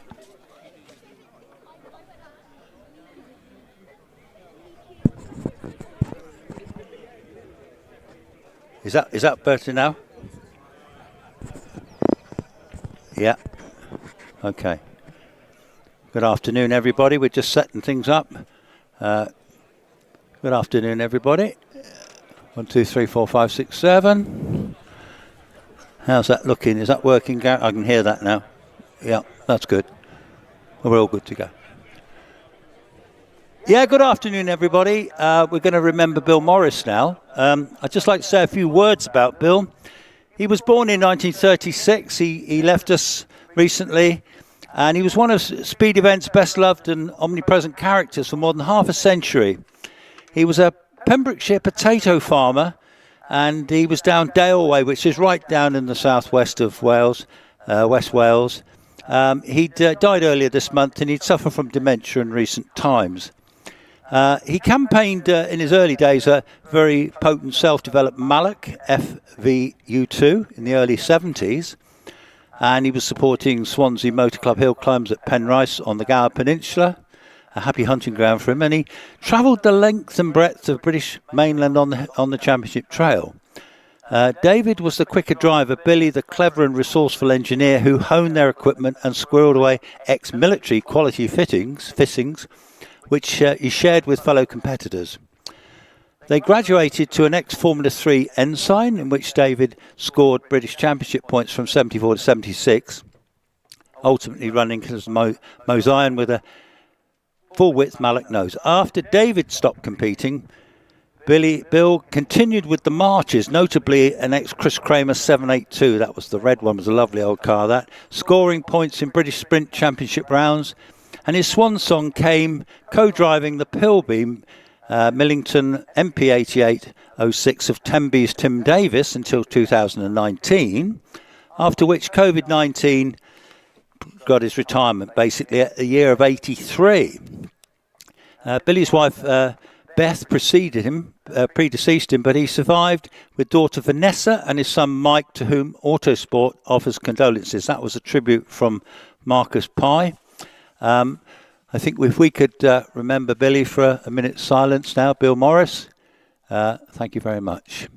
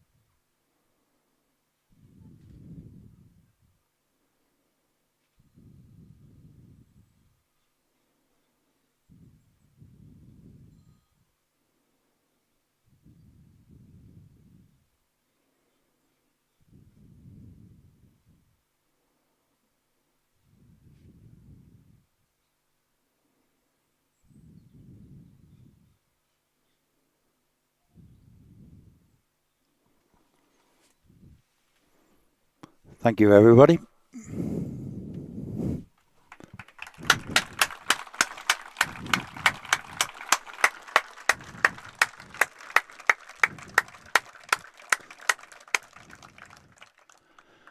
Thank you again. Action will start again soon. Marshall will soon be back on post, and this afternoon's action will begin.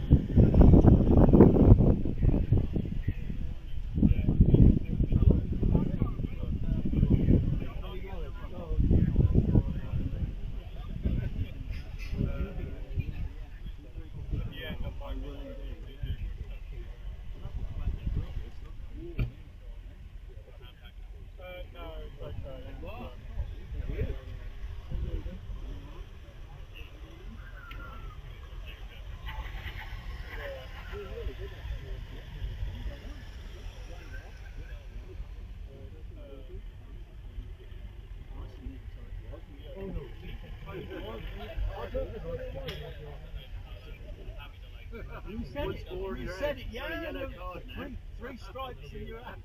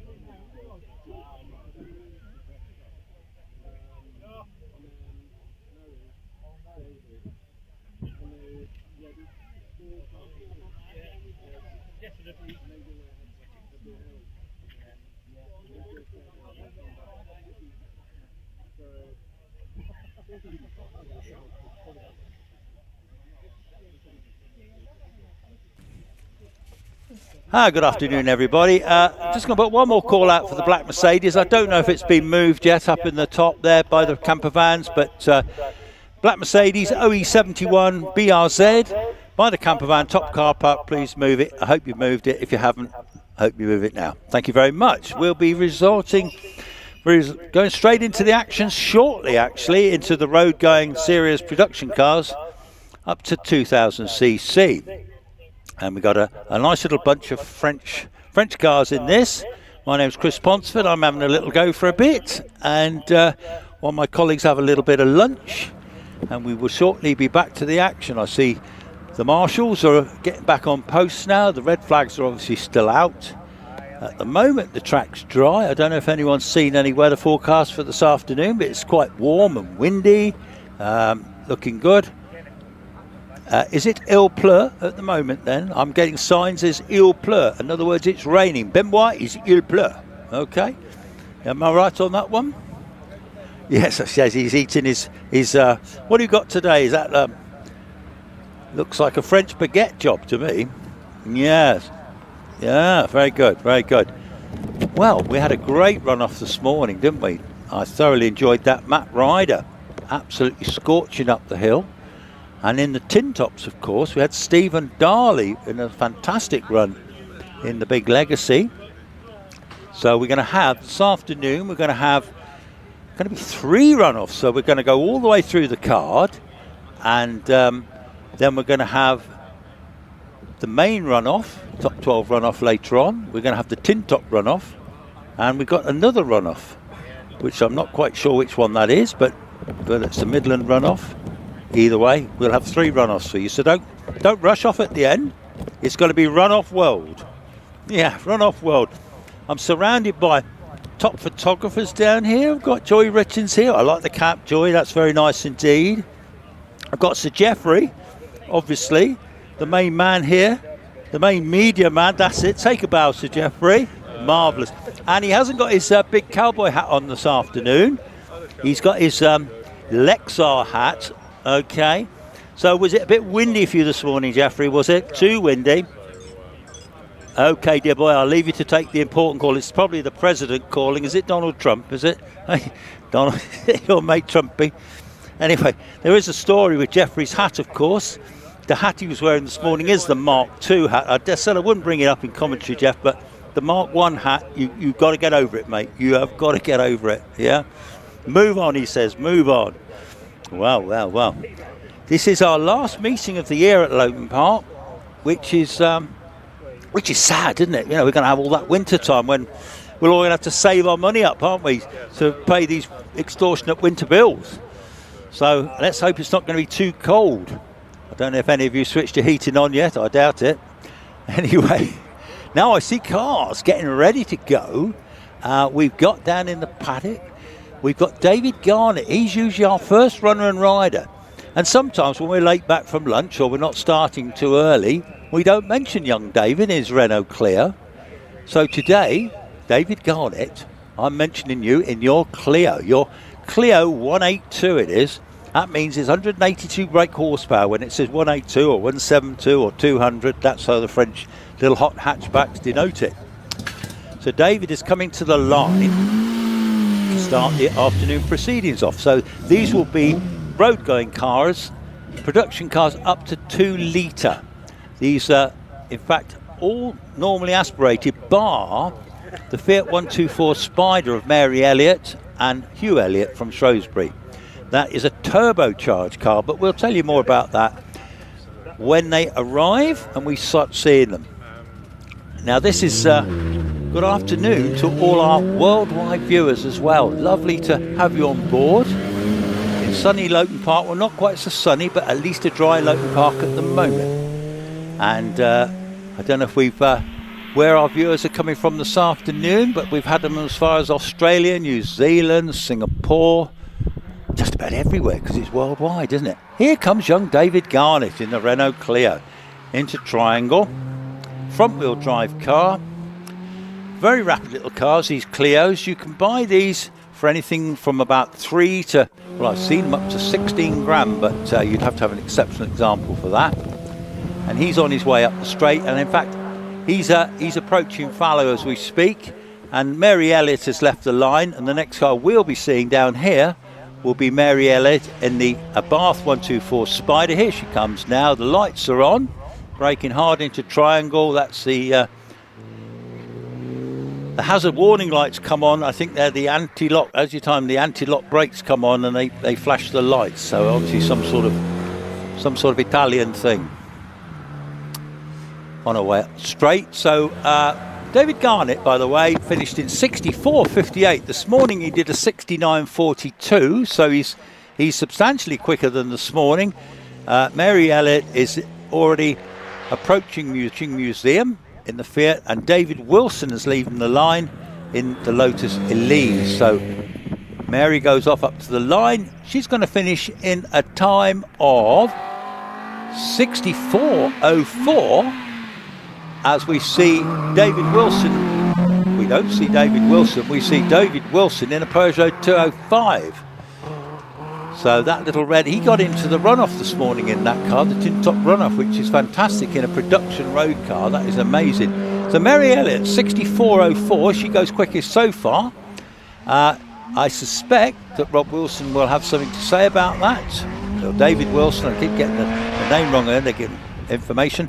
Anyway, he did a 65.14 this morning. He's going to get into the 64s to beat the others. And he looks like he's going to comfortably do that. In fact, he's going to go much quicker, 60.85. So that's an astounding improvement on 5 seconds on this morning. So either the track is substantially faster. Ben Fisher's on the hill in the Subaru Impreza WRX, regular competitor. He's going up the Cedar, not so straight as we might call it, approaching Fallow, where he'll turn left. And they'll head up towards Museum. There's a blind crest at the top there where they'll swing a right. It's a very tricky corner. Sometimes they've been known to go straight on there. But anyway, he's going around Museum now. Can he beat? He's at 65.29. Okay, so now he's in the cars. He was in the cars with four-wheel drive. So he's running. We got red flags, which means these cars are going to come back down, I think, because these are dual drive cars, and then they'll swap over. I'm going to be joined by Benoit very shortly, my French Gallic chum, who's been commentating yesterday and today, and we will go through this together while Owen has a break down in the paddock.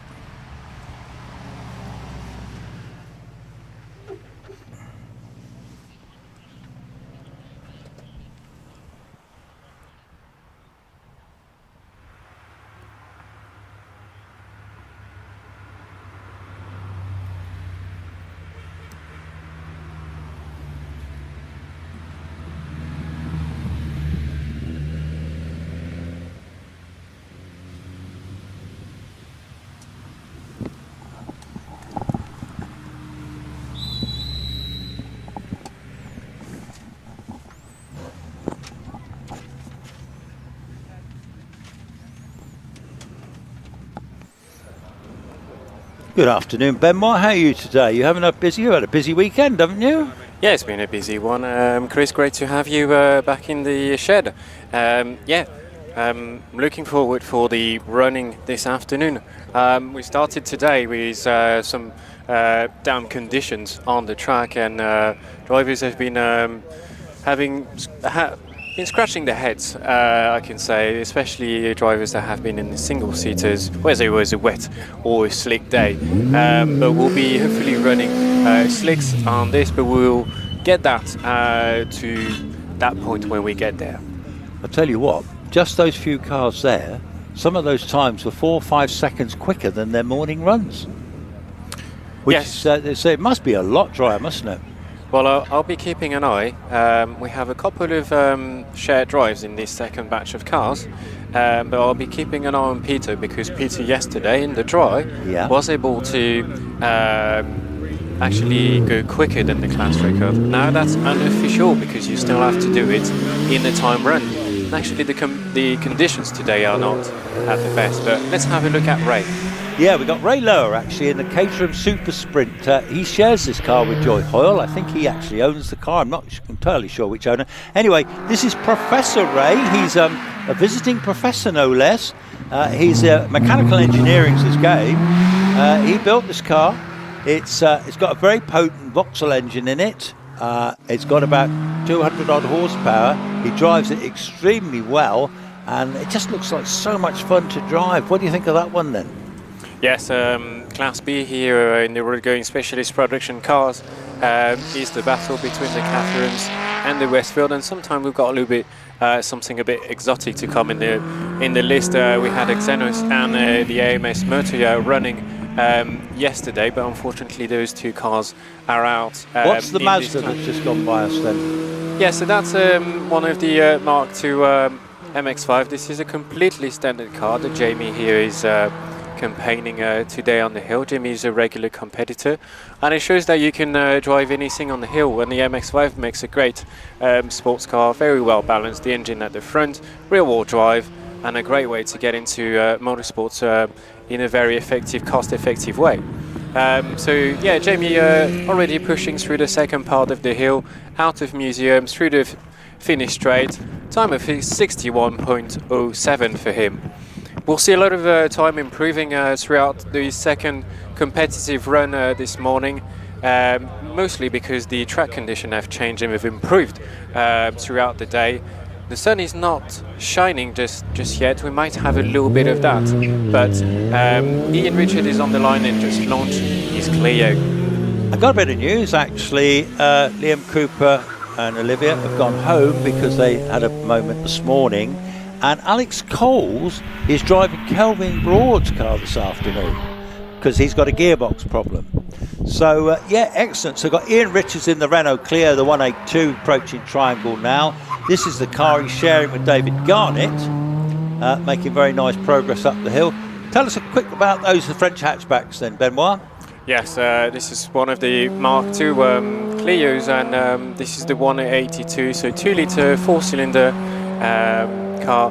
Car that is quite actually going up in price because the very good ones are getting rarer and rarer. But it's a great way to get into the sports, and Ian has a great battle with David Garnett. They're usually very close to one another. I'll give you a time as Ian goes through the finish straight. It's a time of 63.75, puts him ahead of David, so in the friendly competition between the two, he's ahead. Okay, Hugh Elliott's just gone by us in the Bath Spider, rapid car, sharing with his wife Mary. And Jonathan Langmead is approaching us now at Triangle in the Lotus Elise 135R. Pretty little car, regular competitor, all these actually. So Hugh Elliott is approaching the finish line, and Jonathan Langmead goes by us. And in fact, about to leave the line, and we'll get onto that one shortly, in fact has left the line, is Peter Siddle in that very, very rapid, highly developed Clio. 240 brake horsepower engine, absolutely brilliant car. So Jonathan Langmead, so just looking at the times here, so the fastest so far is David Wilson, 60.85. Here comes Peter Siddle, who was extremely rapid yesterday. He's looking to break a class record, which would be really something. Do you think he can do that, Benoit? Well, John was on a very beautiful run in the Lotus Elise, and he's been having a tough competition with Peter Siddle. So great to see two different cars, two different layouts, competing in the same class and having a great battle between the two. Peter Siddle looking at a good run so far. It looks all clean, but it looks like he's been hitting a little bit of the grass on the outside of Fallow. No problem for him. Let's see what time he can get. Okay, Robert Wilson's just gone by us too in the little 205, the red 205, very competitive car. Peter Siddle finishes in a 60.55, very competitive time that. So we've got Robert Wilson on the hill in the Peugeot 205, and then he will be followed by Peter Herbert in a lovely Porsche 911, who's left the line and he's already heading on our way into loggerhead. So here comes Peter Herbert in the 911 as Robert Wilson goes up to the finish. This is one pretty car, isn't it? These 911s are worth a blooming fortune now. Sound of that straight 6 engine in the back, flat 6 engine, isn't it? So yeah, so we got a time there. Robert Wilson 60.19, excellent time. Peter Herbert on the hill. Barry Holt will be the next one. Yes, can you believe Robert managed to get his little 205 into a top 10 tin top runoff today. It's incredible for him. But Peter Herbert in this beautiful Porsche 911, this is the 964, so one of the penultimate generation that have been still air-cooled in this car. And Peter just going through the finish straight to 62.93.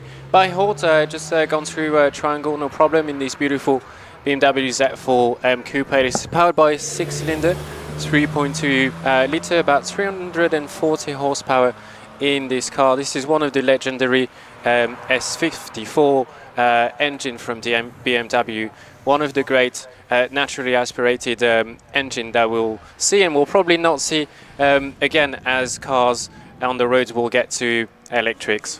I got Richard York going by in the Porsche 718 GT4 Club Sport. What a brilliant looking car that is. Worth serious money. Anything with a GT4, it's like a competition version of it. Fantastic looking bit of kit. Barry Holt finishes in 70.63 in the BMW Z4 as Richard York makes his way up the hill.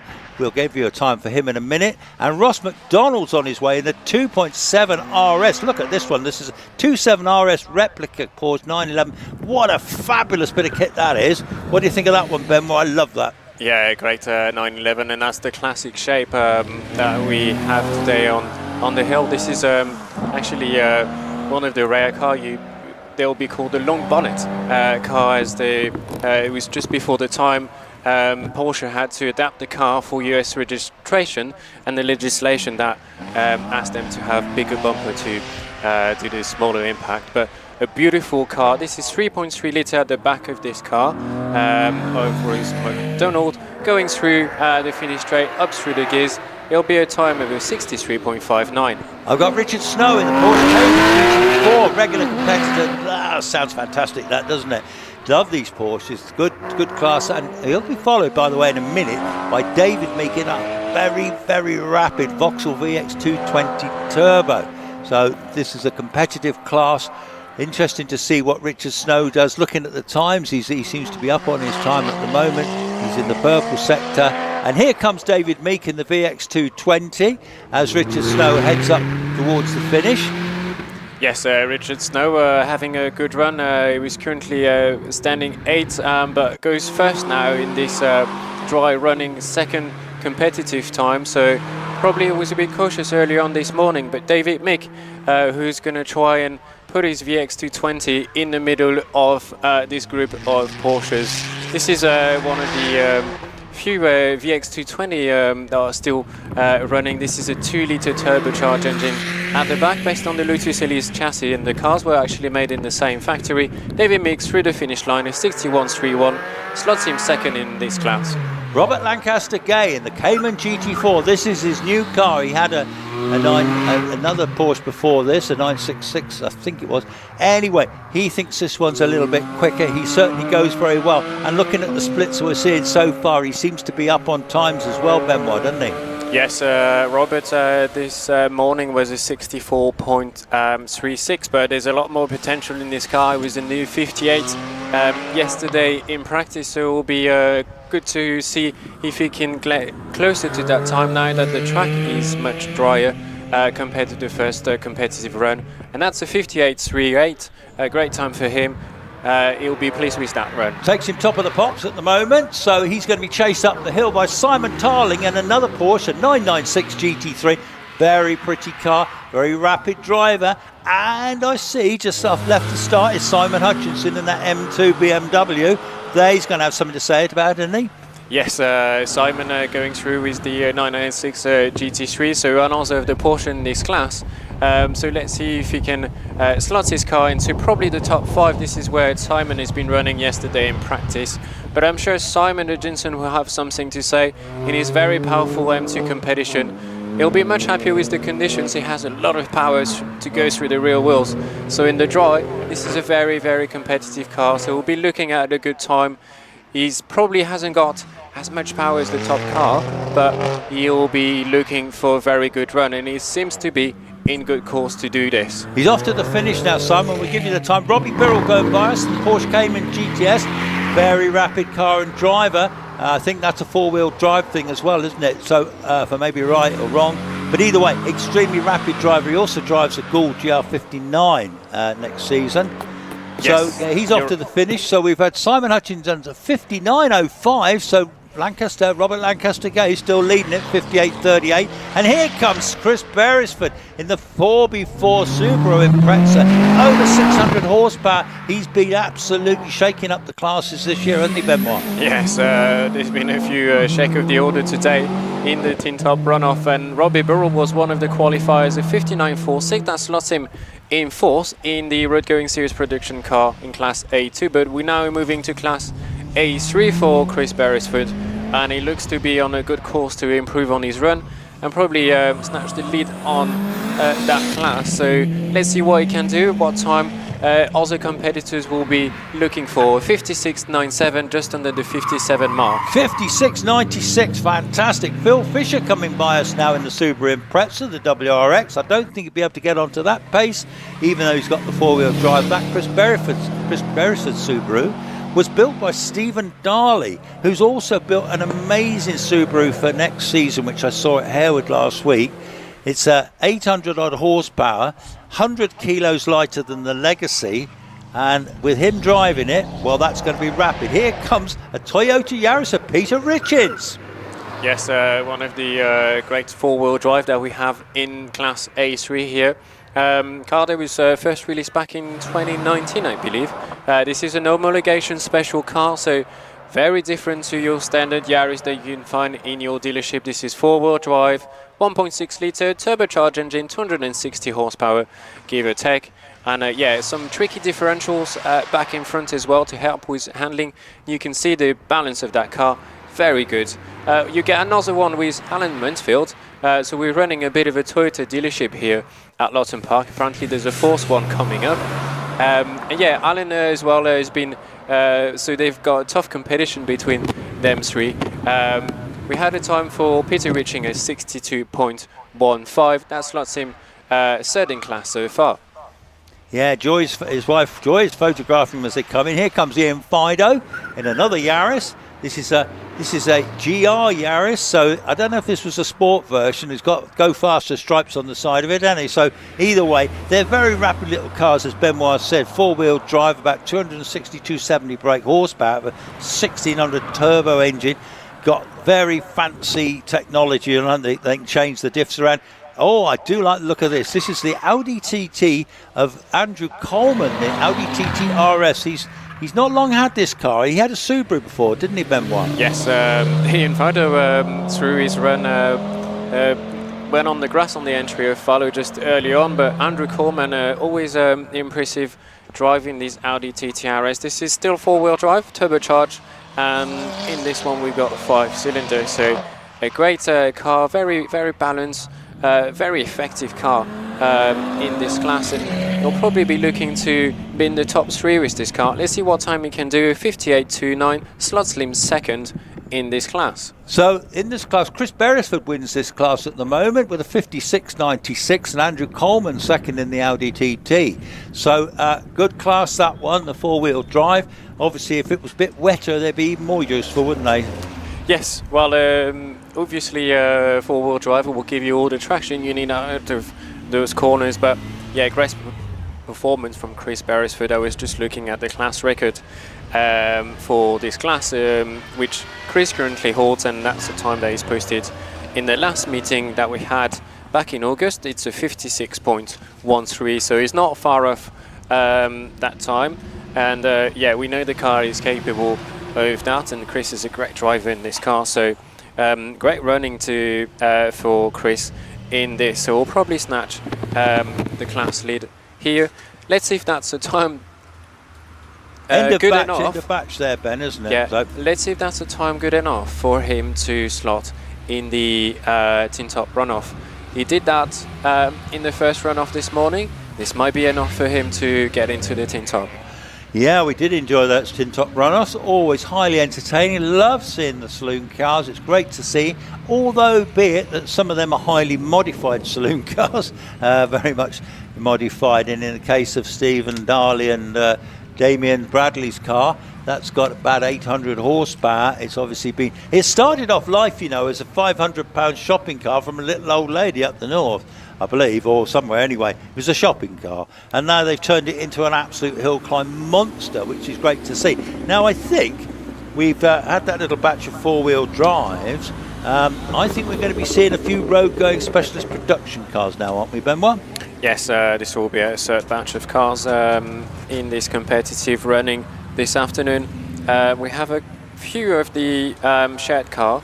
So we'll actually get to see, I believe we'll see Scott Moran in the Skoda R5, and we'll see the Subaru Impreza going up the hill. Scott Moran. The Legacy, sorry. Now Scott, isn't he a great bloke? I mean, 6 times British Hillclimb champion. He's driving Dad's rally car, one of Dad's several rally cars, and he's highly competitive, whatever you put him in, isn't he? Well, probably Roger will tell you he learned from the best. And I'm sure Roger is obviously he's a two-time Hillclimb champion, I believe, Roger. Once times.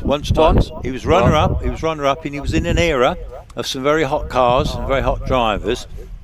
But to compete, to win a Hillclimb Championship, you've got to be brilliant, don't you? And let's be honest about it, you've got to be brilliant. No matter what car you're in, you've got to be brilliant. Yeah. And Roger is a brilliant driver, and he's a brilliant rally driver as well. He still competes on the rallies.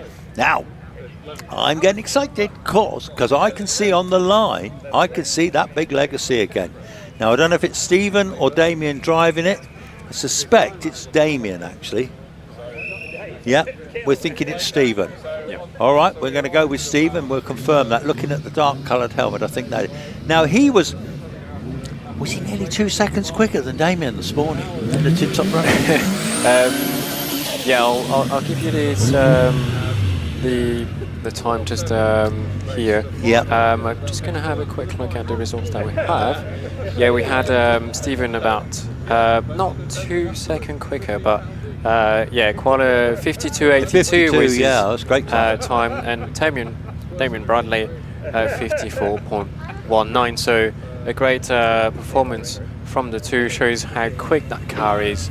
Stephen has been the quickest of the pair here, so let's see what he can do off the line. Wow, that is, well, 1.86 for the first 64 feet.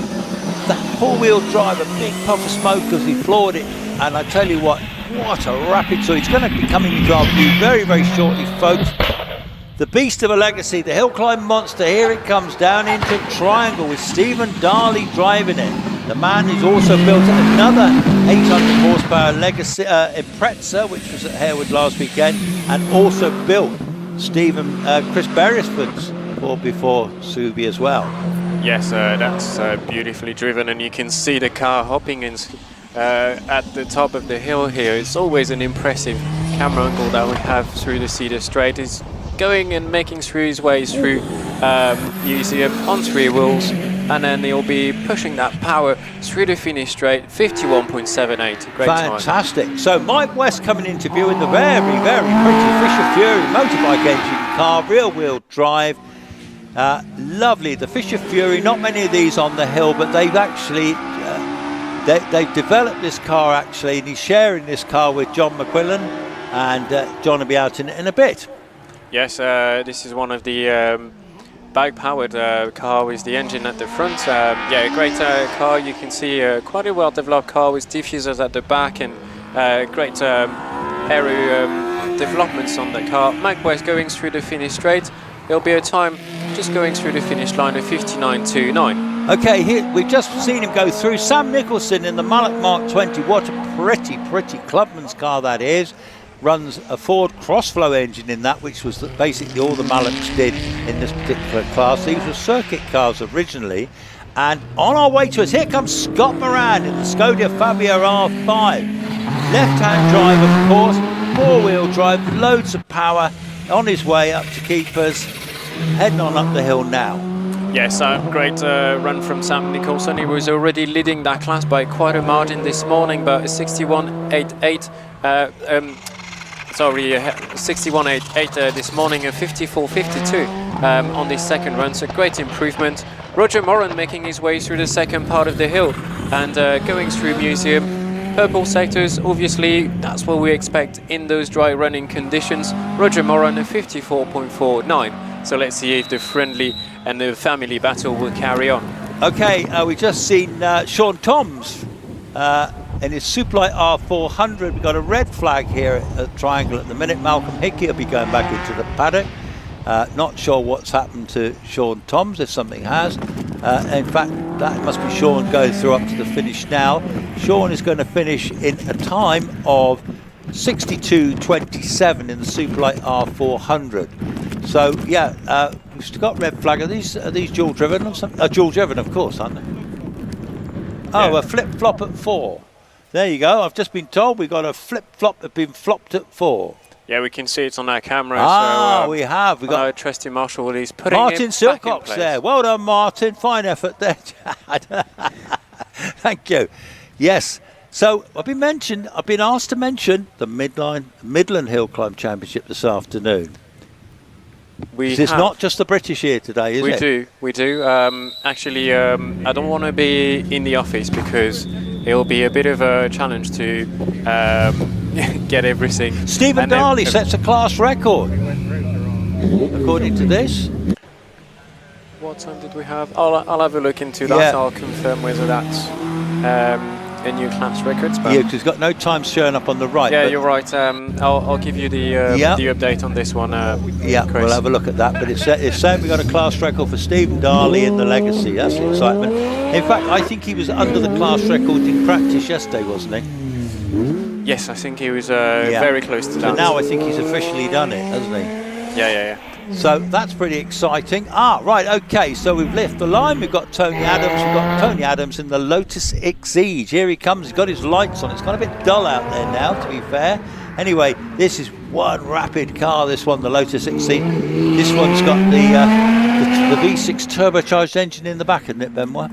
Not quite turbocharged, but it's still a forced injection car. This is a supercharger strapped on top of the car. If you have a look at that car in the paddock, you can see it through the back of the engine bay. It's just strapped on top of the engine. About 350 horsepower. It makes a magnificent sound. And this is one of the stretch Lotus Elise chassis. But Richard Price here, running in this beautiful Caterham 7. This is 1.6 litre K series engine, so from the Rover stable, and Richard Price is always very impressive. Great driver in this car. Gives up quite a lot of power compared to the rest of the runners in this class, being the smallest engine in this class. But Richard makes it up for with a great driving. He's built that car 20 years ago and he's been owning that car since then. Okay, I've got Stephen Garner on the Westfield just going by us as Richard Price goes to the finish in 56.89, goes into the lead in that class. But Steve Garner always has something to say about it. This is the second one. He had one and he got stolen for 6 years, right? And then he found it in a garage in Essex somewhere. He had a tip-off and he built another one the same, a replica version of it. As Malcolm Hickey comes into Triangle 2, so Stephen Garner has just finished in, just about to finish now in 57.26, 57. So Richard Price leads the class at the moment. Malcolm Hickey's gone by us on. Ray Lower's leaving the line.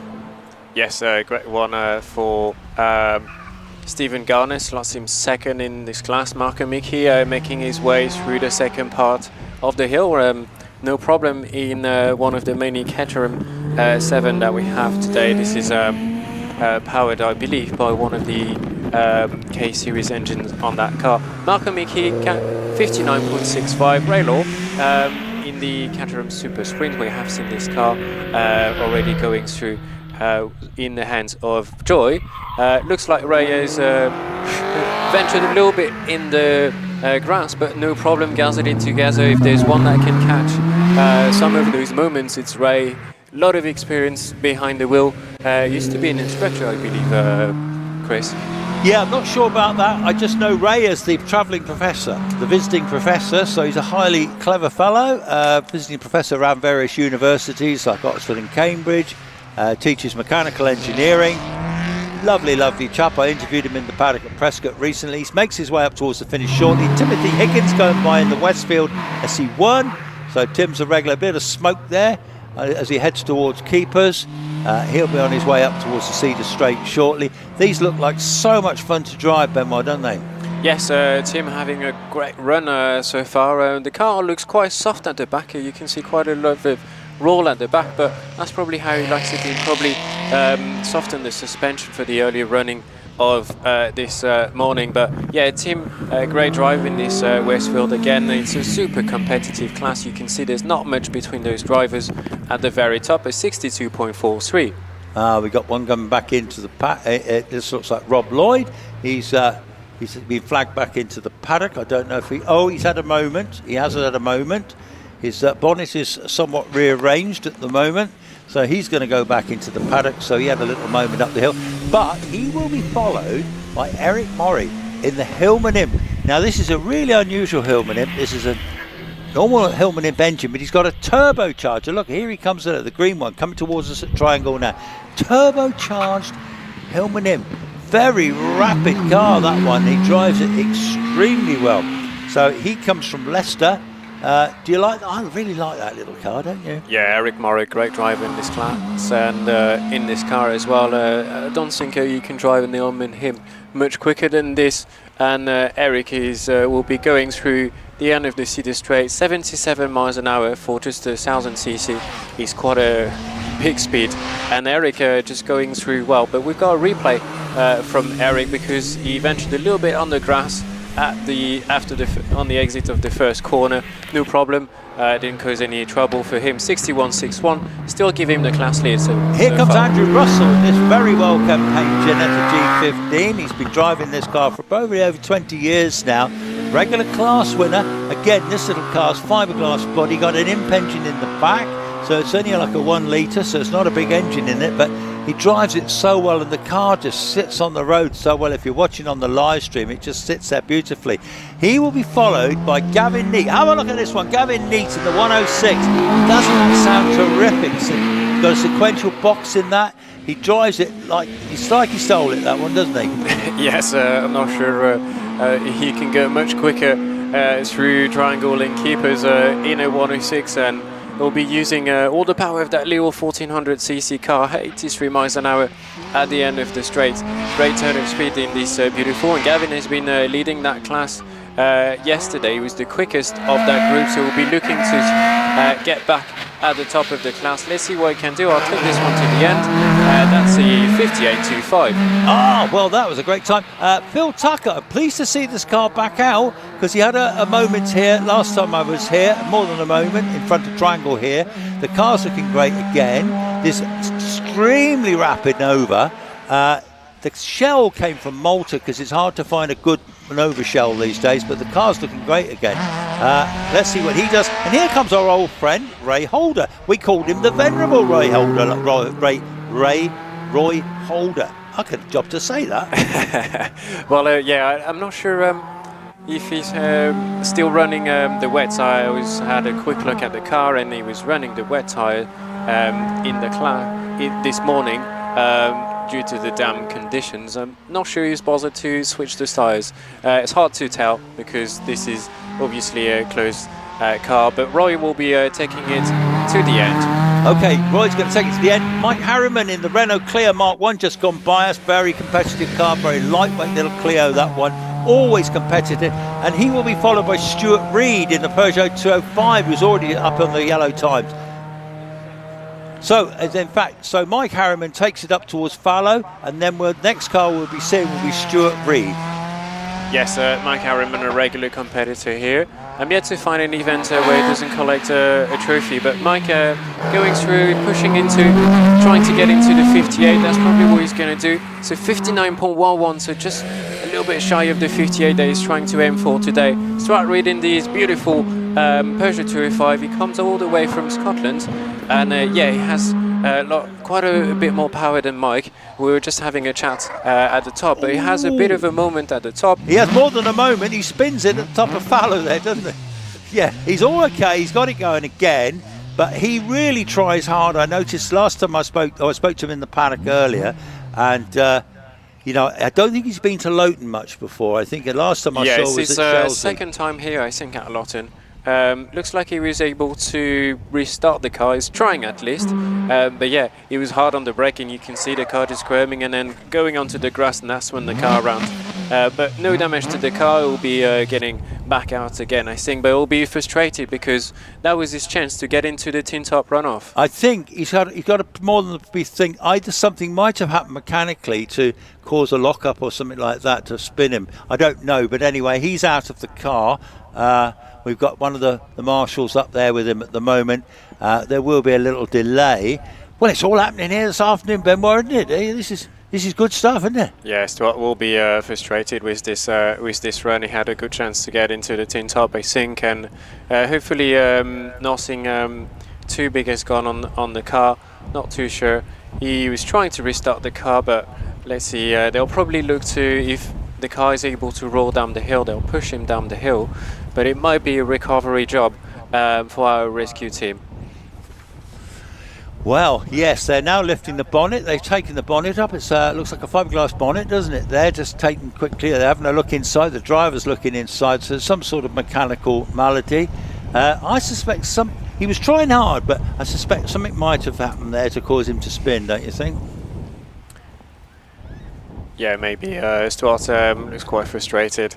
And you can see his body language there. They're putting the bonnet back up. Let's see if they can roll the car down the hill. Yeah, they'll get it sorted shortly. Well, so anyway, we're doing all right. Oh, goodness me. Oh, dear. My blinking phone's ringing. I'll just get rid of that. Sorry about this, folks. Yeah, so the rescue truck is making its way through the top of the hill here. So looks like it'll be a rescue job for our crew here, fantastic crew, which will get us back up and running in no time. Stuart looking really frustrated, as you would expect, but I'm sure we'll be back up and running in no time.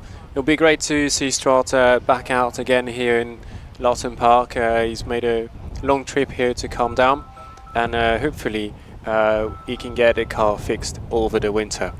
The truck will be making its way, and we'll be looking to get all things running. Getting a bit of a replay if you're watching online here. Looks like almost the brakes had locked up. So spin the car around. He was able to carry a bit of momentum, but that was too big of an ask for the car, unfortunately. If you're standing in here spectating at Loton Park live, watching the live action, thank you for all being here. If you're standing here at the bottom of Triangle, make your way just to the top of the hill. You can follow the fence that will take you through the view onto Keepers and onto the Cedar Straight. This is where the cars will be getting at their top speed, so quite an impressive bit of the track that you want to have a quick look at. And then you can get onto the entry of Fallow, this tricky 90 left-hander for most of the drivers here. Drivers will be daring, be brave on the brake, and will be looking to carry their way. And then you can get just outside of Museum. This is a tricky corner for many drivers. Sometimes we'll catch drivers on the entries. It's a blind entry, but we're having a quick look at the cars going down the hill on the live stream. So here at Loton Park, we haven't got a return road, so we have to stop the action and get all the cars back in the paddock once we have completed the batches of cars here. So a great running so far. Stuart will be frustrated because he was probably pushing to get a tin top runoff entry in the qualifying run, but obviously this is motorsport and those things will happen sometime. Great to have so many spectators. This is the last one of the season here today at Loton, so if you want to make sure you come back for the next season. So we'll be starting the next season in April with a bit of a members practice, and then we'll get back into the normal running order of our different interclubs and Midland Championships. Okay, just want to mention the regalia shop behind me. I'm sure they'd be very pleased to see you. They've got some end of season bargains, no doubt, so go and visit the regalia shop. We've got the ice creamo van up there as well, and we've got plenty of burgers and bacon rolls and stuff just up in the paddock there. Anyway, so where we got to then, Ben Moore? What are we going to see next? Well, after 3 comms. Beg your pardon? After 3 comms. After 3 comms? 4. 4 comms. I don't know what you're on about. After number 3, oh, we're yes. going to move to batch number 4. Batch number 4. Right, I'm with you now. So we have a couple of double-driven cars to get started. So we'll get into what you love. We'll get into the first single-seaters. Single-seaters. And you know I love single-seaters. I'm big fan. I'm a big fan of these tin tops too, to be fair. But I can see that looks like Alex Summers' car, isn't it? So we'll be starting with Jonathan Flesher in the OMS 28. Yes. I believe that will be the first car that we'll see on the line. This was the car that had quite a moment at Shelsley, but it's been sorted out now. It's dual driven. Dad and son, this one, isn't it? Dad and son. You're right. Dylan Flesher is the son. Said to me he was quicker than Dad, but I think Dad's been very quick too. This car is beautifully turned out, this OMS. Steve Owen OMS. Fabulous little car. Motorbike engine in that one, isn't it, Benoit? Yes, as many of the cars that we'll find in this class, so this will be Class I, the most popular here of the single-seater. We have about 20-ish cars. Yeah, we got a great big bunch. Entered in this class. Fabulous. In the family battle between John Flesher, Dad, and Jonathan Flesher. He's from Harrogate in Yorkshire, so they've had a long old run. He's in the teeth business, Benoit. Did you know that? He makes fancy teeth for people. Well, I'm pretty sure at the end of his run he'll have a great smile on his face. I bet he's got a proper white smile, hasn't he, this fella? I'd be disappointed if he didn't have a nice white smile. You know, what's it they go? They go and have a special treatment, can't you, these days? Yeah, it's like running a car dealership with, like, you know, the oldest car in the neighbourhood. That wouldn't be a good showing. It wouldn't be a good showing, would it? No, exactly right. Yeah, come and buy some of his finest teeth. There you go. The teeth man is going to be on the hill. Dylan's pushing him now, and they're going up till he started the engine. Marvellous, marvellous. Well, yes, so we're into the first of the racing cars over 600cc up to 1100cc, but none of the cars are 600cc in this class at the moment. One of the more interesting ones, running probably second up, will be Ben Hamer in the OMS 28 with a 748cc Kawasaki engine with a turbocharger. That's extremely rapid, that one. Anyway, Jonathan Flesher, he's going to about lead the line right now. He's on his way in the OMS 28. Most of these cars are actually running Suzuki GSX-R engines, aren't they, Benoit? Yes, most will be running either Suzuki GSX-R or Yamaha R1 engine. So these are the most popular engine, but the Suzuki seems to be the engine of choice of most of those cars. Great run so far for Jonathan Flesher. He'll be looking to improve on his previous time. This morning posted a 58.44, so great running for him. He was he was slower than his son, but I'm sure he won't be too upset by this because he'll be very proud of his second one. Here comes Ben Hamer in the OMS 28 with a Kawasaki turbocharged engine. Listen to that little engine scream. Two brothers driving this one. They're both very, very rapid. It's got the green colour scheme is a wrap over the top of the car, by the way. Made by Steve O in this OMS 28 up in the north. He makes a lot of these little cars, very competitive. They're making very good progress up the hill. And the next car will also be... Oh, he really spins it out of museum. Here comes young Robin Wood in the Force PT, another pretty little car, open. The engine's open at the back there, no cover over that. That doesn't seem to slow it down at all. Anyway, so Ben Hamer has gone up the hill in 49.57, so he goes quickest so far. Oh, and he's up the fallow straight. He's at 94 mile an hour as young Steve Morgan actually comes into view in the Empire Evo 3. Yes, great running in the first into the 50s for Ben Hamer, but Robin Wood will be just going through the finish line in the 52.35, but I'm sure still will be getting close to that time. He was purple going through loggerheads and 98 miles an hour in this beautiful Empire Evo 3. He'll be taking this through the finish straight, up through the gears, and he'll be using all the power of that 1000cc engine at the back. What time, Steve? 51.33. Richard Weaver just gone by us in the Empire Even, sharing this with his son Tom. They bought this car last year. They've got quicker and quicker in it and absolutely love it. They had a Hornet before, an OMS Hornet, but they didn't go on so well with that one, but they absolutely love this car. Kirsten Dodd, by the way, will be joining us shortly in the Van Diemen Formula Ford. Recently got engaged to Matt Ryder. Congratulations to them. Anyway, here comes Kirsten in the Van Diemen RF86, which she's sharing, of course, with Carolyn Ryder, isn't she? Yes, there's a great competition and ladies competition in this Formula Ford class. This is the Formula Ford car up to 1600cc. manufactured before 94, so great entry car to single seaters. Great. Those drivers didn't have to go through the headache of slicks or wets. They just have one spec tyre to run in this class. Here comes Clive Austin, just gone by in the DJ Firehawk. That's Richard Summers' car, isn't it, that one? So Clive's having a drive in that. He was out in the Empire last time, the Zach Zammett's Empire at Prescott. Anyway, so Kirsten Dodds finished in 61.80, which is a big improvement on this morning's time, as Clive Austin goes up through Museum. And here comes Nigel Elliott in the TR7 V8, twin turbocharged Rover engine in the back. Absolute beast of a car.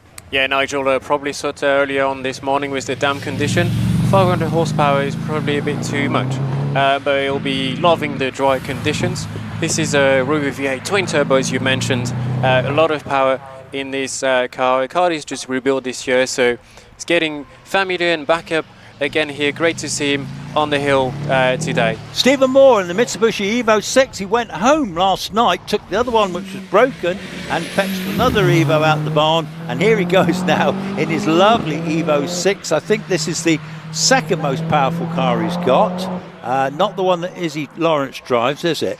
Anyway, so Stephen Moore on his way into Fallow, on his way up towards Museum, and then leaving the line next will be Damon Bradley. He's due to come on up, so Stephen's heading off up towards the finish. Let's see what he can do. Puts the power down on his way to the finish. 55.83. Take it away for Damon Bradley. Yes, second in class for Stephen Moore, but David Bradley will have something to say about this. Let's see what he can do, and if he can get close to Stephen Darley in this car. This is one of the most powerful legacy that you'll see, and one of the most sought after car. This is a beautiful car that's been in the lockup for many years, and they've been driving this car beautifully, both of them, all the way through that season, and they've always entered the runoff, so these two are guaranteed to get into the runoff. You can see how the car is dancing, beautiful handling. It's quite difficult to make a four-wheel drive car handle like this.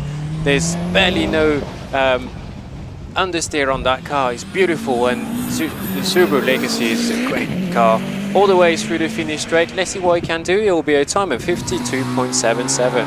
Okay, Phil Goss just gone by us in the Caterham Hayabusa, another motorbike engine car. Phil is often one of our officials on the hill here, but anyway, today he's driving. This is a very well sorted car, Caterham Hayabusa, so that's really like the ultimate spec motorbike engine to put in that, which is extremely rapid. He'll be followed by another amazingly quick driver, which is Alan McDonald in the Force SR4, the little sports car. He wins this class quite often, doesn't he, in that car? Yes, and Phil Goff just a 56.59 in the Busa Caterham, but the Alan McDonald was really quick so far this weekend in this Force SR4. Great car, and you'll see this 88 miles an hour at the end of the straight. Alan McDonald wasn't the quickest so far this morning, but he was yesterday in the dry running condition, but it looks like he had a little bit of a moment at Museum, but no problem in the second part. 52.50 this time. That's what's him first in class, but I'm sure the rest of the competitors will have something to say about it. John McQuillan just gone by us in the Fisher Fury, the green Fisher Fury. He's sharing with Mike West. And he'll be followed by Ray Ball. We'll see in a minute. Ray Ball is running a Z-Cars Mini Type R. So this Mini has got a Honda Type R engine in the back of it, not the front.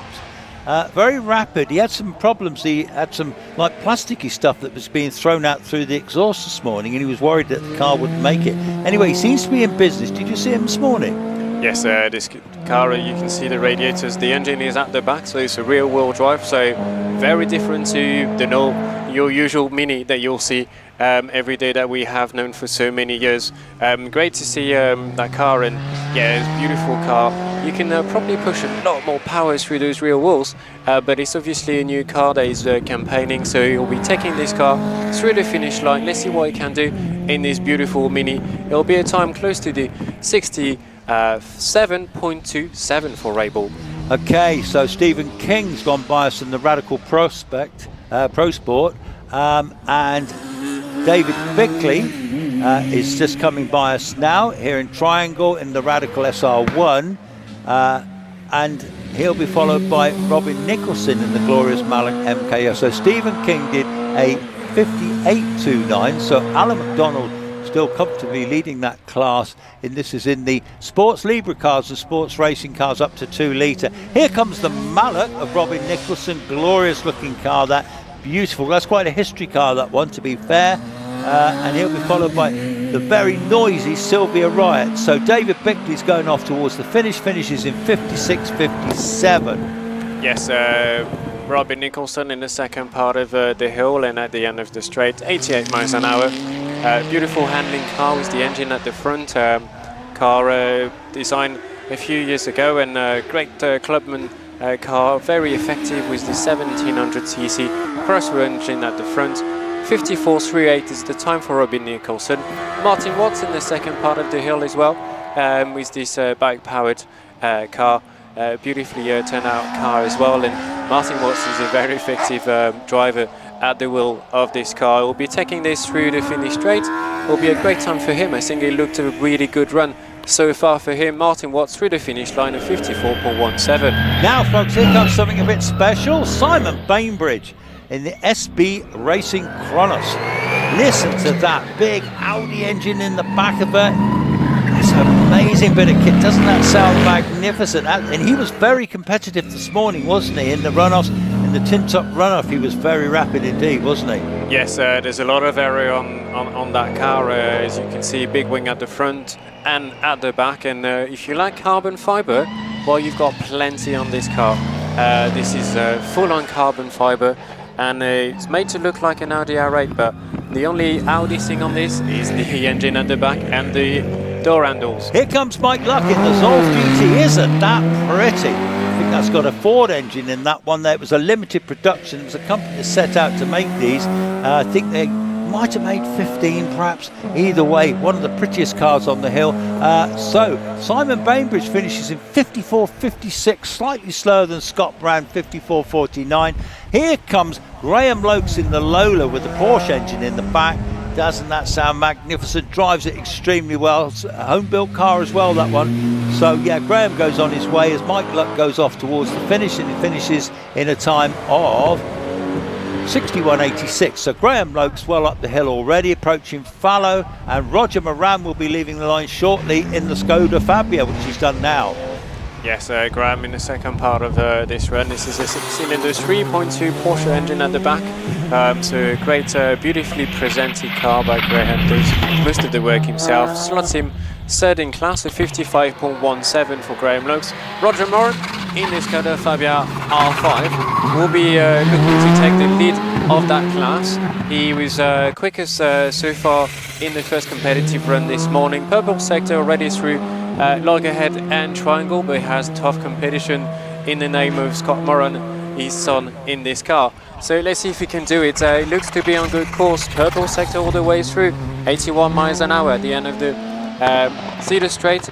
Hard on the brake into the entry of Museum on 3 wheels, and then he'll be using the sequential gearbox of that car through the finish straight, and that's a 54.32. Okay, Chris Howard Harris just gone by in the Omen Soul. Now, last time I was here, he had a 600 in that. I think he may still have that 600cc Yamaha engine in that one. Yes, you're right. Still the Yamaha engine at the back of the car. Chris Howard is in the class of its own in this car. So this is class H, so this under 600cc. This was a very popular class a few years ago, but the 1000cc has taken over and become now the most popular car. So if you want to win your class, maybe you can enter this one, a 56.34 for Chris Howard Harris. Okay, well, yes, he's in his own class there, that 600 class. He was telling me that he has a WhatsApp group, and there's 12 other cars knocking around in people's garages, but they won't come out to play. So he's having to play all on his own in that class, which I think he'd rather have his mates come out and have a go, really. Well, what happens sometimes is that there is one driver that is so quick that everyone is like, well... You think they're scared of him? You think he's got there? No, actually, he is quick, because I think he was telling me he used to have a very quick Caterham or Westfield as well he used to drive. Yeah, but what happens sometimes is you got a very quick driver in one class. And that puts people away from entering that class. No, nothing to do with the quickest driver. It's all down to talent in this sport, but a great way to obviously get into single-seater. Obviously, the smaller engine car, probably a very effective way. You probably still find those engines still knocking around. There's still quite a lot of those 600cc engine car running around there as well. So you can probably find quite relatively affordable engine to put at the back of your car. End of batch, by the way, folks. You'll see the cars coming back down now. Yeah, so going well so far this afternoon. Weather's staying dry, which is nice. And yeah, some nice little mixed class there, Benoit. I really enjoyed them, to be fair. Some big fast tin tops, some single seaters, some Caterhams, you know, as you call them. Hey, Caterhams, hey. I'm taking the mickey, old son, but you'll get used to me in time.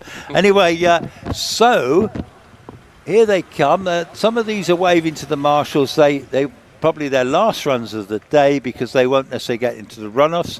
I don't know what sort of time. Well, the times seem to be a bit quicker this afternoon, don't they? Have we confirmed? Do we know if Stephen Darley did break the class record? Do we think? Well, I was going to update you on this, and I have just taken note of the time from Stephen Darley. The previous class record in Class C3 for modified series production car over 2 litre was held by Mike Turpin in a Vauxhall VX 220, a car that was 2.2 litres supercharged. His time was a 53.52. That's a record that was set back in September 2013, so 10 years ago. His new class record for Stephen Darley in the Subaru Legacy is a 51.78. So almost 2 seconds quicker than the previous class record. So well done, Stephen Darley. You can put that and add this to your series of class records here in the hills of the UK. Yeah, that Legacy is shaking it up a bit, to be fair. It's one heck of a piece of kit. Every year it gets quicker. But next year, Stephen will have his own Subaru Impreza out to play. The beautiful purple car I saw last weekend. Done a fantastic job on that. So we're going to have a very competitive thing. And also Simon Bainbridge is going quicker and quicker in that Chronos, isn't he? So that class, and Stephen Moore, of course, has upped his game this year as well. So actually it's all looking very good indeed. Anyway, so I'm guessing we're going to be carrying on with our single seaters now, Benoit, aren't we, as we move up through the classes. We're still, have we finished? No, we haven't finished all the 1100s yet, have we? I don't think. No, not quite for the 1100. This will be what will be coming up next. So we've got a few names to keep an eye on in this class.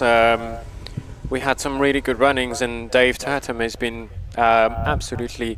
I haven't seen. Have we seen Stuart Bickley this afternoon yet?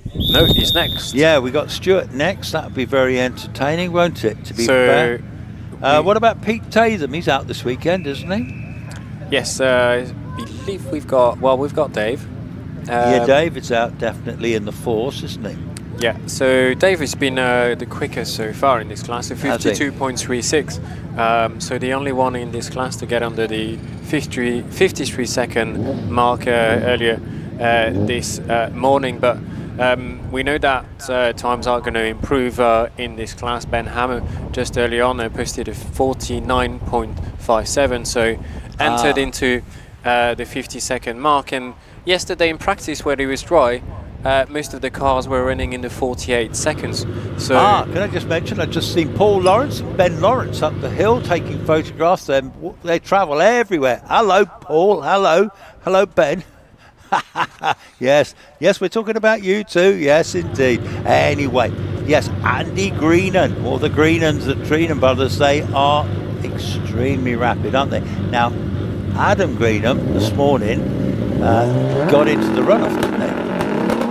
Yes, you're right, and great performance from Adam Greenham, and Andy will be looking to improve on his previous time. Have some really good running in this category. So this is... Here he comes. Here Andy Green into triangle now at the Empire Evo 3. That's got a 1600 Hayabusa engine, Suzuki Hayabusa engine, shares that with his brother. Always rapid, sparks coming off the underside of the car as he flies up the straight into fallow. 116 mile an hour approaching fallow there. That is extremely rapid. Heading into museum now. He's going to come around museum. I'm going to put the power down, heading up towards the finish. What's his time going to be? A 47.42. That's a great time. Here we got Alan Warburton in the Gould GR59, another motorbike engine, Hayabusa engine in the back of that, sharing that with his son David, who was extremely rapid this morning, wasn't he, Benoit? Yes, driver of the day for me, David, and Alan Warburton is no sloucher in this car. Eyes 103 miles an hour at the end of the Cedar Straight. I love this car. It's just a great, well-balanced car, great power-to-weight ratio as well. And they've been really competitive in this car. 48.19, that slots him second in class so far. Okay, Simon Mackay comes into view in the GWR Raptor Generation 2. Now, that was, I think Richard Spedding drove that this morning, didn't he? You're right, Chris, and Simon has been a great performer in this car, but Richard jumped in this car and just laid a 45-second, which is an extraordinary performance in a car that is obviously driven before, but he's not been competing all season long in that car, so not too familiar with this car, but great. Simon Mackey, no problems through that run. Beautiful all the way through, 49.70. Andrew Coleman in the back, Demon RFO2 FX. That's the Formula Ireland car, wasn't it, Benoit? I believe 2-litre power in that. Is it 2-litre in that one? Yes, we're moving to class K1 on here. So yes, this is normally aspirated engine cars up to 2-litre. And yeah, Andrew so far this morning posted a 62.31, but we'll be looking to improve on that time by quite a margin. Looking at the splits, that looks a good run for him, and he'll be going through the finish straight, and that's a 52.42 for him. Okay, so the next car we're going to see is Jonathan Evans in the lovely Pilbeam MP88. This one's got a 2-litre Millington engine in the back and used to be owned by my friend Mike Tregonning down in Cornwall. Regards to you, Mike. Hope you're doing okay. I know you've been going through a little bit of bad times recently with the health. Hope you're on the mend. Anyway, so Jonathan Evans in the Pilbeam, your old car, takes it up the hill now. Yes, Jonathan Evans in that is beautiful MP88, as you've mentioned, Chris. Great classic shape for a single-seater. And yes, the memory of Mike Pilbeam is still running and will be running for many, many years, I'm sure. Hang on, now, did you mention this morning about Mike Pilbeam's deceased? Was it mentioned that Pilbeam Mike was no longer Mike Pilbeam? The reason I mentioned that was I believe it was put out of commentary, and I will say that Mike Pilbeam, for everyone looking in, is definitely not deceased. So, okay, Mike, the apologies that went over commentary. Not my doing, but anyway. So Mike Pilbeam's still with us. Trish Davis has gone by me already in the Force TA with her husband's V8 engine that he builds in the back of it. Anyway, Terry Davis, of course, is the other driver of that one. And the next car we'll be seeing will be Nicola Dearden in the Gould Dallara. Rather a pretty car. Here she comes down now towards Triangle. So Nicola Dearden in the Gould Dallara. Fine looking car. That one's got about a 270 brake horsepower, 4-cylinder Vauxhall engine in the back of that one, I believe. Anyway, do you like that one, Benoit? Yeah, great car. A car that comes from circuit, but has been transformed to perform on the hills. You can see the big wings at the front and at the back. And you can see this car is not running any side pods, so actually it doesn't have much radiator. So this car doesn't like standing still, and is made to be running with Steve Moore in the GW Predator. Jonathan Varley's car, that one, isn't it? You're right, Owen, and a great car that will be performing again today. Steve Moore currently posting purple sector. This car currently holds the hill record in the hand of John Varley. And here comes Richard Branch in the Force PT. Red's a bit hard always. Little small motorbike engine in that one, but Steve Mars approaching the finish now and looking very good. So 49.34 for Steve Marr. Richard Brandt on his way up the Cedar Straight now. Will be followed by Dylan Flesher again. Shared car with his dad Jonathan in the OMS 28. And here comes Dylan Flesher putting into view as Richard Brandt is approaching Museum, going up towards the finish. Here comes Dylan Flesher, looking very good indeed. Times are good at the moment. 50.61 for Richard. Dylan Flesher on the hill. Yeah, slots him in second. I just said the hill record for the GW Predator. It's the class record in the 2 litre class in the hands of John Varley. So I'll correct myself here. Dylan Flesher, running into this car, and great competitor as well in these OMS 28s, all the way through the finish straight, up through the gears of 49.19. Slots him first in class so far. And here comes Will Kerr in the OMS 28. Now this is the 750 Kawasaki motorbike engine in the back with a turbocharger bolted on. They've had this car for a few years. It's taken a lot of development, but they seem to have the car absolutely flying now, don't they, Benoit? Yeah, a bit of smoke coming out of the exhaust as he entered Keepers, but doesn't look like too much of an issue. 99 miles an hour, so 750 okay, so Will Kerr decides to do a bit of cross cutting as he came out of Fallow. There's no damage on the car. He looks absolutely fine, but he will be a bit annoyed with himself, a little bit embarrassed. We've got red flags. He's stuck in the car still, looking around, thinking, oh, I was just trying a little bit too hard, as Nigel Pitt gets red flag back into the paddock. So there will be a slight delay. So it just goes to show they're really trying hard, Benoit, aren't they? Yeah, well, it wasn't a great run. So he was on a great run, and he'll be frustrated with this one.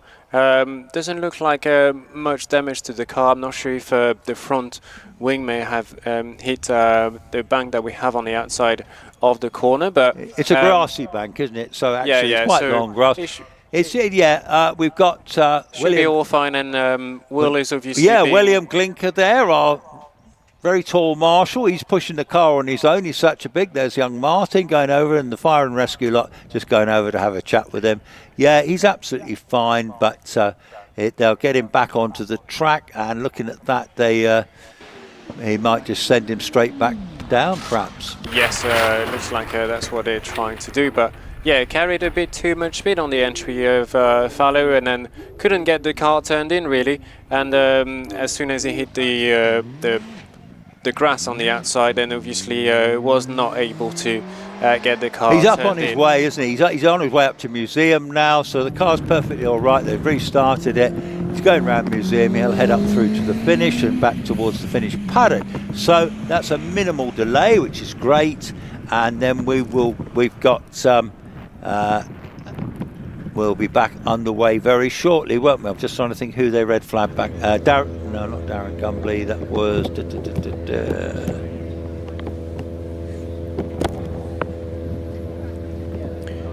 Yeah, I believe it's Nigel Pitt. Nigel Pitt, wasn't it? Yeah, it was Nigel Pitt. You're right. Now what do we got here? That's is that the Force or the OMS? We'll see in a second.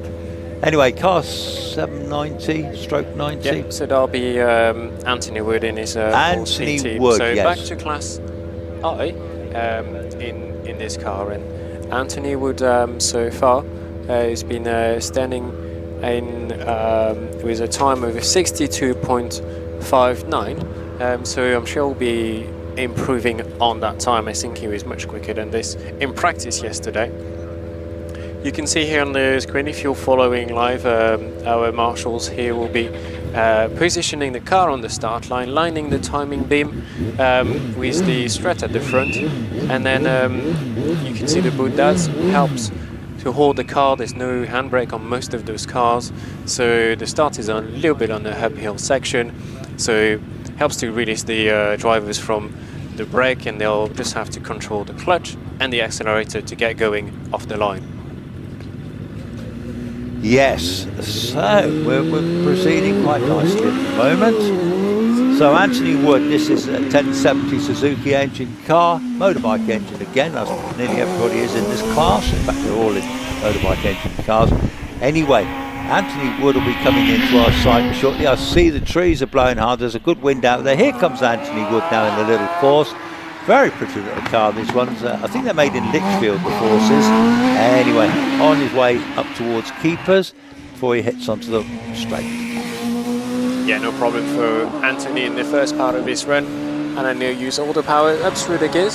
Some of these single-seaters in this class may be running sometimes manual gearbox, sometimes the sequential gearbox.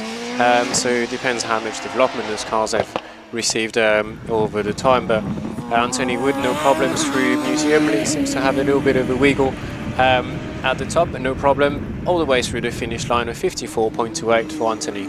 Pretty little car heading towards us is Gavin McLaren in the OMS 2000M. Actually, that was built in the year 2000. He did have a bit of bodywork on that at the start of the season, but he's taken that off because it was like quite a high bit of bodywork. Anyway, it's an older car, but he drives it extremely well. A lovely paint job on that one as well.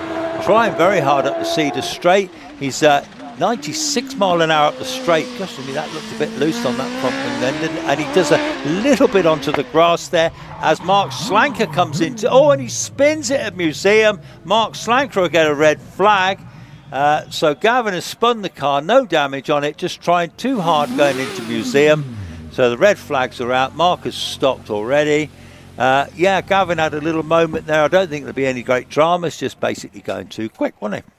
Yes, he does look a little bit frustrated on this run, but no problem for the car. Just looks, this is sometimes a tricky corner that catches drivers. The car just oversteered, and that's it.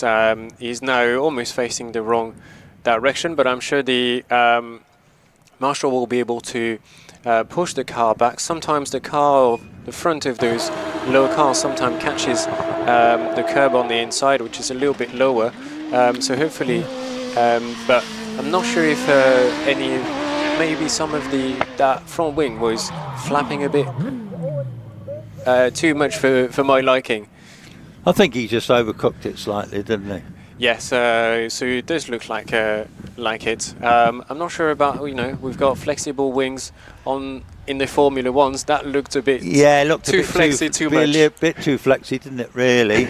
But anyway, he's perfectly all right. Look, the marshals are with him at the moment. He's facing back down the hill at the moment, so I suspect they'll probably fire it up when they say he's up. And then he'll probably either pop down to the top paddock the other way around, I suspect, don't you? Yeah. Unless they turn him round. Yeah, that's definitely, that wing is very, very loose, isn't it? It's jumping around. I'm sure it shouldn't jump around that much, should it? Yeah, well, I don't know. Maybe. Well, who knows? Perhaps it's by design. It's a flexi wing, is it? Is it a flexi wing? It'll be a flexi wing. A flexi wing, yeah. Gavin, the new OMS flexi wing, that one is. Having a chat with the our marshals. I see we got some hardy spectators up the top there. That's good to see, isn't it? We do. Yeah, the weather's all right. We're doing all right today, you know. The weather forecast was pretty dire, particularly for later on this afternoon. They were giving it like 40 mile an hour winds. Now, I can't see anything on my phone now because I've got no Wi-Fi or, whatever it is you need. Anyway, they say you've got to have lots of 4Gs and things, haven't you, Benoit? Well, I'm sure you can see the trees at the top of the hill. We here at the bottom of Triangle are sort of quite... Oh, he's heading back down the hill now, so here comes Gavin on his way back down in his little OMS. No damage on the car, got the flexi wing on the front, but it all looks to be intact, doesn't it? Yep. So he's coming back down the straight, so that'll be a failed run for him. That'll be his lot for today, won't it? Yes, he'll be frustrated with that, but yeah, no damage to the car, that's what's most important in those cases. And of course, next season to think about, so you don't want to be bending your car today, do you? Here he comes now, waving to the marshal, saying thank you very much for all your efforts. I'm off to have a cup of tea, he says. I'm off to have a cup of tea, sometimes, and that'll be my lot today. Sometimes those drivers might think, you know what, the winter is coming, I need to get myself busy, but I'm not sure you want to do that. You don't want to be busy rebuilding the car, does it? No. You just want to be taking the car back into the trailer so that you can have your brain focused on improving the car for next season. Go home, get himself a takeaway or something like that, when he gets home, have a beer. I say, that's it, folks, end of season, unless he's got any more runs. There isn't much else. There's something at Prescott, I think, in a couple of weeks' time, isn't there? I think young Owen's commentating there, from what he was telling me. Yes, and we've got a rally day. We've got a rally day in November. press goes. You're right. Which I'm going to. I believe there's a weekend at Carver as well. Is there a curve? It's got a little bit to do yet, but this is our last weekend at Loton this season. That looks like young Tom Morgan. It is young Tom Morgan in the Empire. Here he comes. I think he's only about 18 years old. He had a birthday this year at one of the local meetings. Drives that with his dad. It's his dad's car. He's really enjoying driving that car. Doesn't it look lovely? And Bill Chaplin built that car. That was about one of the last off the blocks, that one. Yeah, one of the many Empire Evos that we have today on the hill. And then, yeah, Tom Morgan, a great driver in this car, and he'll be always in the top of the standing. But here comes Stuart Bickley. This is got to be seen. This is Stuart Bickley in the Force TA. Very good chance of winning this class as Tom Morgan goes through to the finish in 49.76. Stuart Bickley, that is one turned out car, and he drives that well, doesn't he? Yes, Stuart, excellent drivers in driving this car in the Force TA. Always very competitive, and will be looking to get into the top 3, but Tom Weaver will also have something to say that just following him. But let's follow Stuart until the finish line. It's a time for him at 48.05. 48.05. Slots him first. Okay. Tom Weaver, one of the young gun in this class as well, will be looking to have something to say about it. And it looks like so far he's a little bit behind just grim sectors, so that means he's been improving on his previous time, but not quicker than Stuart Bickley so far. 98 miles an hour at the end of the straight. They're coming thick and fast now. Tom Weaver's on his way round Fallow, on his way up to Museum, and Nigel Pitt will be coming into our view shortly. Relatively comes from Bromyard, not far away from here, in the OMS 3000. All carbon tub on that one, built in 2018, or no, was it 2020? Either way, not an old car, well-driven car. Shoestring racing he had on the side of it last year, didn't he? Yes. So racing on the shoestring. Good luck, Nigel. Let's see if he got enough petrol in there to get him to the top. So Tom Weaver slotted his car in second in this class, 48.40. Nigel Pitt going through the second part of the hill, finishing in 49.77, slots him 6th in this class. Mark Shankler, always an impressive and entertaining driver in this car. He was red flag just early on, so this is his rerun. He'll be looking to get to the top of the ranking in this class. He has done it before, so the car is capable and the driver is. Okay, I've got Richard Summers coming by in the DJ Firehawk, father of Alex, and Mark Sanker goes through the finish in 51.97 as Richard's already gone by. Richard's on the straight now. What's he going to do in this little Firehawk? Pretty little car, isn't it? Goes extremely well, 103 mile an hour straight. And the next one we'll be seeing will be Dave Tatham in the DJ Firehawk. Now David is from Moulton in Yorkshire. Here he comes, extremely rapid driver, him and his brother Pete.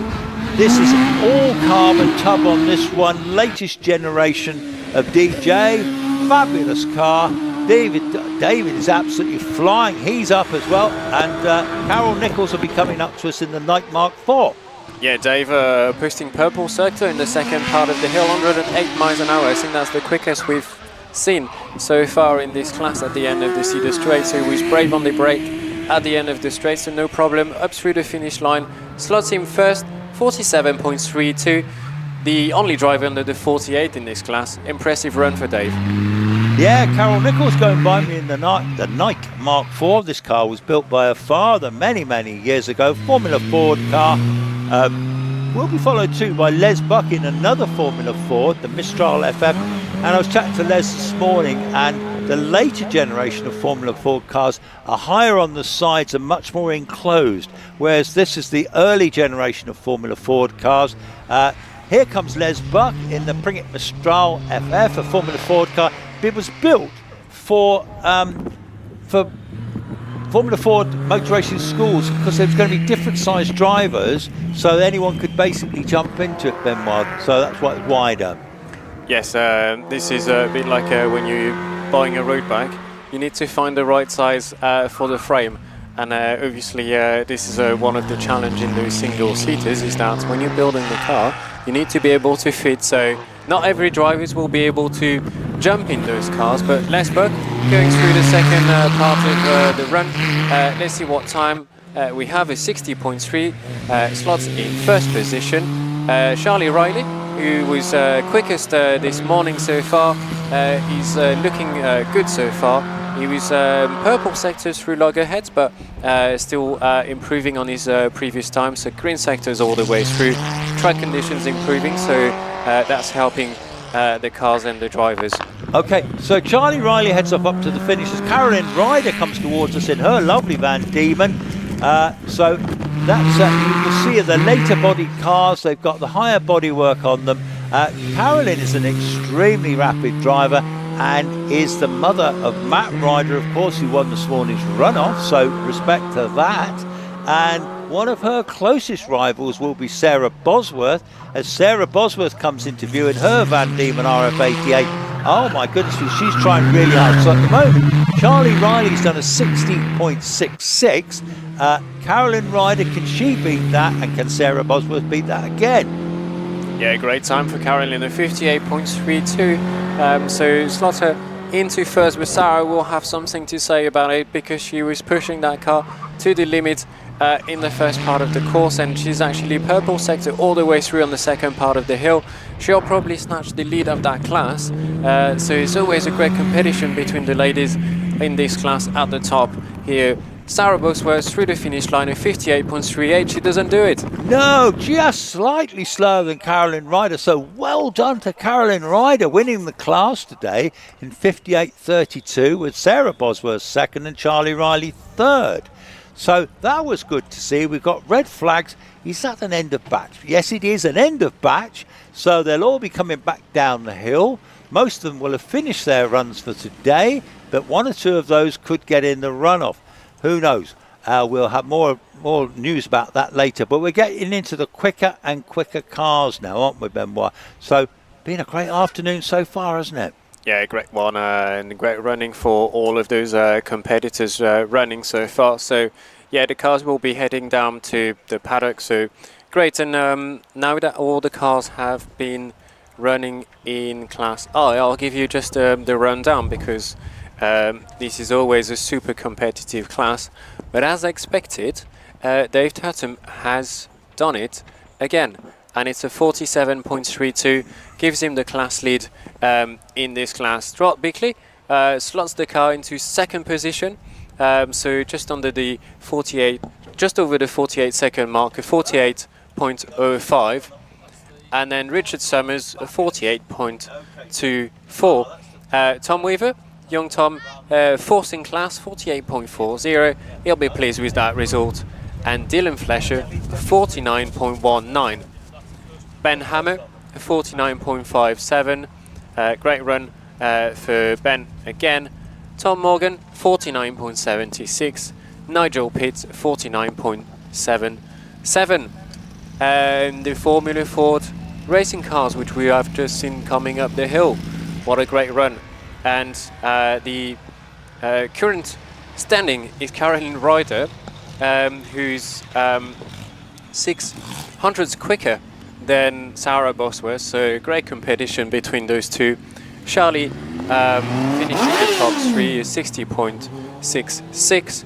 Very close, Esberg 60.83, so great running for those top four. I'll give you the last two, Kirsten Dodd and Carolyn Nicholson in a 70.68. So impressive running for all our drivers here.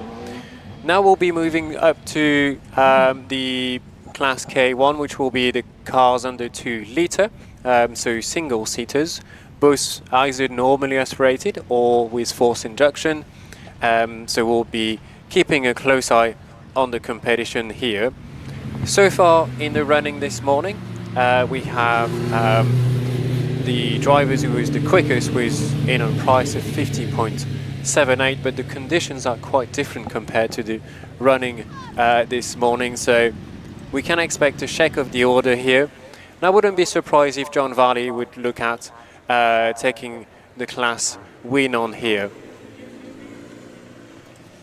Well, they just get quicker and quicker as we go on, so we're obviously on the time runs and we're trying to get the cars that will be in the top 12 runoff later on that we saw this morning, the second round, or the last round of the British Championships.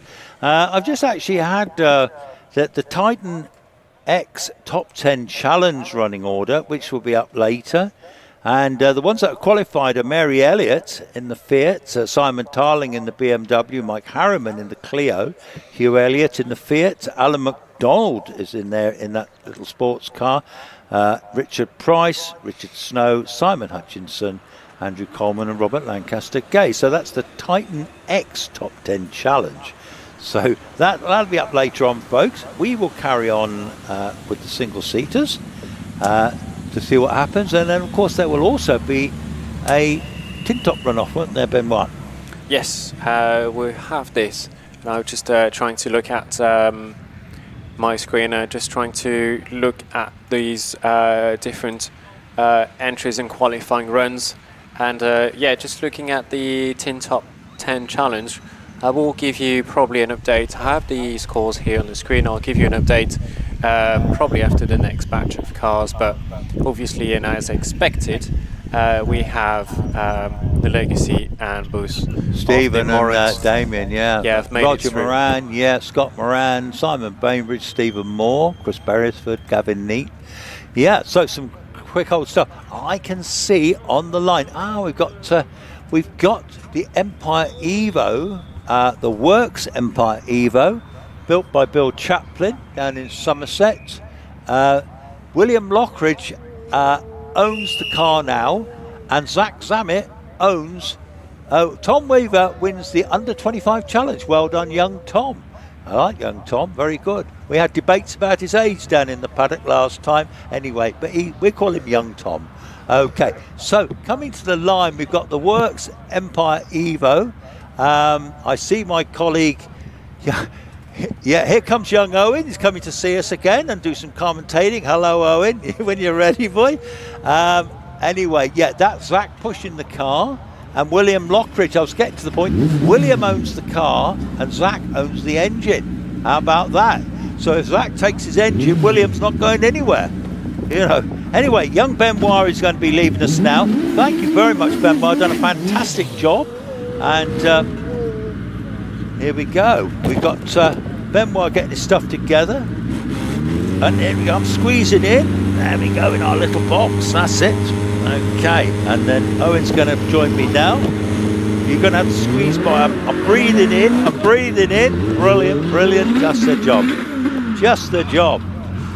Goodness me. Well, it's all getting very exciting. So William Lockridge, he's left the line, but going very slowly into Hall. Okay, he has got a problem, Houston. Anyway, we'll get back to that. He's stopped at Hall at the moment. The marshal's wandering across to see him. That's such a shame. If the car is broken or the engine's gone pop or something, who knows?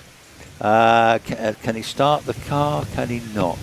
Not quite sure, really. What are you thinking, Owen? How are you, buddy? All right.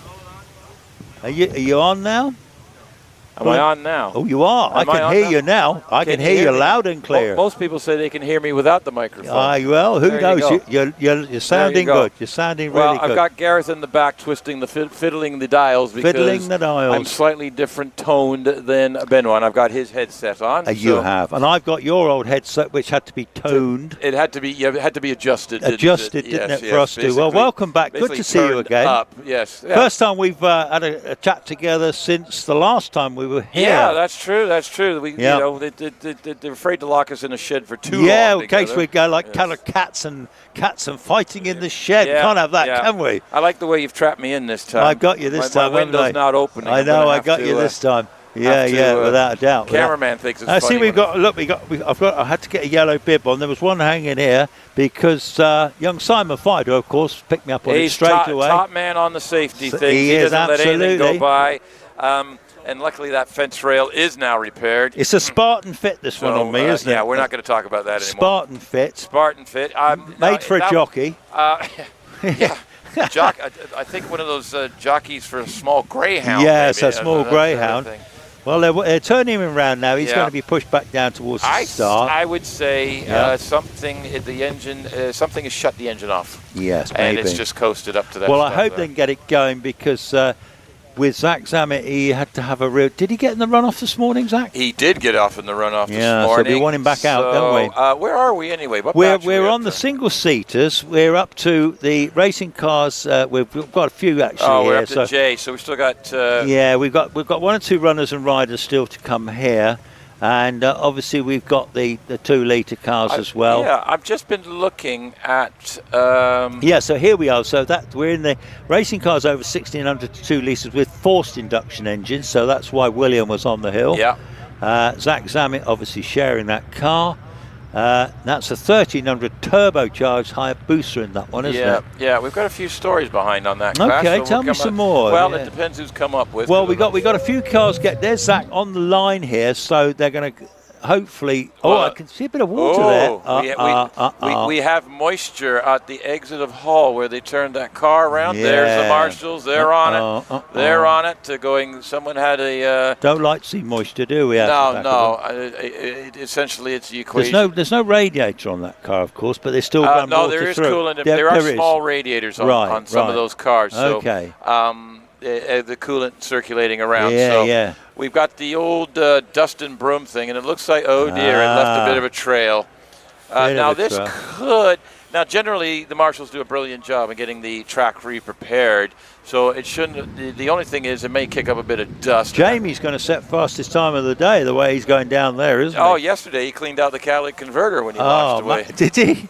Did he really? He did. We did not have mosquitoes for 3 hours after right? that. No, absolutely not. Oh, my So days. I'm just saying, Steve was basically. I think he's got graze marks from Jamie leaving. Jamie. I think part Jamie there. is a frustrated hill climber, do you think? I don't understand why he just doesn't put a timing strut in the front of that truck and give I it think a proper he'd do all go. right, wouldn't he? Other than Motorsport UK, He's a doesn't professional driver as well, isn't he, Jamie? Did you know that? He drives big lorries and things. He is a man of that stature. He's gone the wrong way.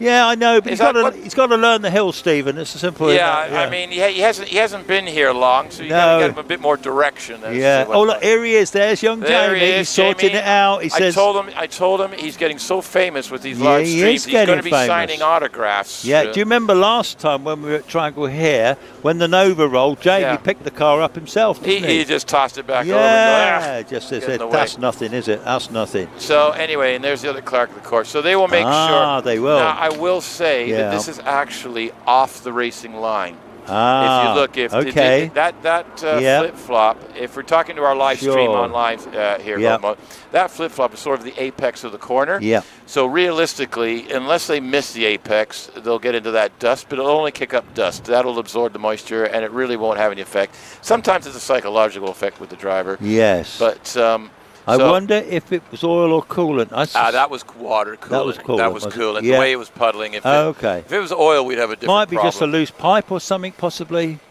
if we're lucky. Yeah.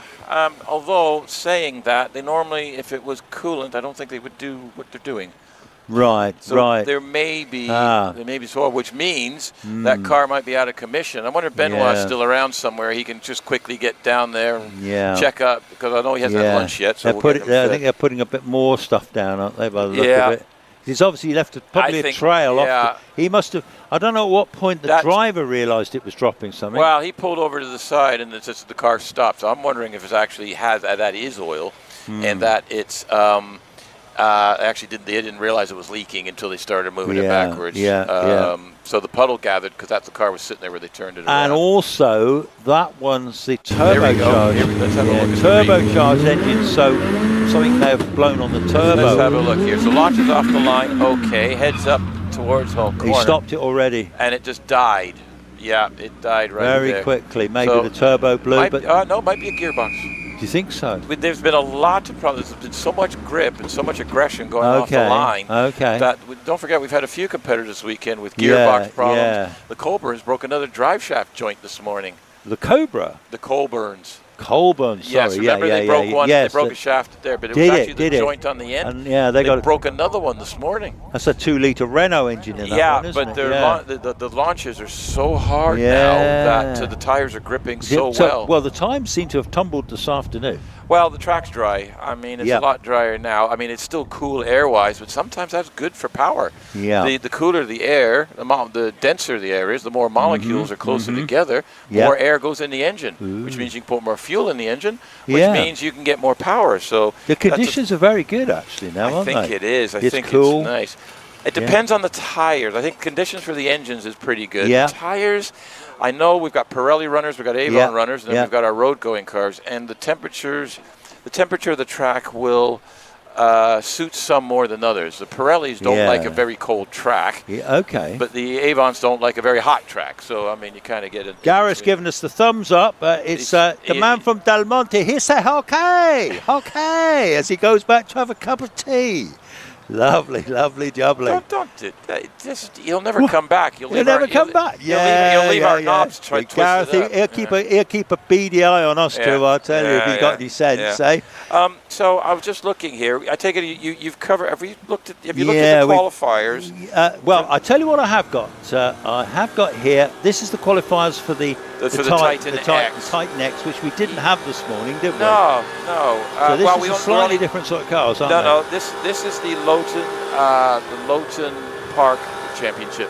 Okay. And it's part of that championship there. So if you notice, all these cars are of the non-single-seater variety. Yeah. So let's see what we've got here. So Robert Lancaster Gay in the Porsche is qualified quickest, followed by Andrew. Is this a handicap job, or is this? No, this is straight. That's times, their qualifying time. But it goes against the class record of the class they're in. So how close they get to it. Are these are in different classes? Some of these. They are, they? yes. So it's quite complicated to work that one out, then, isn't it? You don't see me do it. You've never seen me do it before, but I'm sitting there doing maths while we're doing it. I've seen we'll leave that one there. Yeah. But I was just looking at the British Tin Top 10 Challenge qualifiers for the second runoff, the Tin Top runoff here. Yeah. And you see, we've got number one qualifier Stephen Darley with a new class record. That's there, which is not doing Damien any favors. No. So we've got Scott Moran's qualified for the second time, Damien Bradley for the second time, Robbie Burrow for the second time in his Porsche, Richard Snow first time he's qualified in the Porsche. Gavin Neat's got the little Peugeot 106. What a great little driver, great car. He's got that in. Yeah.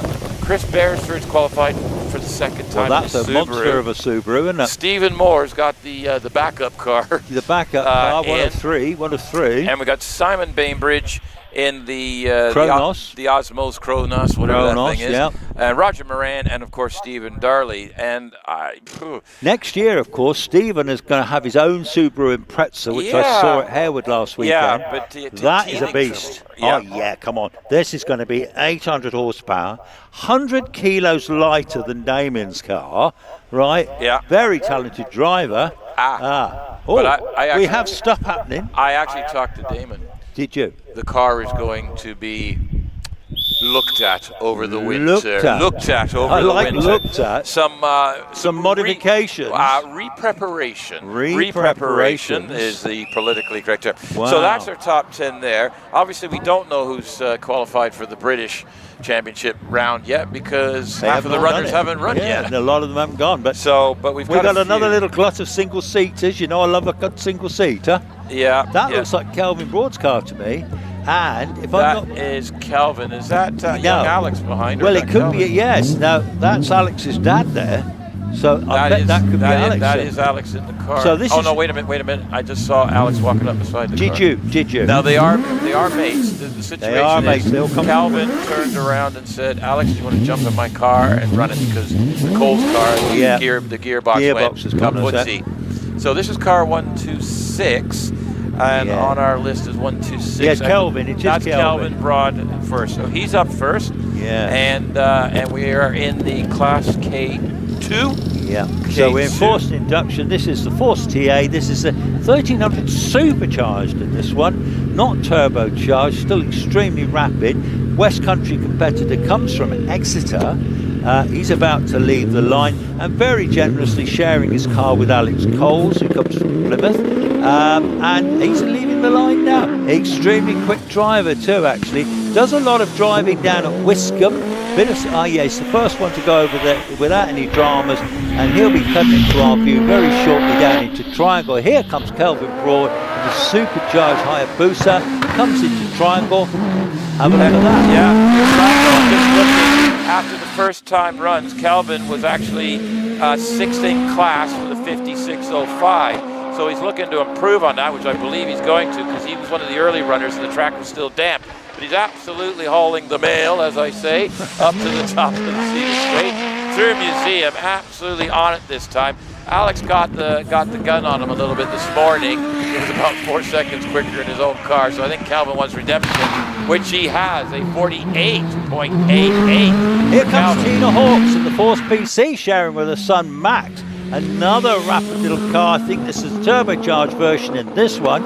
Tina actually there from relatively local, driving extremely well indeed. I think son Max has been quicker over the weekend. He has, and Tina got the worst conditions this morning, so she's looking to make up a whole lot of time here. Originally is currently in 7th, but I think we're going to gain a position or 2 here. She goes up absolutely by 0.82, finishes 4th. As Anthony Hunt goes by in the Gaul, this is Terry Graves' car. He shares this car with Terry Graves, Anthony Hunt.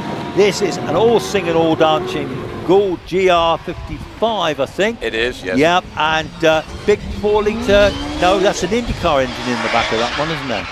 You're my expert on that. that. I'm going to go with that. I'm going to go with that. Very rapid engine. 2.65, yes. Yes, that'll be. And as we just speak, Bernie Cavill comes into view in the OMS 28. That's a 49.94 for Anthony Hunt as Bernie Cavill goes by in the OMS. Absolutely. Now, just to keep it jing, these are the double driver at the beginning of the previous batch. This is why we're bouncing a little bit on classes, but we'll fill it in. This will all make sense shortly. So Bernard Kevill up the top of the Cedar Straight, 104 miles an hour, gets it turned around, heads up the hill into Museum, gets it around Museum's going to come out the other side. So he's looking to improve. He was 14th after the first run, and he's 0.09, so he's up to 9th after the second time run, but we've got a lot more runners and riders. Jamie's just going up the hill in the Mitsubishi. You know, he's famous now, isn't he? He is famous. Yes. He's going to see what he can do. Anyway, I see Nicola Menzies will be the next car we see in the Gaul GR55, the ex-Martin Groves car that she shares with Dave Uren. Yeah. Very spectacular car, real history car. Nicola is our Lady Hill record, isn't she? I believe she might be. I think she is. She might she's be. Extremely rapid. She's made a few runoffs this year around the... yeah, she's done extremely well, actually. And we know that car is still capable. David Urek qualified #1 at the last event 2 weeks ago. And our Champione, Wallace, is back in Scotland with the lads. They go go-karting, apparently, the two lads. Yep, so she's left all the boys. She's left the boys up there. We'll define it all as boys. El Champione is ushering them around this weekend. He's showing them how to do it. Well, I don't think he's showing them how to do it. I should think, knowing the Menzies family, I should think they're all very competitive, because they're the excellent ski racers, aren't they? They're in the in the team, British team or something. Are they? They're really good. Ooh. Oh, really good. I wasn't aware of that. Oh, yes. You have all of Well, I know a little bit now and again, but occasionally you get something right. I get something right. But Nicola, charming lady, very, very good driver indeed, and she's also a very capable skier herself. It's a very sporty family, actually. Yeah. The clue is Nicola Coghill Menzies, George Coghill. He's a Scottish hill climber. Okay. Yeah, and obviously Nicola's daughter, and obviously met Wallace years ago on the hill climbing. Yeah. So there you go. That's the story. So what have we got? These are coming back down, aren't they? Nope. We're not end of batch yet. They're actually the beginning of the next batch. I didn't know why Jamie had gone up the hill. I don't know. There may be. We might have a deer problem. Deer. We could check with Simon, our inside informer. We could if he's still talking to me. Oh, did you? Well, no, of course. I didn't have my bib on, did I? I'll shut the mic off for a second. You want to go see get some gossip? Hang on. Watch out. Simon's go about. Get some gossip.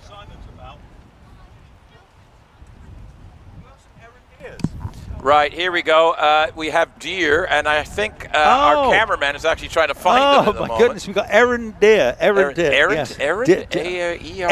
Errant. With a T on it. Don't deer. spit in my eyeball. My glasses. Sorry about that, old chap. Sorry, we've both got glasses on, so we're both safe from each other. We're not going to see anything in about 20 minutes, but anyway, there we go. The way we talk, we're always at risk, aren't we, from that? It gets a bit soggy in here after a while. Hey, no spiders, no wasps. What's going on? They've had it cleared it out. Ben ate them. Did he eat them? I don't did know. He spray was collecting flies and everything, so I'm not sure. Did he spray it, did he, do you think? I don't know, but here we go. Can you see? I can't see any deer ears, can you? No, but they are. They are about. What it is, we've got some deer in the run. Oh, there he is. There he is. There he is. There's Mr. Deer or Mrs. Deer. Actually, we ran into this morning. You know, I went up the top this morning just to clean the cameras for Rich. Yeah. And we saw that deer up there. Did you? Yeah, he's in a bit of a mood. He's a bit of a boy, isn't he, that one? Yeah, I noticed because he's got the black back on. That's the area as they approach the That's finished paddock. after the flying fin. It is, isn't it? Yeah, it's coming around. So. And they're hiding up in this wood, I think. We don't want them jumping out. We had yesterday. We actually had one cross keepers with Alex Summers right there. I heard you told me. That's amazing. Yeah. So you'll have to check out the live stream for that because you'll know the point because both Ben and I went whole. You know, we're quite loud in the holy mackerel department. Yes. So. That deer, if Jamie walks towards that deer's not going to be there. I'm telling you now. Now, be nice. No, I'm being nice. He's going to take a look at James and say, I'm out of here. Oh, you mean I'm out of here. going to scare the bejeebies out of him. Yeah, right. Wouldn't he scare you? Come on. Jamie? Yeah. Well, scare me. Why do you think I was down there in the marshalling thing and Jamie was there and I think I better go now? yeah. Hey, look, Nicola Menzies. Okay, car number 706, the GR55. This car went up Shelsley in the 22s in 2008. That is staggering. I've got a bit of a situation here with a cable here. How have you done? I don't know how I've done anything. Here comes Nicola Menzies. Yeah, very, very fast car. Big Cosworth engine in the back of it. Over to you, sir. Well, I'm just checking. Yes, she's already up to keepers and everything. And I'm just trying to see where she was on the first time run there. Yeah, she only did a 56.12. Again, double-driven cars. Went up in the batch earlier than the second drivers. But she's doing very well, 102 miles an hour at the top. So this is definitely going to be quicker of her 2 runs today. So she's got a dry track now. And will be coming around the mountain. No, I'm not going to sing that song. Cross the line with a 48. Yes, I know. 48.88 moves her up to 7th in the class at the moment. Sean Gould in the GR59J, the car that won the runoff this morning. Here he comes into view. He is the builder of this magnificent Gould, the brains behind them, the designer. My goodness me, this is the car to have. Sean Gould didn't make the runoff this morning, but I reckon he will this afternoon. He should this afternoon, but he got the wrong conditions this morning. Oh, he's flying. He looks to be going quick. 117 miles an hour. It was absolute shock he didn't make the top 12 runoff. It was just the conditions were against him. Purple sectors all the way up, so this could be in a 44. Let's go across the line, and what is it? It is a 44.79. Sean is on the pace this afternoon. Yeah, but I have a feeling we're going to see some quicker times than that. But anyway, here's Graham Witt. Graham Witt in this GR59, the same car basically with 4-litre jump power. This is the car that Scott Moran drives.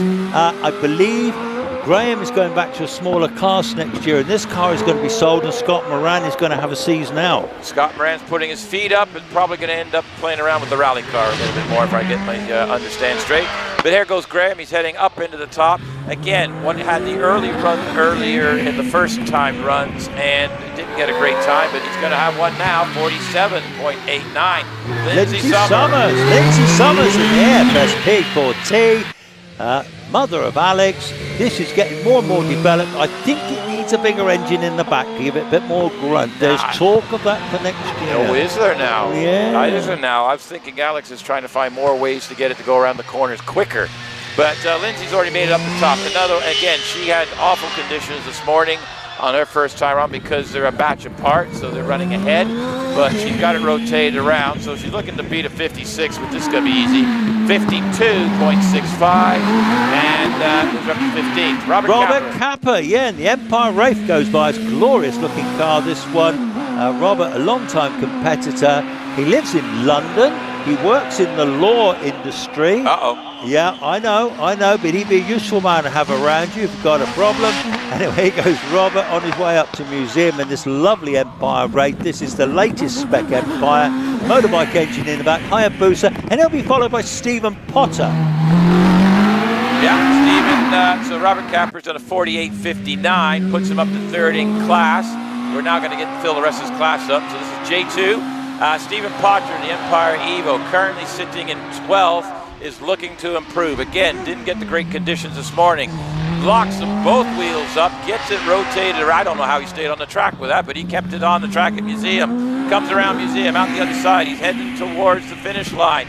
And it's a 49.25. Yeah, Gary Hill goes by us in the IMS 2000M. This is the orange car, very similar to Gavin McLaren's car that we saw earlier that had a rotation up at Museum. Gary's gone through the speed trap at 97 miles an hour, looking good, heading into Fallow on his way up to Museum. John Stockley's just left the line in the Force PC as Gary Hill goes towards the finish and finishes in a time of 50.08. So the next car you'll see will be John Stockley. Yeah, there's John coming down out of Loggerheads, coming down the triangle right now, 85 miles an hour in the braking area. Gets it rotated around. This is Force PC. We don't see too many of these. This is the older Force on the hill anymore, but John still uses it to good. It's a good effect. Good effect. Thank you very much. Effect, yeah. But he's currently 11th in class, had a 54 in the first time run, so he's looking to improve on that. I think there's some room to move up here. He's already 42 seconds in the Museum, so this is definitely going to be. Are we going for a sub? Yeah, we're going sub 50 here. No, 49.67. As Adam Greenan comes into triangle in the Empire Evo 3, Adam, extremely rapid driver, got into the runoff this morning. Adam and his brother, the sparks are flying off the bottom of that little Empire motorbike engine in that one. Absolute screamer, well up, 109 mile an hour up the straight, approaching Museum on his way to the finish. Darren Gumbly will be the next car we'll see as Adam takes it towards the finish, and he's going to go over the line in a 46.90. Takes the class lead by 5/10 of a second, half a second over the other driver. Over his teammate. Anyway, Darren Gumbly in the Force TA has been having an up and down adventure with this car the last few events. Lost the clutch and used it as a lawnmower yesterday, and it didn't work. So we thought, now we'll keep it on the tarmac, and he's already through and up the hill, and we've got David Warburton now. David has not left the line yet as Darren carries on up the Cedar Straight on his way up the top. He's going to go 104 mile an hour over the speed trap there, heading up towards Museum now. David Warburton has left the line now. David got in the runoffs to the 44 this morning, which was electric. So David Warburton comes around triangle in the beautiful little gold GR59 that he shares with his dad. Darren Gumbly finishes in 48.13. Yeah, Darren, that puts him third in class. So David Warburton, he's now 4 points ahead of Richard Spedding going into the second runoff to get that coveted number 10. We've talked about it all day. He's after the number 10. He did an absolutely amazing job first time. He's purple sectors all the way up. He's going to go ahead of the Greenans. He's done a 44.61. Another 44-second run for David Warburton. He is absolutely on a mission today. Anyway, here comes Richard Spedding in the GR Raptor. He's driven several cars. His own car's broken at the moment, so he's been driving various cars. He's jumped into this Raptor, driving it absolutely brilliantly at the moment. Richard, he comes from Barnsley way up Yorkshire. His dad's Hayden Spedding's got the big E-Type, which is great to see. Iron Price's purple sectors as he comes into the triangle. Yeah, so Richard Spedding has to get into the runoff and then beat David Warburton by 4 places to get any chance of saving number 10 now. Richard's done a 46.50, puts him into second, but it's almost 2 seconds behind David Warburton. But Iron Price in the Force TA, this is Group K1. K1 now, we're switching classes, we've gone up to class. Iron Price is hunting. Stephen Mars is ahead. He's currently second. Iron is purple sectors all the way up. I've got Anime Furnace, who's having the weekend of her life. We'll get back to her in a second. But Iron's done a 46.46 and taken the class lead by 3 seconds. Yeah, fantastic. Lovely to see Anime and Ollie Wright back out. I don't know if Ollie's driving today. Nope. No, Ollie's not driving, so Anna's driving today. This is in the Little Swallow. This is an ex-Andrew Henson car, this one actually. It's got a 2-litre Vauxhall engine. No, it's a 2-litre Ford engine. When I asked Ollie, what engine is it about? He said, well, it's a Ford. So he didn't know a lot about it, but we've decided it's a 2-litre 16-valve Ford. 5606 for Anna May Furness. Well done. And over to you with Aaron. Right, Aaron Colburn, who I believe was battling for the Under-25 Championship. I believe that might be resolved now. But Aaron Colburn and Van Diemen, still lots to play for. Very quick in this car. Already up the hill towards the top. You can see it just sort of wobbling around going there. So they are leaning on the tires, getting them in the corner. Blitz just absolutely chucks it around Fallow up the top. We've got Keith Creven that's just launched off the start line in the Pilbeam MP88. So Aaron's currently 6th place. He's now 3rd place in class. An excellent run to 49.44. Okay, yes, it's actually Kevin Creven in the Pilbeam MP8, ex-Michael Tregonning. Millington engine in the back of that one, shared with Jonathan Evans. Anyway, he's well up the hill now, going through the speed trap shortly. He'll be followed by Ian Tucker, who shares the OMS with Bernie Kevil. So Kevin Creven already on his way up towards Museum, so whether he's not going to get into the runoff, but it's a nice looking run as Ian Tucker comes into sight now in the lovely OMS. Ian Tucker, is from Whitby in Cornwall, regular competitor, saw him at Harewood last weekend. Kevin Creven 56. Puts him up to 10th in the class, so he's gained a bunch of positions. Ian Tucker, OMS 28, currently in 14th. Another one that got kind of the ugly weather this morning. So he did a 61.6 and looking to improve on that. It's looking good so far. He's already only 45 seconds in the museum.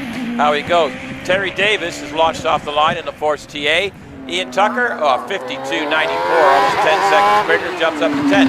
Terry Davis. Yeah, here he comes now. Terry Davis comes around Triangle. He's the builder of these lovely little 2-litre V8s, the same engine that's in the back of the Predator that Jonathan Barley drives. Yeah, indeed. So Terry Davis sharing with his wife Trish, obviously, and Andrew Henson's launched off the line, and he'll be the next one we see. Yeah, so Terry's bringing it around. Actually ended up in the Ferns yesterday, one of the practice runs, but it didn't do any harm to the car, more embarrassment than anything else. So Terry's heading across the line. He's looking to improve. He has gone from 9th to 4th with a 50.05. And we've got Andrew Henson in the podless Gould Dallara on the hill. Yeah, we have Andrew Henson. He actually sells racing cars for a living, actually. Sparking his way up the hill. Quite spectacular, isn't it? On his way into Fallow here. Makes a nice exit through there. Going into Museum, this very tight, blind corner. As we see Lee Griffiths come into sight in the OMS. Spectacular colour scheme on that one. Quick local driver. Andrew Henson has just jumped all the way to 2nd place in Class K1. He moved right up with a 49.19. Iden Price, I think, has got that, but we've still got Jonathan Varley to go in this class, who's going to be on the hill. He's on the start now, but Lee Griffiths currently sitting in 7th. He's looking to improve on a 51.53. He's currently in 7th. He's looking for a top 5 here. So very tight in the class, this one here. So he's going across the line. A 48.94. He jumps all the way to 2nd place, bumping everyone down. But what can Jonathan Varley do? Our new Midland Hillclimb champion. Is he Midland Hillclimb champion? Very worthy. BMTR Motorsport Midland Hillclimb Championship. We have confirmed that. So off he goes. Interesting, loving it. Here comes, Jonathan Varley in the grey and white Predator. This was the car that at one time had a Formula 1 engine in the back, in the hands of Graham White Jr. Very rapid it was then, but it gave a lot of problems. Anyway, he's got the Terry Davis V8 in the back of it. Screams up the straight, 119 miles an hour into Fallow. Absolutely fabulous. What's he going to do here? He's going to be in the low 40s, isn't he? I think, he's going. I think we're looking at about a top 3 here. It goes across the line. 2nd place, 46.53. He's let me do the math. 7/100ths behind Iden Price. Very, very close battle there in the end. Well done to Jonathan Barley and Iden Price. He's got this class sewed up. Andy Bogard had an ugly run this morning on the first time run. He's going to lay down a time. Let's see how far up he can get in the class. Currently 15th. Yes, he's approaching the finish. He comes from the Channel Islands, has to leave early in the week to get the ferry across. Whoa. He does a 49.31. Well done to him. Yeah, that puts him to 5th place in class. So he went from 15th to 5th on the second time run. I'll tell you a story, right? So I'll tell you a story. When he arrived here early Thursday, he was the first one in the paddock, right? And he put a picture up on Facebook, and you could see his car, his transporter in the paddock. Yeah. And he said, I'm the first one here. And I said, have you paid your ticket from the ticket machine yet? And then he put back a reply, question mark, question mark. So I don't think he appreciated the Ponzi's weird sense of humour. Nobody does. Nobody does. Nobody understands. They're not on that level. End of batch. Whatever end level of batch. that is. It's a weird level, isn't it? It is. But anyway, this is great to be back in the box with him. We always have a good laugh here. We've done this. In fact, last time it was the first time we'd done our double act here in the box together. Yes, and they were hoping we didn't do it I know, again. but they asked us to do it. I know, they're a weird bunch. I know, they're more straight. sadistic than we are. Yeah, so they're putting us two cats in the box together, eh? Yeah, I mean, Benoit's done his best to keep referee this, but he's unfortunately he's lost. Benoit's having a cup of tea now. He's done a runner. He said, I'm not hanging out with these two lunatics. Yeah, these two mad dudes. Right, championship runoff. There we go. That's the tin top. So there we have it. We have Stephen Darley, Roger Moran, Simon Bainbridge, Stephen Moore, Chris Beresford, Gavin Neaton, a little 1400 car, Richard Snow, Robbie Barrell in Porsches, Damien Bradley in the Impreza, Scott Moran somehow has qualified twice. I think they'll fix that in a minute. And Scott and Roger's in there as well. So I know what's happened here. Because look, they got Matthew Ryder. That would be impressive if Matthew's got. I think we got some misinformation here. Let me go back to the other screen. Yeah. And let me reconfirm that. So this is the tin top 10. We just got to fix that screen. Yeah. So Rich might be on that. He'll fix it in a second. But yes, we have for the British tin top 10 challenge. That's a lot of T's.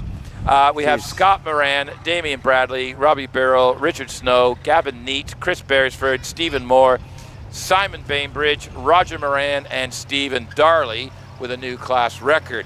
In the Loton Park Hagley and District Car Club's Titan X Top 10 Challenge, our qualifiers are Mary Elliott, Simon Tarling, Mike Harriman, Hugh Elliott, Alan McDonald, Richard Price, Richard Snow, Simon Hutchinson, Andrew Coleman, and Robert Lancaster Gay. And as for the British runoff, well, you're just going to have to wait for that one. Well, we will wait for that one. It won't be long, but we've still got some big runners and riders still to go up the hill. Yeah, so exciting stuff. I think we've got, what do we got left? We've got K2 to sort out, I believe. Yes, we've got the rest of the racing cars, 1600 to 2 liter. And there's a right battle going on there at the moment. Zach Zamet is leading the class. This is class only, leading the class with a 48.11 from the first run. Now, we don't think he's going to make a second run due to that puddle on the track. Well, Bill Chaplin's down there with him. He's the builder of these cars. If anyone can get him back out. So they'll look at that. And then we got Paul Hames, number 8 in the championship last year. And I've actually got Benoit's notebook here. Now, that car of Zach's, right? Yep. Zach owns the engine, right? And oops, that's the leaky part. I know, yeah. And who's going to pay for the engine to be rebuilt? I'm pretty sure that they will look after that. William Lockridge, of course, he owns the body. So he might say, well, not my engine. That's your problem. What if it was a drive shaft? Could be, couldn't it? Yeah. Do you know that gray area? That's a gray area. Actually, the drive shaft, in all fairness, that's a pretty good thought, actually, Owen, because he'd lose his drive, wouldn't he? And it would lose a drive, but also if the inner joint broke, it might leak some oil out. There was on the track. smoke at the back of the car, was there? So if it broke at the gearbox side of it, it may be leaking at the seal. So that might be a possibility. We might be lucky. Let's hope so for both their sakes. Let's see if they can get it sorted. Yeah, so absolutely. There's our gravity racers, if you're watching, because they're all pushed back down the hill. We're using gravity. Some days we got to time these guys from the point to the top of the paddock down to triangle, just to see who actually carries the most momentum. Do you remember Sean Gould at the back of Graham Wynn's car, or was it the other way round, when they the dual-driven car for the runoff, wasn't it? And they did the runoff, and remember it was starting to rain, wasn't it? Yeah. So they were trying to get back down as quick as possible. Oh, that was the last event. It was, wasn't it? Yeah, Yeah, I believe that was the biggest. That's the fastest anybody's come down. Yeah, that they hill. were flying. They were flying. They had to get the cars back down because they were trying to beat the weather. And to be fair, so one of the reasons they freewheel back down, they have their helmets on and their gloves. That's a requirement that they must have. But there's no radiators, is there, Owen, on these big single-seaters? There's little ones, but not enough to airflow. But what it is, it's the heat in the engine buildup. Right. Because the tolerances of the engine are so tight and close together, obviously the metal expands when they get hot. So because they run these as minimal as possible, like they don't start them until they're on the start line. Yeah. And they've got them pre-warmed by running coolant through them. That's how they warm the engine up. So there is coolant in the car, or water in the vehicle. But if they got to the top and then they let them idle, they start them up, they get too hot, the pistons would literally weld themselves to the side of the cylinder because of the expansion. Yeah. So they are very temperature sensitive, and so they are set up to do the hills in the UK. They're basically, they start them, get on the start line, go, get across the line, get to the top and shut them down, and then they don't run them again until the next thing. Confirmation. We have confirmation. The Midland Hillclimb Champion for BMT, sponsored by BMT Motorsport Tires, is Jonathan Varley in the GWR Predator. And there he goes right now. Well done, Jonathan. Congratulations to Jay. He's been a great season, hasn't he? Yeah. Very entertaining. The car's been terrific. He's been magnificent. Well done to him. Last year, of course, it was Stephen Moore. So it's a very mixed sort of class, It isn't doesn't matter. It's a class-based system, and it doesn't matter what class you're in.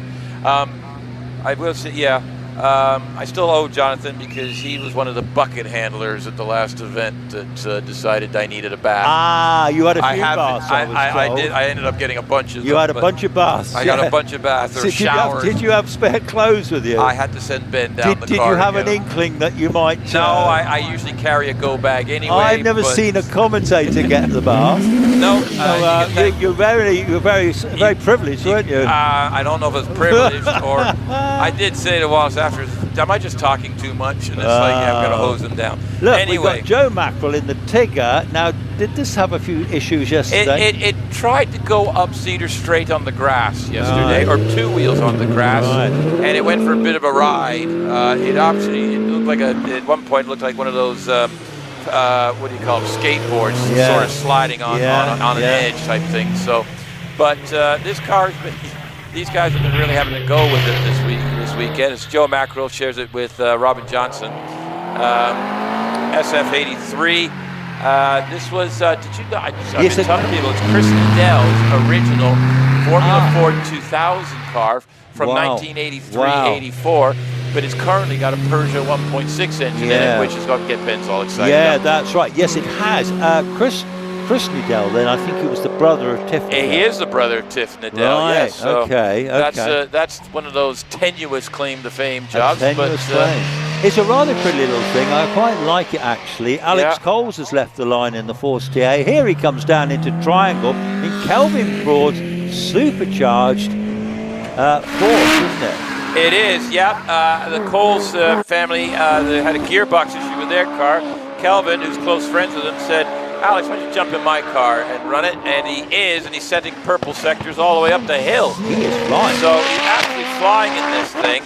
I'm just trying to get the ups here. Oh, my days. He has a great big spin at the top of the museum there. And he's still going. He's still going. Don't worry about that, folks. He hasn't hit anything. I think it stalled it now.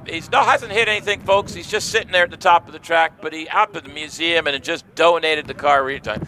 Did you see all the flames coming out the back then when he was going in? But that was the raw fuel, so it must have. I wonder if the engine cut off and everything. It had that raw fuel in the exhaust. Yeah, maybe. And what happens is when you get raw unburnt fuel coming through the engine and the exhaust is so hot it'll actually ignite the fuel. Wow. So that's what causes the flames in the back. Yeah. So Alex went for a bit of a ride. Kelvin, don't worry, your car's here. We have a replay. Yeah. Comes up into fallow, absolutely on it, purple sectors all the way. Gets up into the museum. The left rear locked up, and I'm not sure if that's a brake or that actually locked up on a mechanical issue. Yeah, I don't know. He was absolutely flying. It did seem, because we know it's a blind crest and a sharp left-hand turn into but it actually, the rear wheel locked up going up into museum, Yeah. which tells me it might have been a gearbox problem, and the gearbox locked up on him, and that's why the flames came out, because the engine had stalled. They're pushing the car though, so It is rolling. It is rolling. isn't it? Yes. So, let's just have a look. I think Rich is going to get out. There he goes, my man Rich. He's going to pull a slow motion. So he's going up into museum. Watch the left rear. So he's coming up the top there, hard braking there. Yeah. You saw the flame there. Yeah. Oh, he's actually picked, the right wheels are actually off the ground. The left wheel locked up. So the car got very light on the braking. He broke late, and it just chucked the car around backwards. So he was really pushing it. Late braking. Yeah, so it was late braking. Lost the grip on the right side, and it turned the left side. So well, he was absolutely on a mission, but the car's fine. He's fine. Purple sector, so he's going to stay 5th in class. Here he comes, rolling, rolling. Which means the car owner will finish ahead of him. Yes. But it's no problem. He actually he's driven the car off.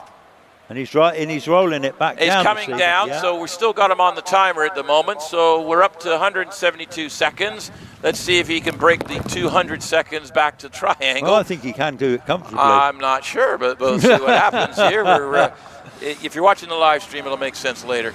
But yeah, here he comes now, down towards keepers. But give him a hand of applause. He put an absolute effort into that run. You got to watch it.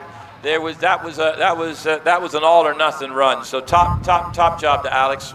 Well done, and not a scratch on the car. So interesting. You see, I wonder if he's quicker in that than he is in his own car. I didn't want to say that because Neil will come and find me later. Who knows? But either way, he was giving it a go. Yeah, racing dads are getting scarier than football dads around. Now, that doesn't look like Max Hawks. No, Max is actually on the start. I think that's Jonathan Flesher, because that's. Yeah, no, that's Max is actually on the line already, out of camera view. Oh, okay. He's in the tire warming area. Yeah. See. Yeah. Watch it. We got Ollie Moran on the camera this afternoon. We are. The young lad. The young lads are doing a great job. He is doing a masterful job. Son of Scott. And it's about the only thing keeping him from nagging Scott about when can I drive Dad, when can I drive Dad. No, car 127. Actually, I was wrong. It's not Max Hawks. Unless Max this is car 127 on the line. Now. This looks like the Flesher car. 127. No, it's Pete Tatum. Pete Tatum. Now, Pete Tatum, another one. He's been having a miserable time with fuel pressure issues. Pump problems last week. Thought he got sorted. Yeah. Had a few problems yesterday. And this thing, he has not got a clean run. If this thing runs, this is going to be a hot run. Harewood last week he had a pretty rubbishy weekend. Things happening. He had a couple of offs. He had throttle sticking, which is scary. Yeah. Right. But Pete, he's the 10 times boarding champion. Slow. Oh, Now that was an awful start off the line. It's going very slow. Now this may be. They still got Alex going. He's about 300 seconds in. Pete, I don't know. This doesn't look good. I think he's going to abort. He's been having a miserable time this weekend with his car. Always a fantastic driver to watch. Always gives 100%. Now the question is he going to run the hill to set a time, or is he going to abandon? No, he'll bail here surely. Yeah, he's abandoned. That's it. He's tried everything he can to get that sorted out. He did tell me he's having fuel pressure issues. Right. Had one fuel pump failed, was running on the other pump. Oh, dear. And it's just not happening for him. So he hadn't had much luck 2 weeks ago, did he win the class 2 weeks ago? Yeah, he was very Dave. Good. In fact, Dave Tatum said to me last week when he said, as long as I beat my brother, I don't care what I do. And they actually set the fastest time of the day, did they? Oh, right. So Pete's sitting there. So what did Dave sabotage Pete's car? So no, they're wonderful with each other. No, it's a brilliant family. Now, with this one here, that's John Chalmers, isn't it? Yes. Yeah, but they've not put his name up, but I can tell you that is John Chalmers. That's because you read the instructions, car one. I just know that car. Well, it is John Chalmers. It is John Chalmers. He's done 88 miles an hour through Lake, heading into Triangle. He's already going up the hill at a fair clip. John Chalmers, he had a 54.3 the first time, which has put him roughly in about 7th place in class. He's not happy with that. I think he can do better. He knows he can do better. Again, the conditions this morning were a bit of a mixed bag. hustles it around the museum. What are we going to get a time out of there, do you Well, we're going to get a time very shortly. Goes over line 48.55 as Harry Pick goes by in his OMS 28. That puts John Chalmers in second place in class. Excellent. Well, Harry Pick, young driver, very quick young driver. This car is brand new, actually, this little OMS. Another Steve Owen special. Brilliant little car, brilliant driver. 110 mile an hour up the straight as he goes into Fallow. Nicely on his way up towards Museum.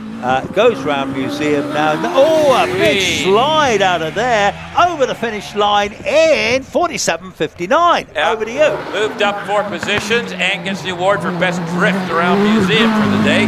Right, we've got Max Hawks going up from M Hawks Photography. Check him out on Facebook. I think he's got another ugly picture of me, the little... Anyway, moving on. 4th PC. He's been rapid in this thing today, but... what did he do? He did a 53.89 first time round. Mum's actually beat that already on her second time run. So Max is like, I can't let my mum beat me, even though it's her car. So he's going to put it through across the line with a 49.69. Mum's stuck with the dishes again. Wow. Right, the family thing moves him up to 5th. Now we got Will Hall here. We're into big stuff now. This is young William Hall in his brand new Gould GR59. 4 litres of Judd power. Will has now got a car worth his talent. He hasn't got the old one anymore. That was to bite him. Anyway, here he comes into Triangle. Beautiful unpainted Gould. Loodles of power, loads of skill driving that car onto the Cedar Straight. Yeah, hauling it up the hill. These purple sectors all over the place. Fastest in this class so far is Sean Gould with a 44.79. But I've got a feeling we're going to see 42s this afternoon. That would be nice. We've only been in the 43 so far, but he is purple sector all the way. Will Hall right across the line with a 43.37. I think that's going to put him nicely in the top 10 runoff. Now we've got the Jaguar of Paul Crute. Yeah, Paul Crute, this 3-litre Jaguar V6, came out of a road car, comes all the way from Cornwall in the original Jaguar Works colours when they were in F1. So Paul Crute, that sounds great. Lovely guy. Again, another competitor we see nearly every time. He's 89 mile an hour up the straight into Fallow. Yeah, around Fallow you go. Currently sitting at 17th in class with a bit of a horrible run this morning, so he's looking to improve by a lot here. He's got to find about 4 seconds, but Paul's done a 53.22, so 5 seconds quicker, but still in 17th. But successful weekend for them. Terry Graves in the Gould DJ 55. Yeah, isn't that fabulous looking car, the 55? Like Nicola Mingus' car, this one there. This has got IndyCar engine in the back of it. Simon Andrews goes by us in the OMS 28 that he shares with Bernie Kevell, and Jack Cottrell will be following him on the hill shortly. Yeah, Terry Graves, the 48.91's put him up to 11th in class. This is Class L for racing cars over 2 liters. Hopefully we're going to get a bunch of our top 10. This class will decide who's actually in the runoff this afternoon. Simon had a little bit of a bobble going through Fallow there, but not a problem. Him and Bernie Kevell. Bernie Kevell's leading the inter-pairing duel in the car, and I don't have a time. He went across the line, and it didn't trigger the timing. Yes, it had, 49.52. So he wins the Bernie and Simon competition. Jack Coxon's on the hill in that Delara Cosworth. Yeah, the Delara Cosworth, interesting car. This started off like as a circuit car, and locks up into Triangle, low class, gets it round. It's got an IndyCar engine in the back, big V8, so plenty of power. This is actually the heaviest amongst the single-seaters in the paddock, but it's designed for circuit racing where they need the strength should anything happen. And Jack is a very talented young driver, all on his way up through Fallow. Yeah, qualified for a few runoffs recently. He's currently 13th, though, on a 49.81. And it just goes across the line with a 45.60. 45.60 puts him right up to 4th in class. Might be enough for the runoff. Yeah, fancy that. Right, who we got here? David Urin, number 6. Got David Urin in the ex-Martin Rosen car, another GR55. David is still a highly competitive driver. The car's great, got a lot of big Cosworth V8 in the back of it, loads of run, absolutely flying up the straight, looking very quick there. We haven't seen what sector times he's doing. but either way, going extremely well. Locks it into museum, going around museum, still going, it's got the four wheels in the right direction, going across the finish, and have we got a finish time? Nope, I've lost time. Hang on, we've got 44.02. I thought that was a good run. Yeah, 44.02 jumps them up to second place. So I think that might be enough to qualify. On the line, our first runoff winner, Matthew Ryder in the Gould. Wow, that's about as new, as up-to-date Gould as you can get, really. It's Sean Gould drives the car. It's the full works car that he shares with Sean, the builder, the designer.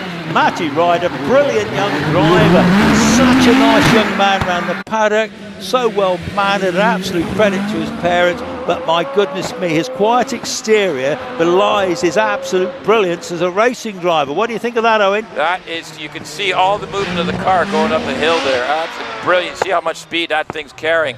He was 124 miles an hour up the straight there, heading across the line. We're going to a 43.37 dead heat tie with Will Hall for the class, for overall in the class. Well, we had a dead heat at Prescott last time on the runoff. Anyway, we've got, oh my goodness me, we've got Trevor Willis on the hill, 3 times champion in his OMS, the most successful driver of the OMS. He is such a good driver, Scary Trev they call him. He is flying up the hill, isn't he, Owen? Yeah, 128 miles an hour at the top of Cedar Straight. He's absolutely got it on him. We need to break that tie break at the top of the class. He may do it. Going ahead across, all the way across the line. Here we go. Not quite, 44.62. Moves him up to 4th in class. I'm thinking he's sort of pushed Sean Gould down to 5th at the moment. Right, who we got? We got Scott Moran on the hill. What can he do? He got beat out by the young whippersnapper earlier.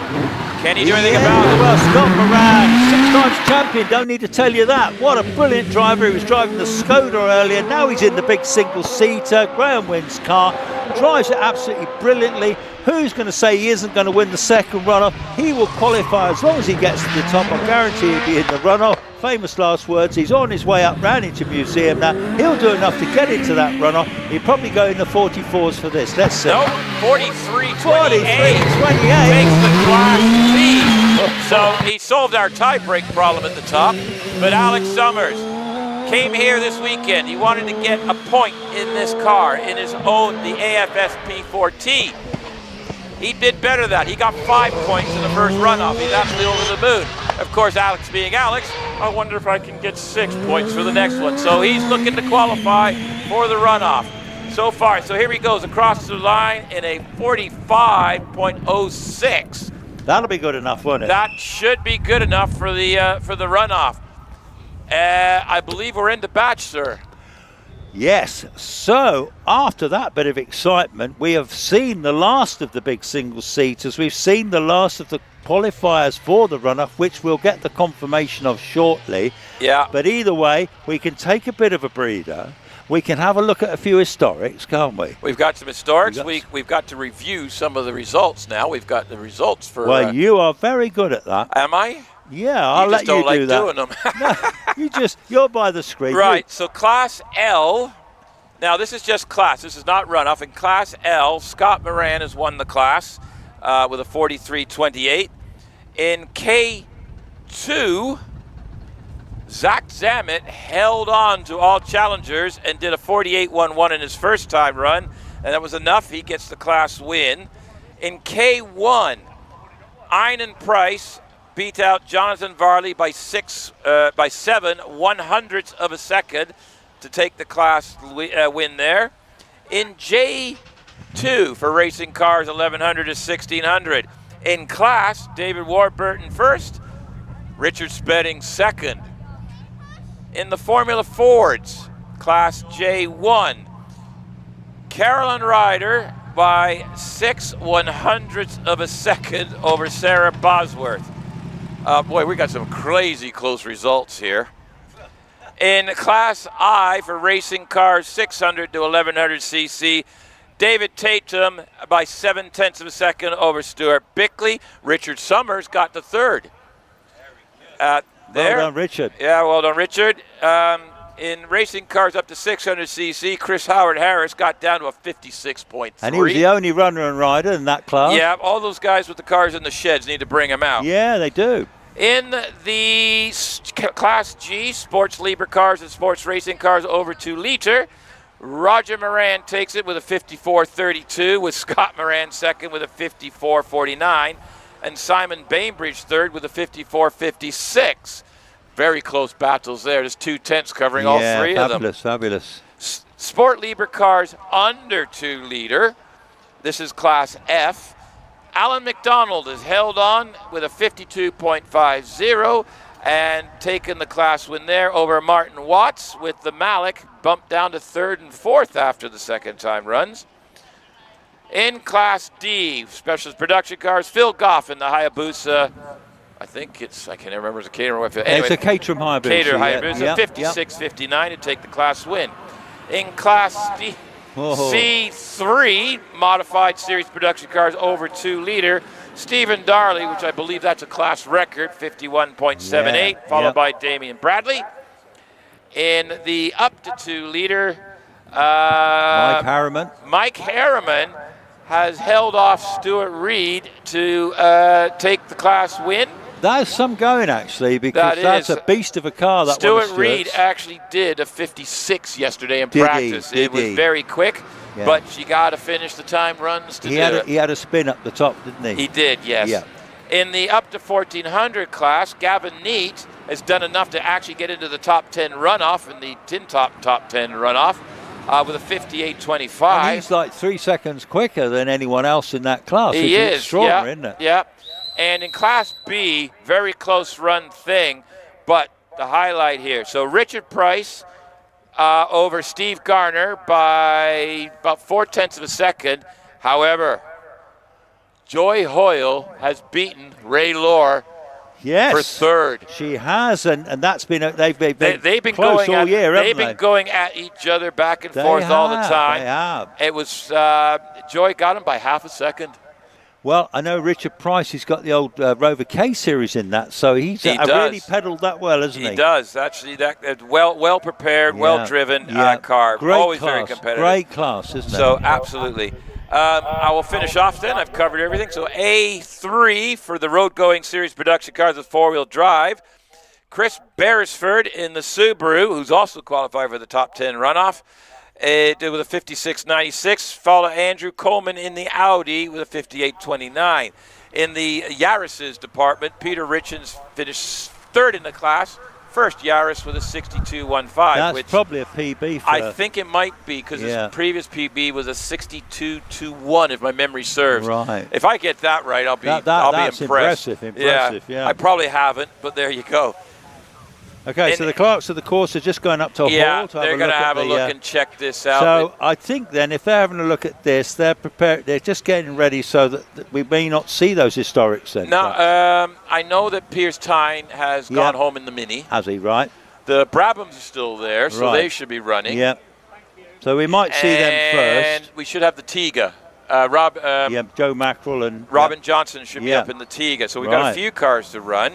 Yeah, but not many, but yeah. I'm just checking. I'll just finish up. Class A2. Yep. Rodney Isles decided not to run. He needed a class record, but because of the conditions decided. But Robert Lancaster Gay in the Porsche has beaten Simon Hutchinson by 0.6 of a second, and that takes some effort to beat Simon Hutchinson. That's good going. That on his home circuit. So well done. Yeah. And in the up to 2 liter road going cars. Oh. Hang on, we got some fancy technology here that Rich has been putting up. Oh, is he? I haven't been paying attention. And then John, there you go, the road going up to 2 litres. John Langmead in the Elise has taken the class win over Robert Wilson, who's absolutely flying in that Peugeot. Peter Siddle only got Peter Siddle, who was quicker than the that is class extraordinary. record Rob yesterday. Wilson in that little 205. I mean, the other one, Peter Siddle's got 240 brake horsepower engine. Yeah, the Sergio doesn't, but he's taken them. So Peter Siddle wanted to come up. We got 3 runoffs. We've got Loton runoff, then the Tin Top runoff, then the British runoff. Whoa, well, can we contain ourselves all that time? I know they say runoffs, but I think I'm going to walk. Yeah, I'm going to walk through this. Well, all I can say, folks, you can have a bit of a breather, grab yourself an ice cream, cup of tea, whatever. Ice creams are going. I see people eating ice creams. And regalia shop's still open, folks. Get yourself an end-of-season bargain. Bargoon, is the bar open? Yeah, well, I hope so. Has anyone got a pint in their hands on the rail? I'm just checking. Somebody wave at me. I see You've got a pint? You've got a pint? Yeah, bar is open. Yes, you got beer on the sale. I've got a waving hand anyway. Tom Gay. I spoke to Tom Gay earlier. He said that this was at lunchtime. He said there's been a terrible thing happen. Go on. And I said, what's happened? He said the bar's not open at lunchtime. He was gagging for a pint. Anyway, we've got a car on the line. That beautiful little Brabham BT21. Martin Jones. Isn't that fabulous? Little twin cam engine in the back. Proper pure little racing car. From the 60s, I think. It's late 60s. It's an F2 car, but it's got an F1 gearbox in the back built for hill climbing. So it's got a long history with it. It's got the Lotus twin cam in the back of that one. Yes, it has. It's him versus Andy Tippett. Now, Andy Tippett has just had the advantage all weekend, but I see at the moment that Martin Jones is actually ahead of Andy Tippett. So they were both in the 60s. I know they go quicker than that. So he's looking to improve on a 60.43. Here comes Andy Tippett coming round Triangle, this Rover V8 in the back of this thing. Built this car himself a few years ago. Martin Jones, rebuilt. So Martin Jones, not quite finished yet. So anyway, hang on. So what's going on? So Andy It's clock didn't stop. Martin. Yeah. Clock didn't stop for Martin. So we've got Andy Tippett coming up there. This was in 1969, they built this car, and then it was a test mule for the Brabham Formula 1 cars for trying parts and everything on. And Andy got in a box of parts about 8 years ago and built it into what you see now. And then we've got Robin Johnson. Andy Tippett did a 56.95. I don't have a time for Martin Jones, so I'm not quite sure if it missed the clock or not. Hang on, what's that? So run one, he did a 61.27. Then you haven't got a time. You haven't got a time for We got the Tigger on the hill. We got the Tigger. It's not a bouncing orange and black Tigger. thing. Let's call it a Tigger. I can't. Tiga. It's a Tiga. Yes, the company made race cars into the 90s. Tell me there's not much more to this, folks. Let me out of here. Was this Howden Ganley's company, Tiga? I actually don't know the owner of the company. I know they made stuff for American You remember sports Howden car Ganley, racing. the New Zealand driver? Anyway, he made racing cars.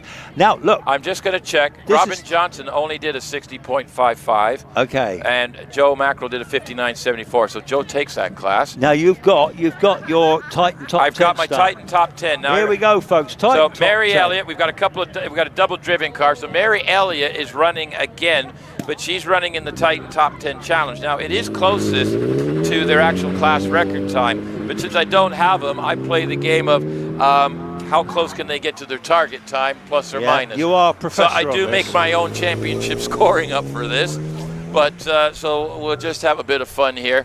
So Marriott's off and running, and did you know that Marriott ended up in the Furnage here yesterday? No, I didn't know that. The first practice run. I'll tell you one thing, Mary Elliott, here she comes into Triangle. She was very kindly the lady that gave us Easter eggs this year in all the commentary boxes. Right, we like Mary. Marshals. Yes, we like Mary. We like Mary. She's all right.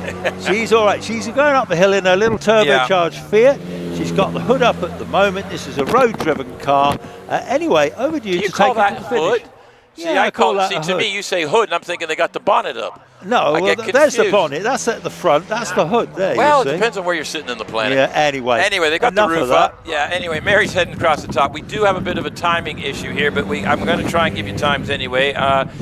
We've got the screen outside, and she's done a 65.30. Ah, you've got that come up on that screen. I've just quickly. Whoa, well done to you. But it disappears, so I have to blink and you miss it. Well, I can see a Porsche on the line now. Well, we're going to be end of batch. and the reason being is Hugh Elliott also qualified. Yes. So yes. Mary's done her run, and she's gone 1.26 seconds slower than her qualifying time. Well, I'll tell you one thing, the sun's out. It's lovely out there at the moment. Somebody's got a torch pointing in the window. The weather it's probably, look at Stuart. He thinks he's a 10-year-old. He's got his hat on backwards again. That's not Stuart. That's Adam. Adam Johnson. Sorry, Adam. Hello, Adam. He's still mad at me from last time. How you doing, bro? So we got respect. Hey. I forgot. Adam's the cool one. Oh, he's very cool. They're both very cool. Yeah. Big Steve, of course, will be on the hill somewhere. I don't know where. Oh, the Chuckle Brothers are. The Chuckle Brothers are out in force. The double Chuckles today. I don't see them much recently. I think they're staying away from me. Do you think they're avoiding us? Yeah. If they got any sense. If they're smart, they would. But of course, under live stream, we can spot Chuckles, can't we? We can. Yeah, we can. But they're becoming very elusive. They are. I've noticed they've worked out where the camera positions are. Yeah, they've worked Rich them keeps out. changing the camera positions, and they keep sussing it out. It's like it's like in the wild. You know how they put a trap out and the trail cams. The living thing. They'd actually see that and going, hang on, I see a camera there. I'm going to avoid that. Sure. It's like walking around the paddock with a microphone. You want to be you want to have the plague walking through there.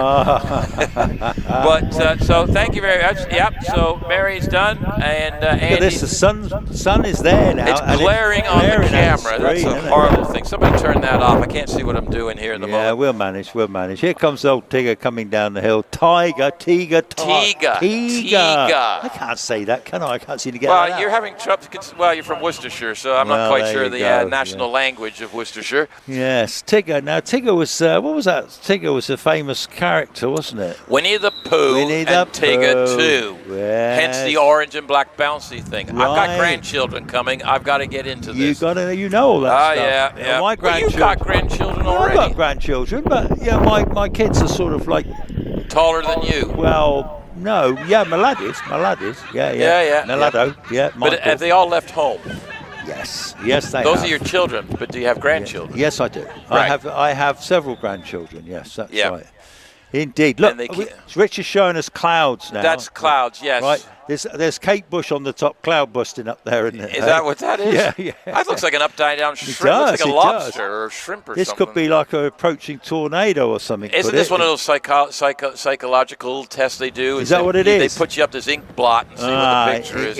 Yeah, absolutely. Well, they've got a camera on you, boy. Really? That's you. Really? Okay, there we go, That's folks. so cool, folks. There we go, folks. They can't see me because I'm hidden away. That's brilliant, isn't it? Yeah. That's why I come up this end, This is good up this end. I knew there was a reason he stuck me in the corner here. Well, you were up this end this morning, weren't you? I was, and Ben had this end, and he had his picture taken. Yeah, did he? Yes, the Interpol is now working on the awards. Porsche GT3. This is Simon Tarling. Ooh. Lovely. So this is the Titan X Top 10 Challenge, and what it is, it's the Loton Park Championship runoff scheme, sponsored by Titan X, and it's a little extra reward for all the competitors. So it's a bit of a runoff challenge for the vehicles in the the non-single-seater race cars, if you will. And it's a target thing. It's all based on their class record. They qualify at a time. Simon qualified with a 62.46, and I believe the gap is how they calculate it is closest to the class record. So they're giving us red sector time. I don't have the class record. Well, that's up against Mary Elliott. Okay. So the splits on the screen are with Mary Elliott, but this runoff is so unique because they're going about their target is the individual class the car goes in. But so we have cars from about 5 different classes going up the hill right now. Have we got Rich with his cameraman up the top because he did the shot of the sky? We have two handheld cameras today. We have one that's next to us taking the ugly pictures. That would be me. We have another one at the top of Cedar Straight. Because you didn't have your cap on, did you? Your Canadian I've gone undercover this weekend. I alalys have my Canadian Michael cap. Harriman's gone off the start, but unfortunately stopped. Now what's happened there? I don't know. Now he's going back to as required. Yeah, the technical hitch here. Something's gone wrong. I don't know if it's broken. Mike's actually getting out of the car. But the car stopped about 100 yards up the hill. So it's so Marshall's checking there. I think everything's okay. I think it's going to be a failed run, though, isn't it? Duh. Yes. Excuse me. Well, it said failed on the street. You've got to remember that we are talking to the world here, and they won't know all as much as what you do. Yes, but it said failed run on the screen. Well, I never wasn't looking at the screen. I know you weren't looking at the screen. car and the marshals. You see? Adam, do me a favour, will you? It's a nightmare. It's a nightmare. That's he's nearest Stuart. the door. That's He's nearest. Stuart. Oh, where's no? Wait a minute. No, Stuart's over there. He's wearing that hat. Stuart's there. We've got Adam over there with this. Is there some reason they're both here at the moment? Has someone sent them to try and maintain law and order? Towards the end of the day, they come down to here. You see, because they've done their bit up the hill. I know what it is. Roger starts getting rowdy. They always end up down here at Triangle for the runoff, the second runoff, and then they'll jump in their car. They'll be gone from here like a flash of light. And young Adam, he's got a Golf Type R thing or GTI type thing. He's got a getaway car. Yeah, Stuart's got a Honda thing, right? And they'll be having a little race down the road. But I know which car will win, and it won't be a Honda thing. No, I think they're actually here to keep Roger in line. Roger Still. Roger Still. Roger Still. Roger. A living legend. There he is. Take a bow, Roger. Take a bow. Let's have a big cheer for our marshals today. They're doing a brilliant job. Yeah. Well done, marshals. Well done, marshals. We're doing a brilliant job. And the rescue crews. Don't forget the rescue crews. Let's just say, on a serious note, if you fancy becoming a marshal, head yourself down to Trimble's afterwards or grab one of the boys and girls in orange. For next season, full training is given. You get access to the best spots on the hill right by the action. You know what the best thing is? Yeah. They get to meet Jamie. They get to meet Jamie. They get tutelage from Jamie. And free sandwiches. Oh, yeah. There was a hog roast last night. Hot drinks. There was a hot barbecue. Vegan options and vegetarian options were available. My days. We don't worry, we look after everybody here. So become a marshal. Become a marshal. You want fantastic. to. In fairness, you can be a men or women. You can be under 16 years of age as well. Yes, you can. Yep. And they won't put you in a suicide position. When you're under 16, you help out in the paddock, top and bottom. Yeah. Because you're not allowed on the hill until you're 16. Correct. Right. In fact, some hills it's 18. But on the hill actually is Hugh Elliott in the Bath Spider, the 1300cc turbocharged Fiat. Here he comes now, heading down into Triangle. Right, yep, here he goes. Now, if you're wondering why the indicator lights are coming on, with the new modern cars, the ABS system, he's braking so hard, it triggers the ABS system, and the lights come on as a safety thing, telling people that he's braking harder than he was, even though the brake lights are on. Don't ask me why, but it's another one of those things they put on cars. Even when he's heading towards them. Yes. I didn't get a time on Simon Tarling, so I'm going to try and find one somewhere. Suddenly gone a bit grey, actually, hasn't it? So Hugh Elliott goes Let's just ignore that. We don't see. There's nothing to see here. So Hugh Elliott's going across the line in a time of 63.10. Here comes Alan McDonald in the Force SR4. This lovely little sports car with a motorbike engine. He has gone super quick in that this weekend and elsewhere. He's really got the hang of this car. If you remember last year, he had the Mini with the Mitsubishi running gear, didn't he? He did. So he went with something a little more sane and still just as quick in it. His target time, he qualified with a 52.50. I'm not quite sure what his target time is, but he's gonna go quicker than everybody else so far. But he's done a 52.53. And that missed his qualifying time by 0.03 of a second. Richard Price goes by us in the Caterham 7, the one with the little Rover engine in that one, the K-Series, making very good progress up the Cedars Straight. Regular competitor, very quick driver. He'll be followed by Richard. So locks up going into Fallow, as a lot of the little Caterhams do. Anyway, on his way to Museum, locks up again at Museum, going around Museum, but he's got it all facing the right way, going over the finish line in a time of 56.91 as Richard Snow comes into Triangle. Yep, in the Porsche, he's heading through. Richard's target time was a 59.07. Richard Price just missed his target time by 0.02 of a second, or his qualifying time. And Alan McDonald was only 0.03 off his qualifying time, so very close. very consistent. So Rich is up the top there, 88 miles an hour. Nope, he hasn't changed into another year. He's Simon still there. Hutchinson coming by us now in the BMW. Rich is not quite finished yet. He's in fact not finished yet. Simon going by in the big BMW, the M2 competition, with over 500 brake horsepower in that car. Very, very rapid. 58.40 for Richard Snow as Simon Hutchinson approaches Fallow. Yeah, Richard Snow, he's actually 0.67 quicker than his qualifying time, so he's improved. Simon Hutchinson has won a few of these this year. He's purple up, purple down, all over the place. We've got Andrew Coleman in the Audi TT RS coming to the triangle right now. He won the last one of these, I remember. Simon's done a 58.88. He's gone quicker than his qualifying time. So we'll see what Andrew Coleman does.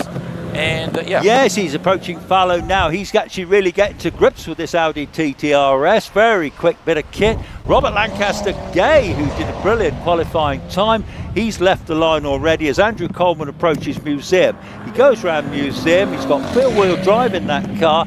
Powers up towards the finish. Finishes in a time of 50. Oh, the clock hasn't stopped. But here comes Robert Lancaster Gay. Andrew Coleman is done oh no, we've got no stoppage on the clock here. I've checked all three timing and I've got nothing going here. Anyway, Robert Lancaster Gay, so I'm not quite sure what's happened there. Technical glitches. Technical glitches. It's getting to that time of the weekend where everything's going and I can't be bothered.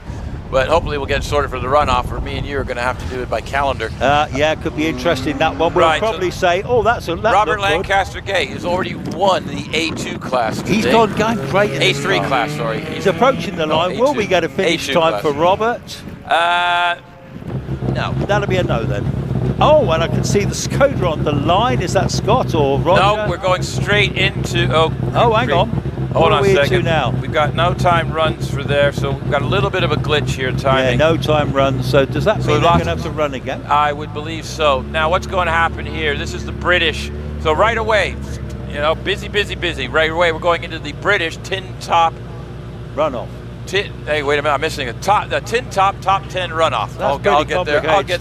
I'll get there eventually. We will get there. I'll have my tongue removed from my ear. This looks like Scott Moran. It is Scott Moran. Our friend Scott, who's always quick in whatever he drives. You could give him a soapbox, he'd be brilliant. Actually. And what's going on here? This is all... yeah, 762 is... I think we have a timing glitch they're addressing. Yes, I think because we got no time runs for the last two cars, which means there's a glitch somewhere. There's the wind picked up, the sun's hitting the button. Yeah. Because we do use electronic timing beams. So yeah, Scott's on the line, the marshal's going, we've got a timing issue.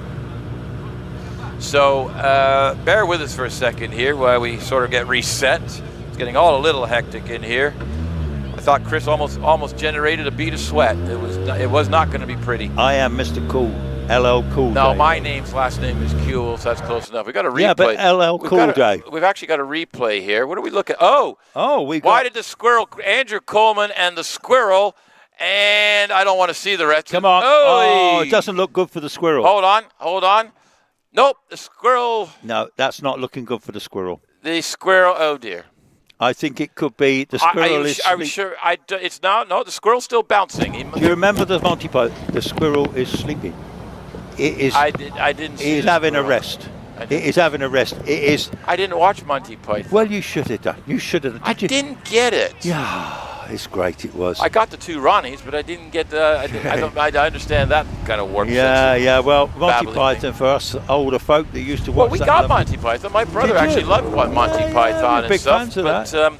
I just don't get the humor. Yeah, well, I don't do slapstick. We're proper weird over here. You know that. And you should know that I'm weird anyway. You do realize I was born in Essex, right? You were born in? Essex, Braintree. Yeah, but I thought you told me you lived in Wales as well. I grew up, I spent a lot of time as a young person in Wales. In Wales? Between Wales and Canada. Then shipped out to Canada. I was shipped out to Canada and then spent lots of time in Wales.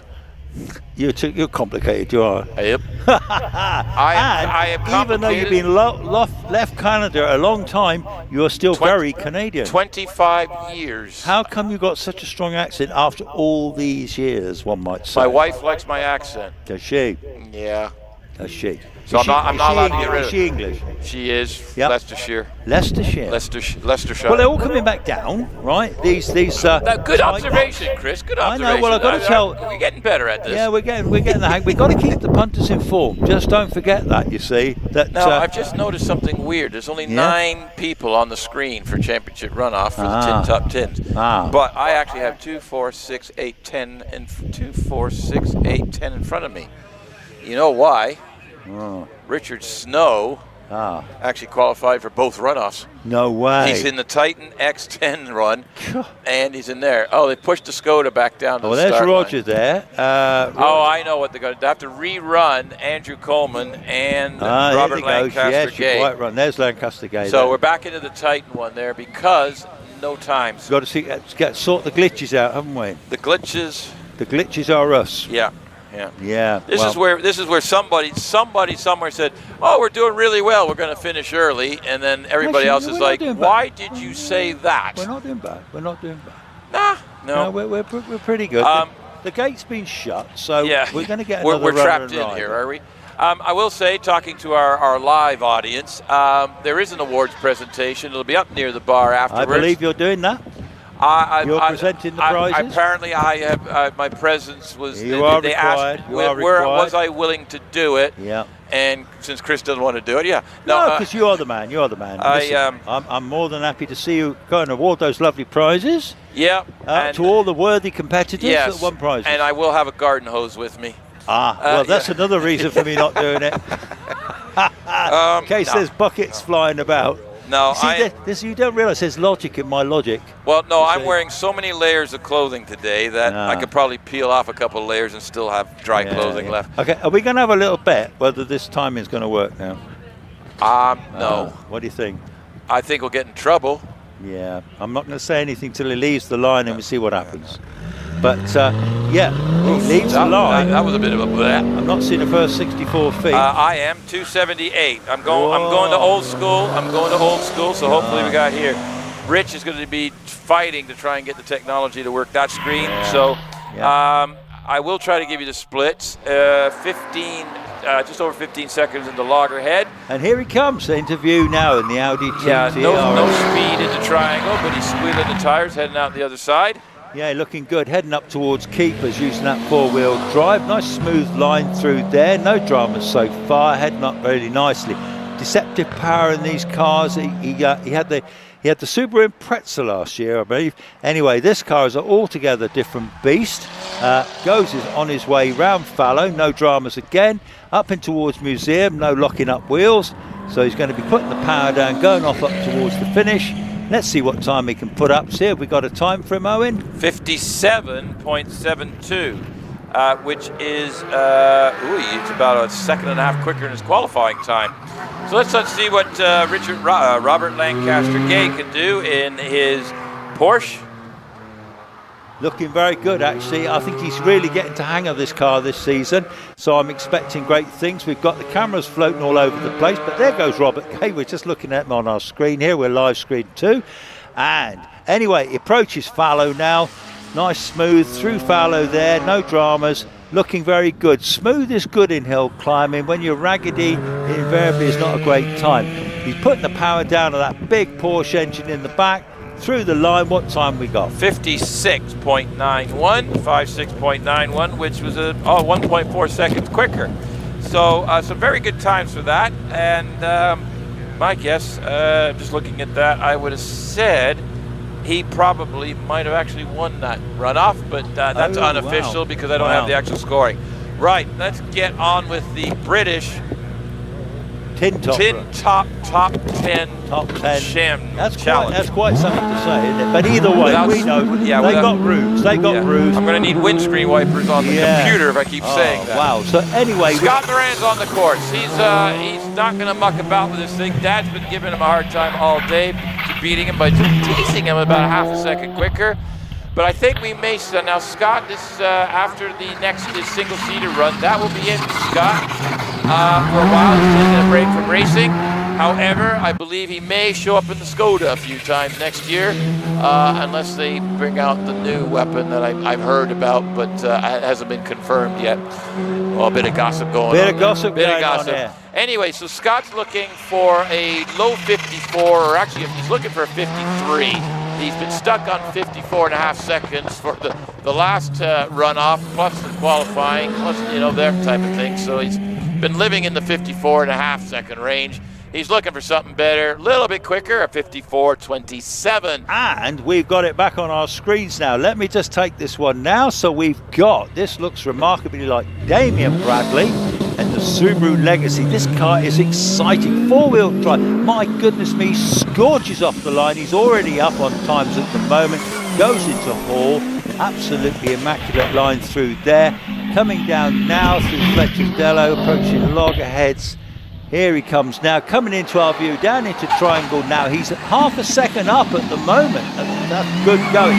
So, 76 mile an hour through the bottom speed trap. Absolutely on it, isn't he? Now, Stephen Darley will have something to say about that when he jumps in. But at the moment, Damien's doing a brilliant job. He's nearly a second up on Scotty as he comes through the speed trap up the top. He's 95 mile an hour off the speed trap into Fallow on his way up towards Museum. Now, is he going to try and get... Well, he can't break the class records. It's got to be done in class record times. But here he comes to the finish. He's 195 up on Scott already. He finishes in 52.21. What was Sir Stephen Darley's time earlier? 51.8. Was it? Yeah. Fantastic time. Now, I will say about this championship here, I was checking. We thought that Stephen already secured the championship. Damien tells me that's not true. If Stephen finished 4th or worse and Damien won, Damien would actually get the championship. Wow. So there's a little bit of a points thing going on here. There is. So if Stephen Darley finishes the top 2, he will have the Tin Top Championship. But we preempted it earlier. We thought Stephen had already had it, but apparently he needed to win the first one, and it has to do with points and all sorts of things because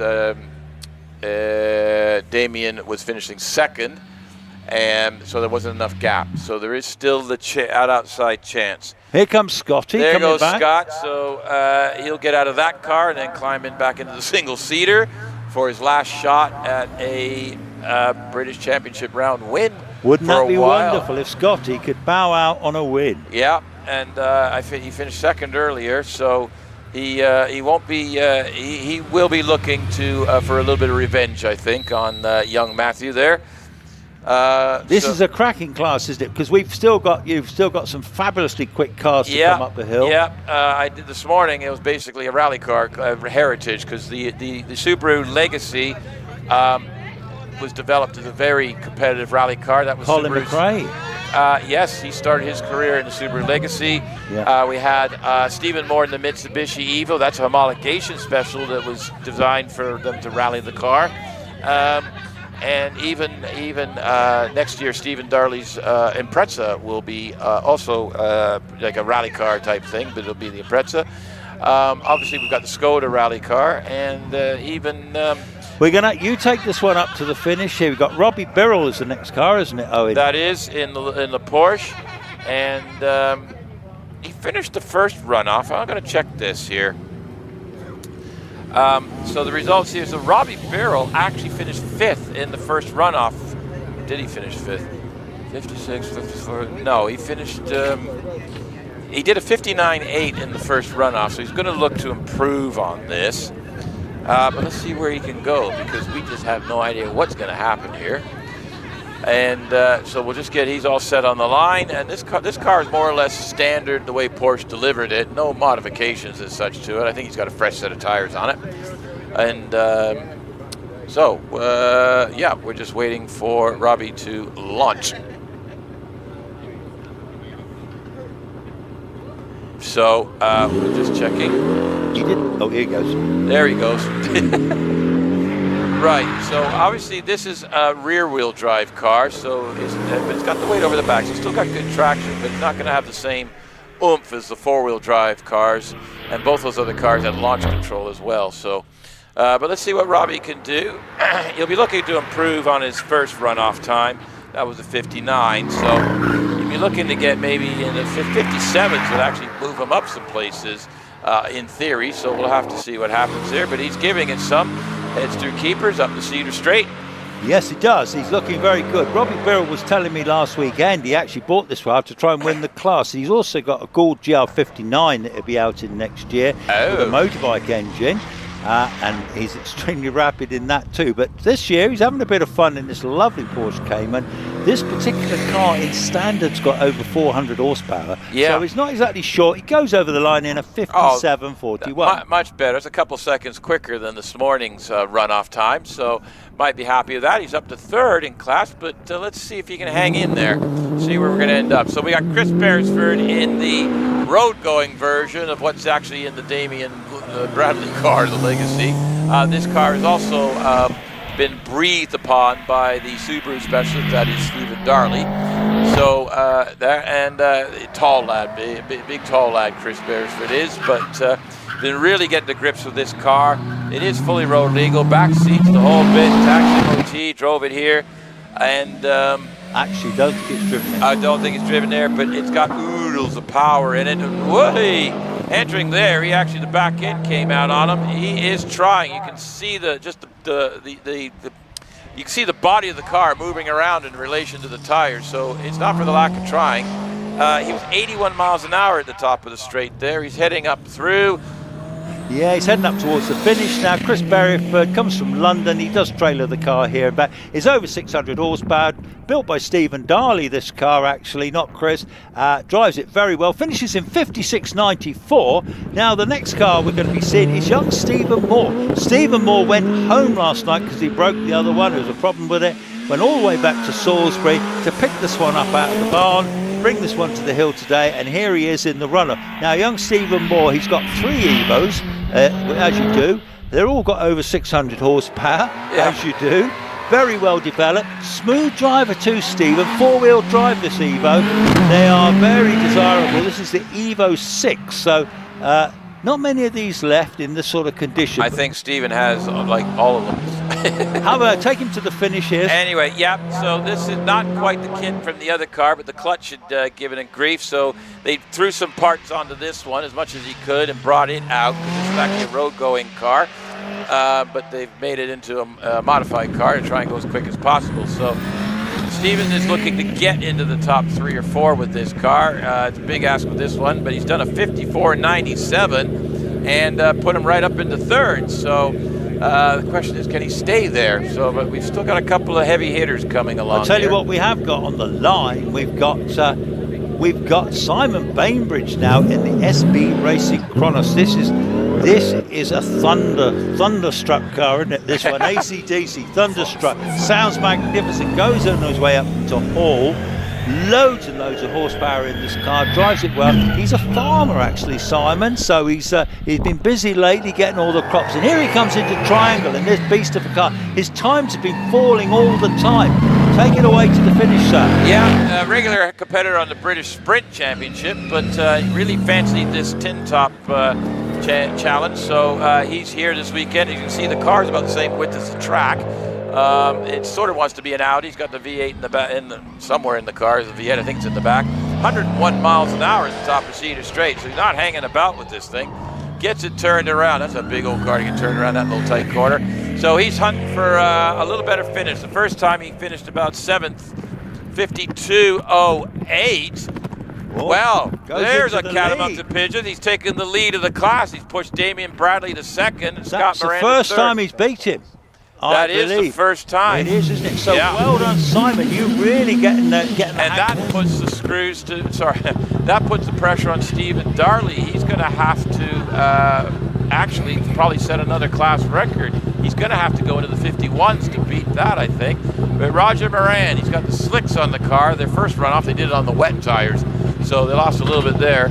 I think Roger's looking for a top 3 here. He's done it before, but let's see what he can do. I think a high 53. He said it's in the car. He can do it. He's just got to get it together and have it on the right tires. Yes, he has got a chance. I mean, this is a seriously quick car. This is his quickest R5.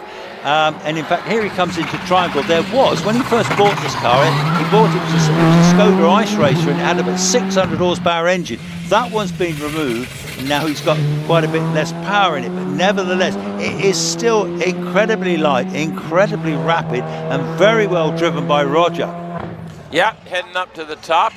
He's only 1 second down on Simon Bainbridge, so he's got a chance at this. But also he wants to beat Scott, because that's just what dads do. He's coming around. You see him now, foot to the floor. He's about 1.45. Let's see where he goes here. There it is, 53.77. Got into the 53s. That moves him up to third in class. And more importantly, again, he's beaten Scott by half a second. That's been at that half a second gap all weekend with that car. Right, now we got something special. Stephen Darley on the line. He leaves in a puff of smoke. The four-wheel drive system working beautifully. He has been the pick of the legacy drivers, but it's been really put out there by Simon Bainbridge with that 52.08. 52.21 for Damien. Here comes Stephen. He is already he's only 0.7 up as he approaches triangle. He brakes hard on, takes a good line round triangle on his way up towards keepers. He is still just a little bit up, 0.03 up as he heads towards the Cedar Straight. Yeah, he's actually lost a little bit in keepers. He's down 0.06 at the moment. That car dancing all over the place. Oh! And he didn't make the braking at the top of the hill. Now, he's fine. He's still going. He's still rolling, but we've got some grass on the track, and so there's going to be a little bit of a delay to sweep that up. But he's put it in gear, and he's heading for the finish line.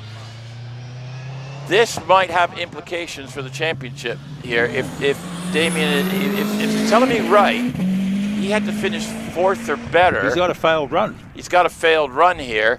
I mean, it's a 66.31, so it's irrelevant. He was on the grass. He was on the grass. He was only 8th.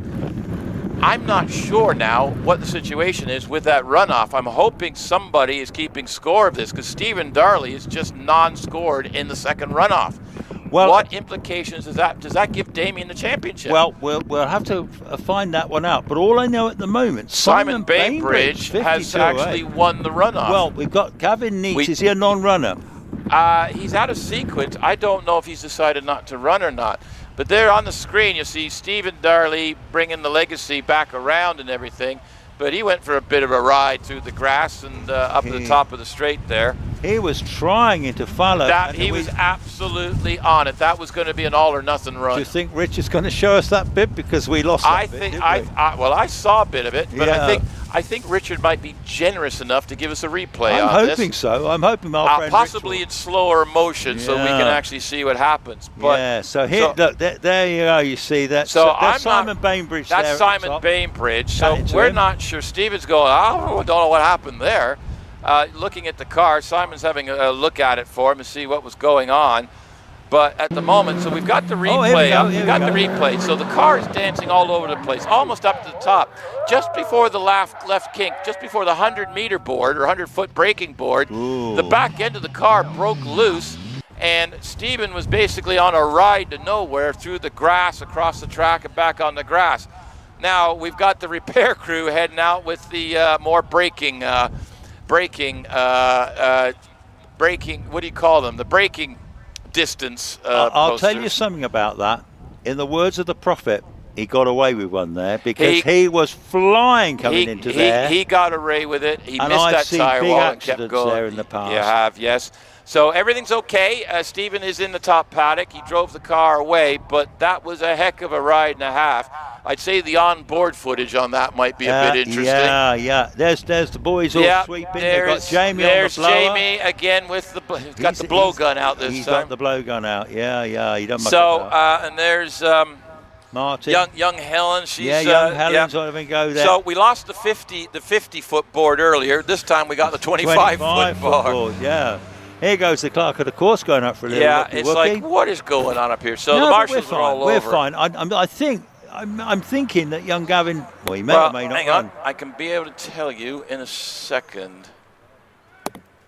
I can't. Keep him occupied for a minute. I'm going to go recce the situation. You're going to go recce? I'm going to go recce the situation. Go recce.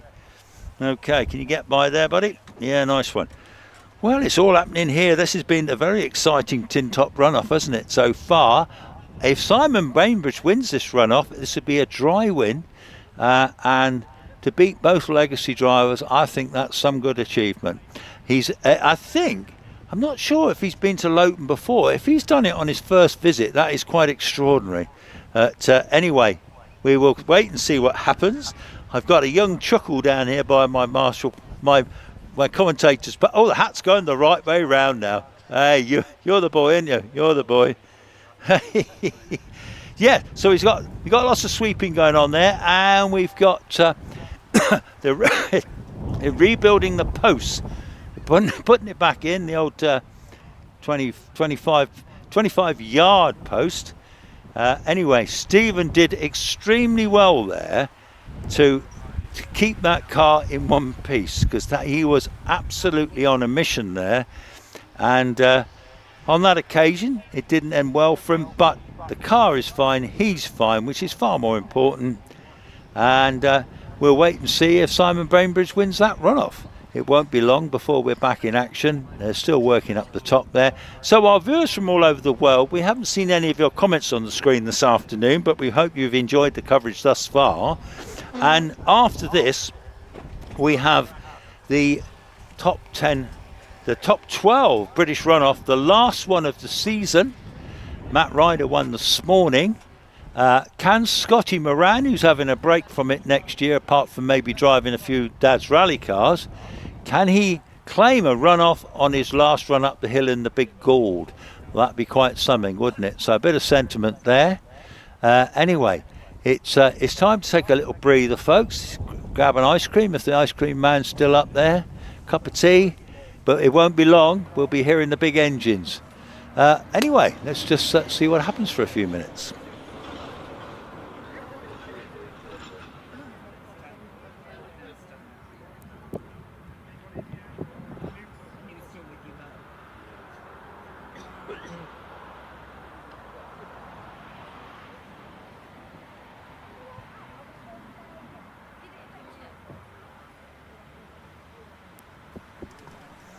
Well, sorry about that, folks. It went a bit quiet. I know you thought silence going, listen to that silence. Silence is bliss, they say. Yeah, we just ruined that.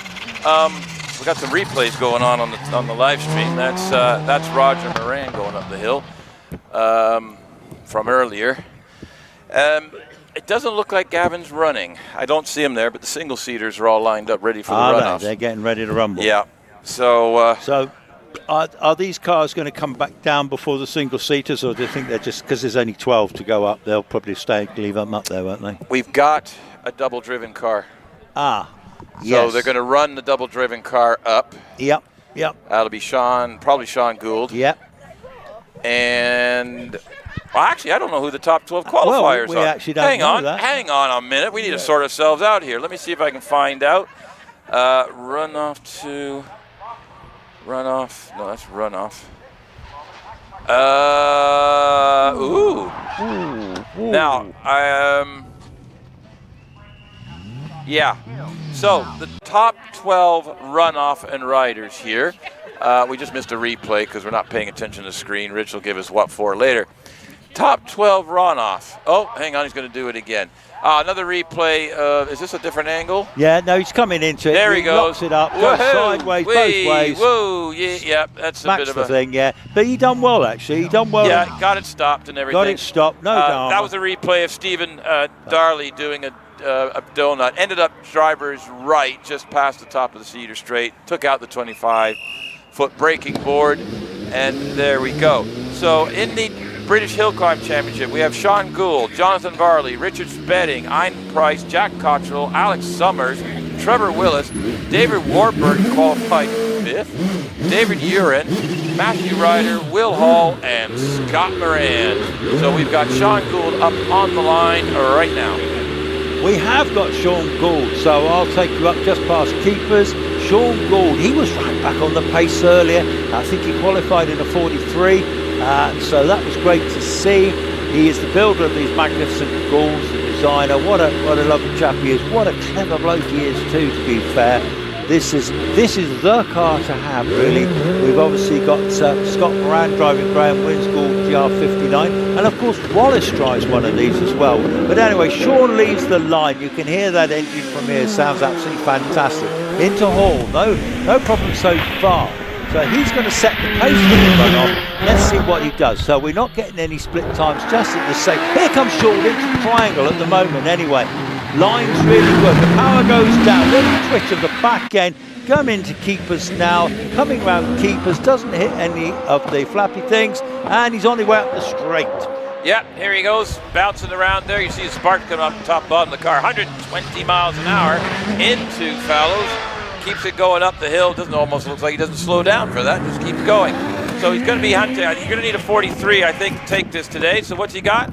A 43.76. That's a good marker, Owen, isn't it? Right. That's going to be interesting. So we'll see where that's going to end up. That's a good start for 10. Right. Now. So now what's going to happen? Because Matthew Ryder shares that car, and of course he's qualified as well, we're now going to bring the cars back down from the top. So Sean should actually come right through the paddock, top paddock, and we'll just literally do a lap and coast back down the hill again. And we'll get the rest of the saloon cars back down. And then we are going to have our 11 remaining runoff competitors. This is the last British Championship runoff of 2023. Will Scott Moran temporarily retire on a win? Well, I tell you what, sentiment tells me, wouldn't that be wonderful to go out on a win? I think it would be nice, but the other competitors are not real friendly. Might have something to say about that. A couple of them, I think Will Hall's got something to say about it as well. Yeah, and to be fair to Sean, that's a jolly good marker to put down, isn't it? Yeah. So, do you think we could even see a 42?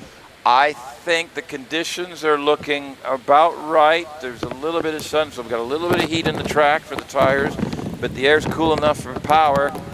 I think a 42, a very, very low 43 or a high 42 might be needed. So, do we know what the hill record is? Wallace Menzies has got it at the moment, isn't it? Well, yeah, it's a 40. In the 41s, isn't he? Yeah, it's an outright record. Yeah. Well, I think the hill record possibly is not in danger, but I think, who knows, but I think a 42 is definitely possible with Scotty. Outright record was a 41.76 so 2 years ago. What did Matthew Ryder do earlier then? He tied with Will Hall for 40 for qualifying. They were a 43. What did he do though in the runoff? A 43. A 43. Yeah. So great time by Sean. He's right on the pace there. The cars are coming back into the paddock. The next car we'll be seeing on the runoff will be Jonathan Varley in the lovely Predator. Jonathan's run really well. A good time for Jonathan would be in about the 46s, 45s, wouldn't it? I think so. I'm just going to have a look and see what he actually qualified with.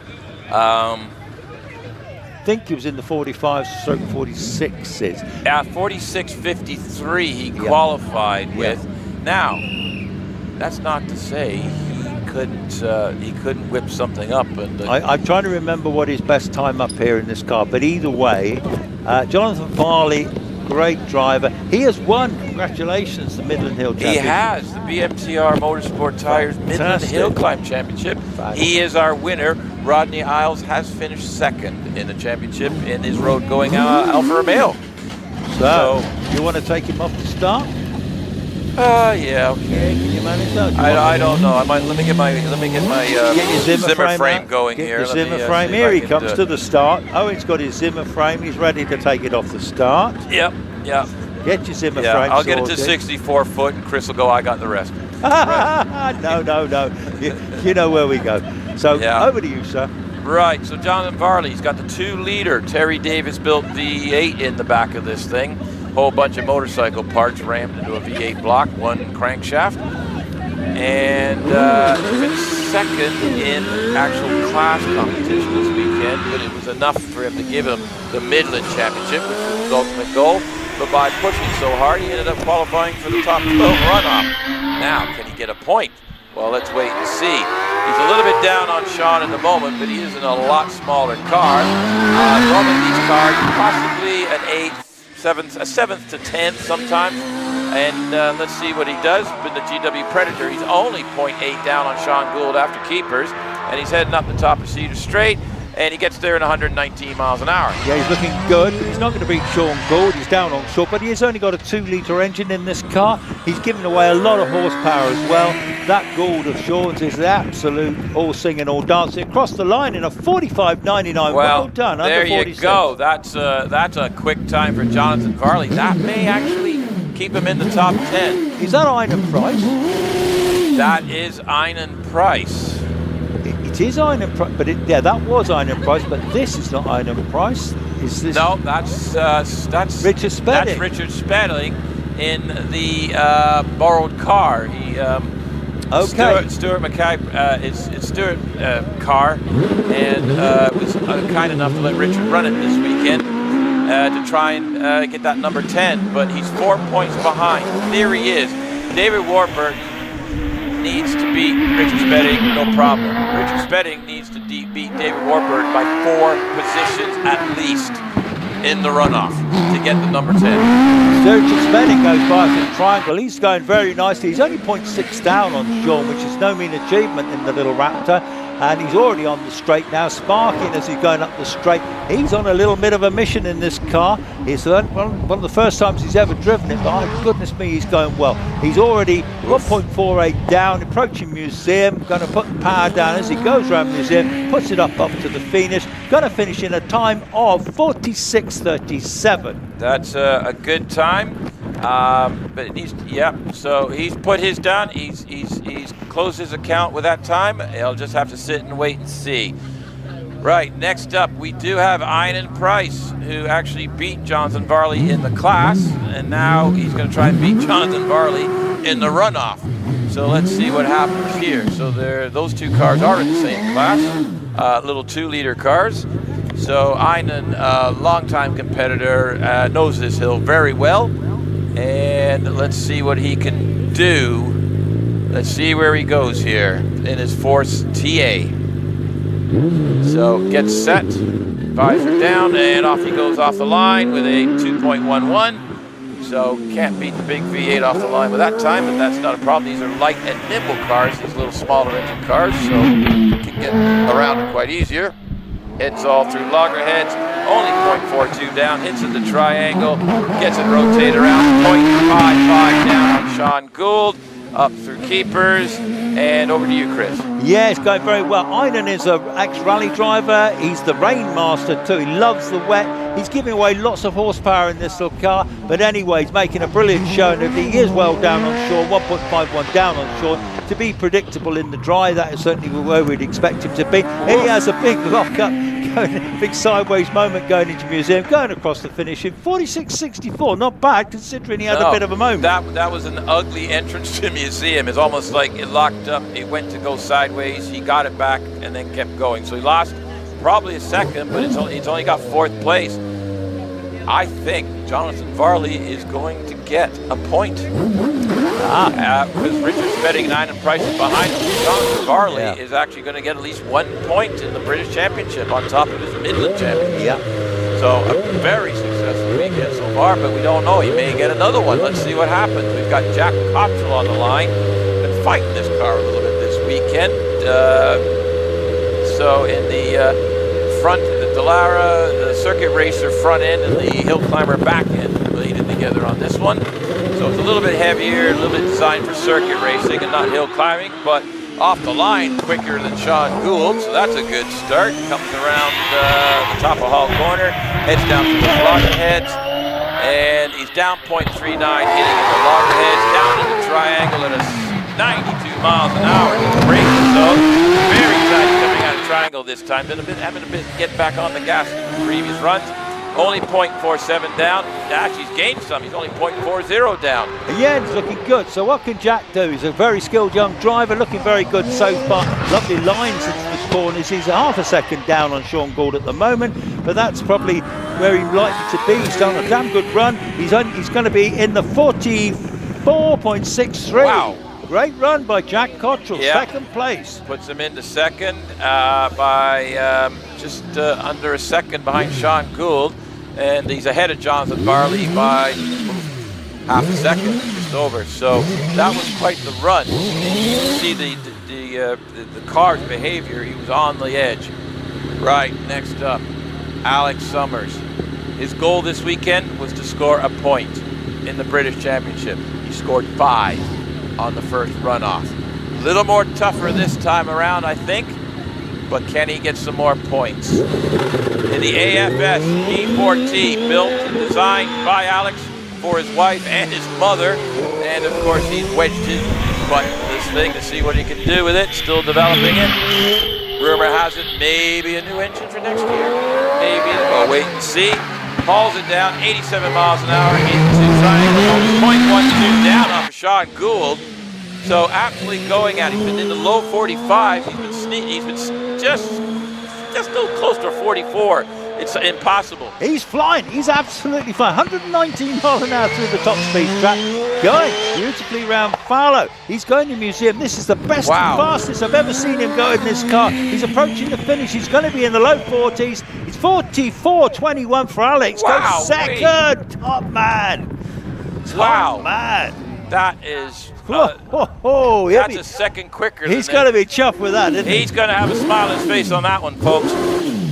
Now, where's he going to end up? Because I said, I joked with him because he finished 6th in the first runoff. He's going, he won top 5, don't you, you greedy points thing. He may just pull this off. Let's see. But we still got a whole bunch of legends in front, if we shall say. Trevor Willis, the only OMS that repeatedly annoys the top runners, and no slouch as Trevor is. Off the line he goes. He's tied with Sean Gould for the quickest. Gets around all okay, heads in towards Loggerhead.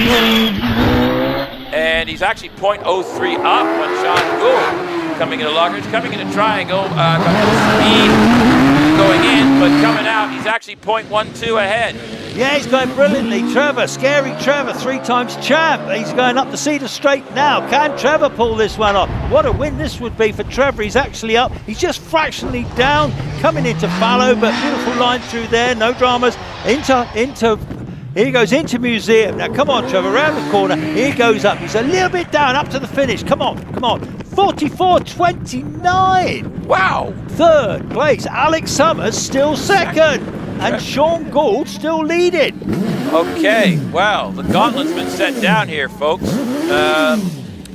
This is going to be interesting. Now, my driver of the day, Ben's driver of the day, you didn't see it earlier. David Warburton finished 5th in the first runoff. He's qualified again in the mid-low 44s in a 1600cc car. If he beats Rich, he's going to guarantee, if he beats Richard Spedding, he's guaranteed number 10 on the car for next year.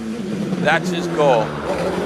Richard has come here to try and take it back, and Richard has laid down a time of 46.37. David qualified fast for that. Let's see what happens. He's down on Sean Gould by 0.29. Coming in the triangle, he's only down by 0.36 of a second, so not a lot in it there from Sean, but he's not looking for the top spot here. He's looking for, his first goal is to beat Richard Spedding. Oh, look at him. He's absolutely flying. He's 118 miles an hour into Fallow. He's going up towards Museum now. He's actually 0.88 down on Sean Gould at the moment, but still a blooming good time. Okay, goes off to the finish, finishes in time of 45.16, and that is 5th. Quicker than Richard Spedding. And that gives them the number 10 for next year. Well done to that man. So David Warburton has fought for it, and he's got it. And he's done it in style. He's 5th again in the second runoff, but we've got more runners and riders. Alex Summers is still holding second. I know we mentioned it, but it's something else to do it in your own design-to-build car. And Alex puts so much effort into this thing. Built it for the girls and ends up currently still sitting second. Right, next contender, David, you're in. All these cars, we got 4 more runners here. They all can do 43s, 42s, so let's see what happens. David, you're in. He's a couple tenths down. Ugly 64-foot time, but nope, that's triangle. I'm not sure, got a glitch there. Anyway, he's coming around. Loggerheads now, heads down into. I've got a problem with the split time, so I'm not going to be able to tell you what he's doing at the moment. 97 miles an hour into triangle, heads up towards Keepers, He's 0.02 down on Sean Gould at keepers. He's absolutely flying. He's flying now. Look at that. He's getting this old car really flying. He's going good. He's actually up at the moment, 0.19 up on Sean Gould. Can he pull this runoff win off? That would be some achievement. He's on his way to the finish. He's just slightly down over the finish in 44.35, puts him fourth. Wow. Whoa. Fourth place. Trevor Willis did a 44. We got Alex on a 44.21. Trevor on a 44.29. David Urin on a 44.35. Jack Cottrell on a 44.63. Alex Summers still second. That's amazing. Yeah. I'm so excited about that. I think it's know. Such a brilliant. He's laid one down there. He's absolutely said, I can still do this in my brand new car I built in my shed. I'll show you. I'll show you. Who you got next? This is this is Matthew Ryder, our winner of the first runoff, and he won the first runoff. Will he deprive? Will he take the second runoff? Can he hold off Scott Moran and Will Hall, who are both on a mission? Will and Matthew tied qualifying time, but Matthew Ryder's 0.11 up on Sean Gould. Our splitted triangle is not correct on the screen, so ignore that one for a minute. We'll get back on in a second. So through keepers, he's 0.31 up, heading up the hill to Cedars. Yes, I think he's up at the moment. Matthew Ryder, this brilliant young driver in this fabulous Gould. He's heading on his way up to Museum. Is he going to win the second runoff and the first in one day? Fantastic. He's going to be a serious contender next year for Wallace. Anyway, over the line, 43.09. Wow, 43.09, which means odds are Will Hall and Scott Moran, if they want to take this, they're going to have to go 42s. They are going to have to look at a 42 to get this.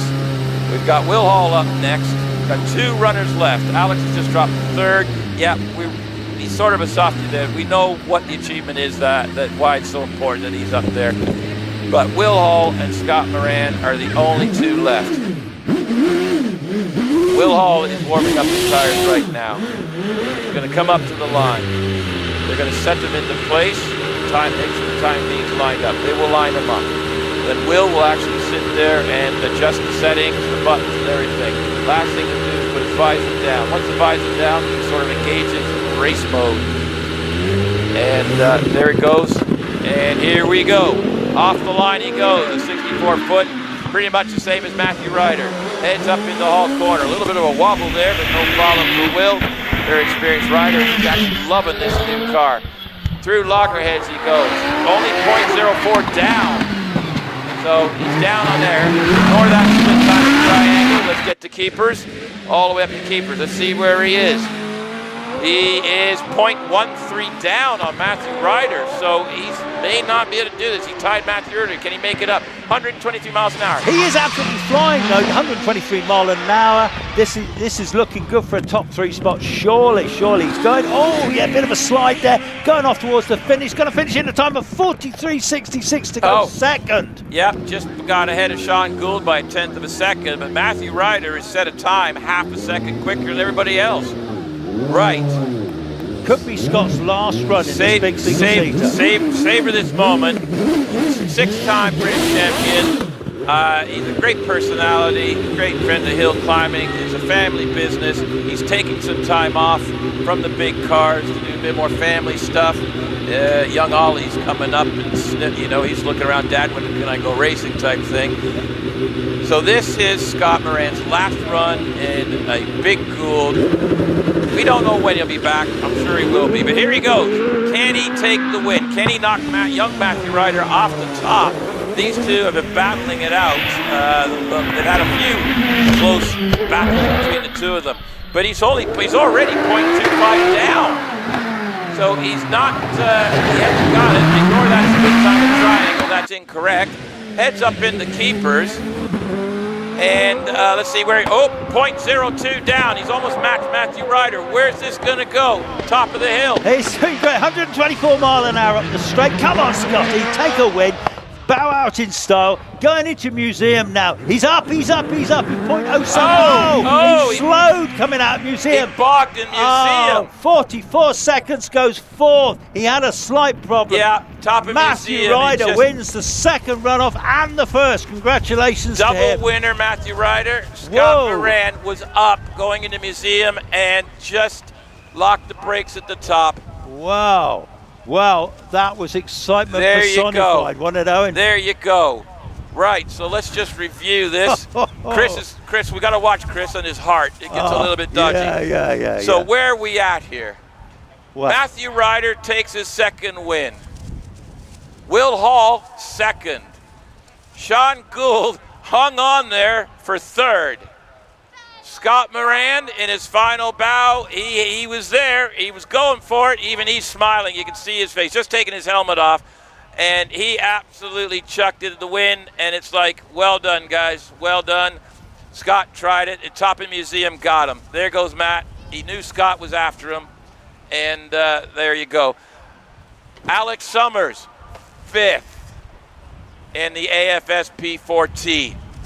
Trevor Willis, sixth. David Uren, 7. Jack Cottrell, 8. David Warburton, number 10 next year. He's got the number, and he has really earned it this weekend. He's my driver of the weekend, young David there. Yeah. Jonathan Varley, Midland Hillclimb champion. Let's have a British Championship point to go with that one to finish the season. Richard Spedding and Einan Price, both proper gentleman racers. Richard Spedding, my hat's off to you, sir. You put up the fight. You made David work for it in the end. So congratulations and well done. On our screen right now is the final points tally. Trevor Willis actually is now number 6. Sean Gould, number 7. That position was under battle. It's been confirmed. Next year's numbers. Wallace Menzies, number 1. Scott Moran, who's retiring, number 2. Matthew Ryder, number 3. Alex Summers, number 4. Will Hall, number 5. Trevor Willis, number 6. Sean Gould, number 7. David Uren, number 8. Paul Hames, number 9. David Warburton, number 10. Richard Spedding, Jack Cottrell, Nick Saunders, Darren Gumley, and Graham Wynn all got points in the top 10 runoff over the course of the year. Well done to all of you gentlemen. It's been a pleasure to commentate on you all. Just want to say, everyone left, give them a clap when they come back down Please, the hill. give them a clap. Give Scotty Moran, give him a massive wave. Matthew Ryder, a massive wave. Scotty is retiring for the moment. He'll probably still drive the Skoda. But what a brilliant runoff that was. I absolutely love that. Hang on, what's happening here, Rob? Oh, that means you can go outside and wave at the cars, and you're still plugged in. Okay, yeah. He's learning. He's a rookie. Oh, okay, He's a rookie. Apparently, I can take this out here. Yeah, you can take that out there. So you're standing about there. That's about as far as I can get, I reckon. So excuse me, Chuckles. Hello. No, hello, not any Hockey further. Tonk, Come how on. are you? All right. Anyway, here they come back. I can't go any further. What a fantastic runoff that was. We've loved commentating on that, haven't we, Owen? That was brilliant, wasn't it?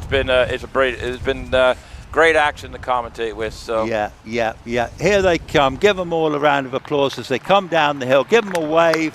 There's Alex Summers, fantastic. Hasn't he done well? 5th place, I think it was. Yep, got a 5th. It's a 5th and a 6th for Trevor Alex. Willis, 3 times champion this time. Brilliant, absolutely superb.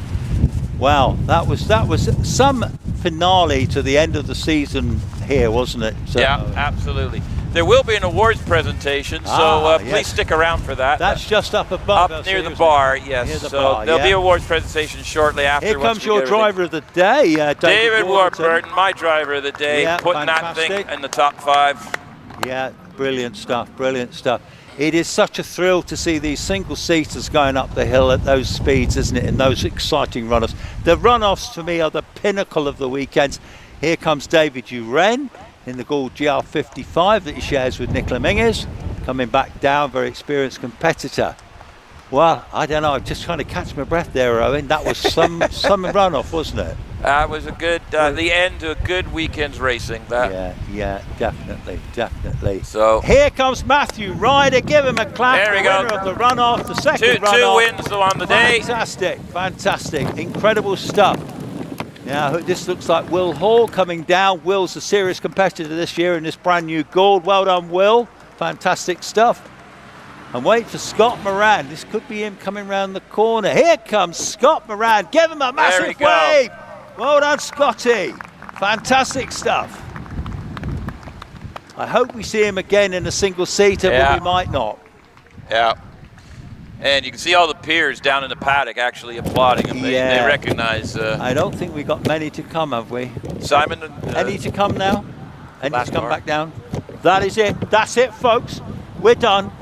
Fantastic. Right. So on behalf, let's just finish up. We're going to sign off. So one, we want to, Chris and I would like, and Benoit, who is here, we would like to thank Rich Dandy for the HillClimb TV and allowing us to commentate for your entertainment. We want to thank Loton Park for letting us commentate. Yeah, of course. We're very grateful. And I hope you've all enjoyed everything.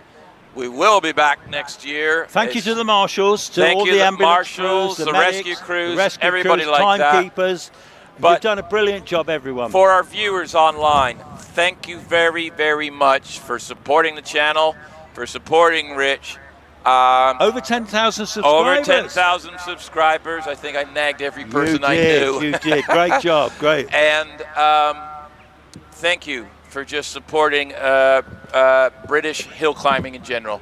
And remember, if you want to get involved, if you're not in this country, another country, check out your local motor club. I'm sure there's something you can do somewhere. Well, that was brilliant. I'm going to sign off now. Thank you, Owen. Fantastic job. Love that, you mate. too, Chris. Brilliant, brilliant. Thank you. Watching all around the world. I'm Chris Ponsford. This is Owen Cool. Cool. Yeah, there we go. We'll get it eventually. And from both of us, hopefully stay safe, and we'll see you next year. Wow. Motorsport UK TV, the home of unmissable British motorsport videos.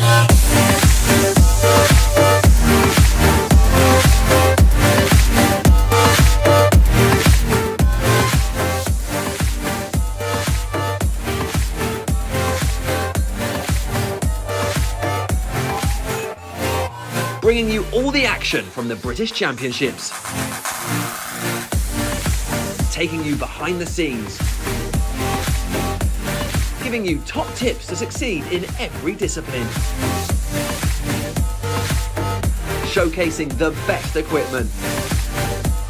And much, much more. Visit motorsportuk.tv today and make sure you never miss a moment.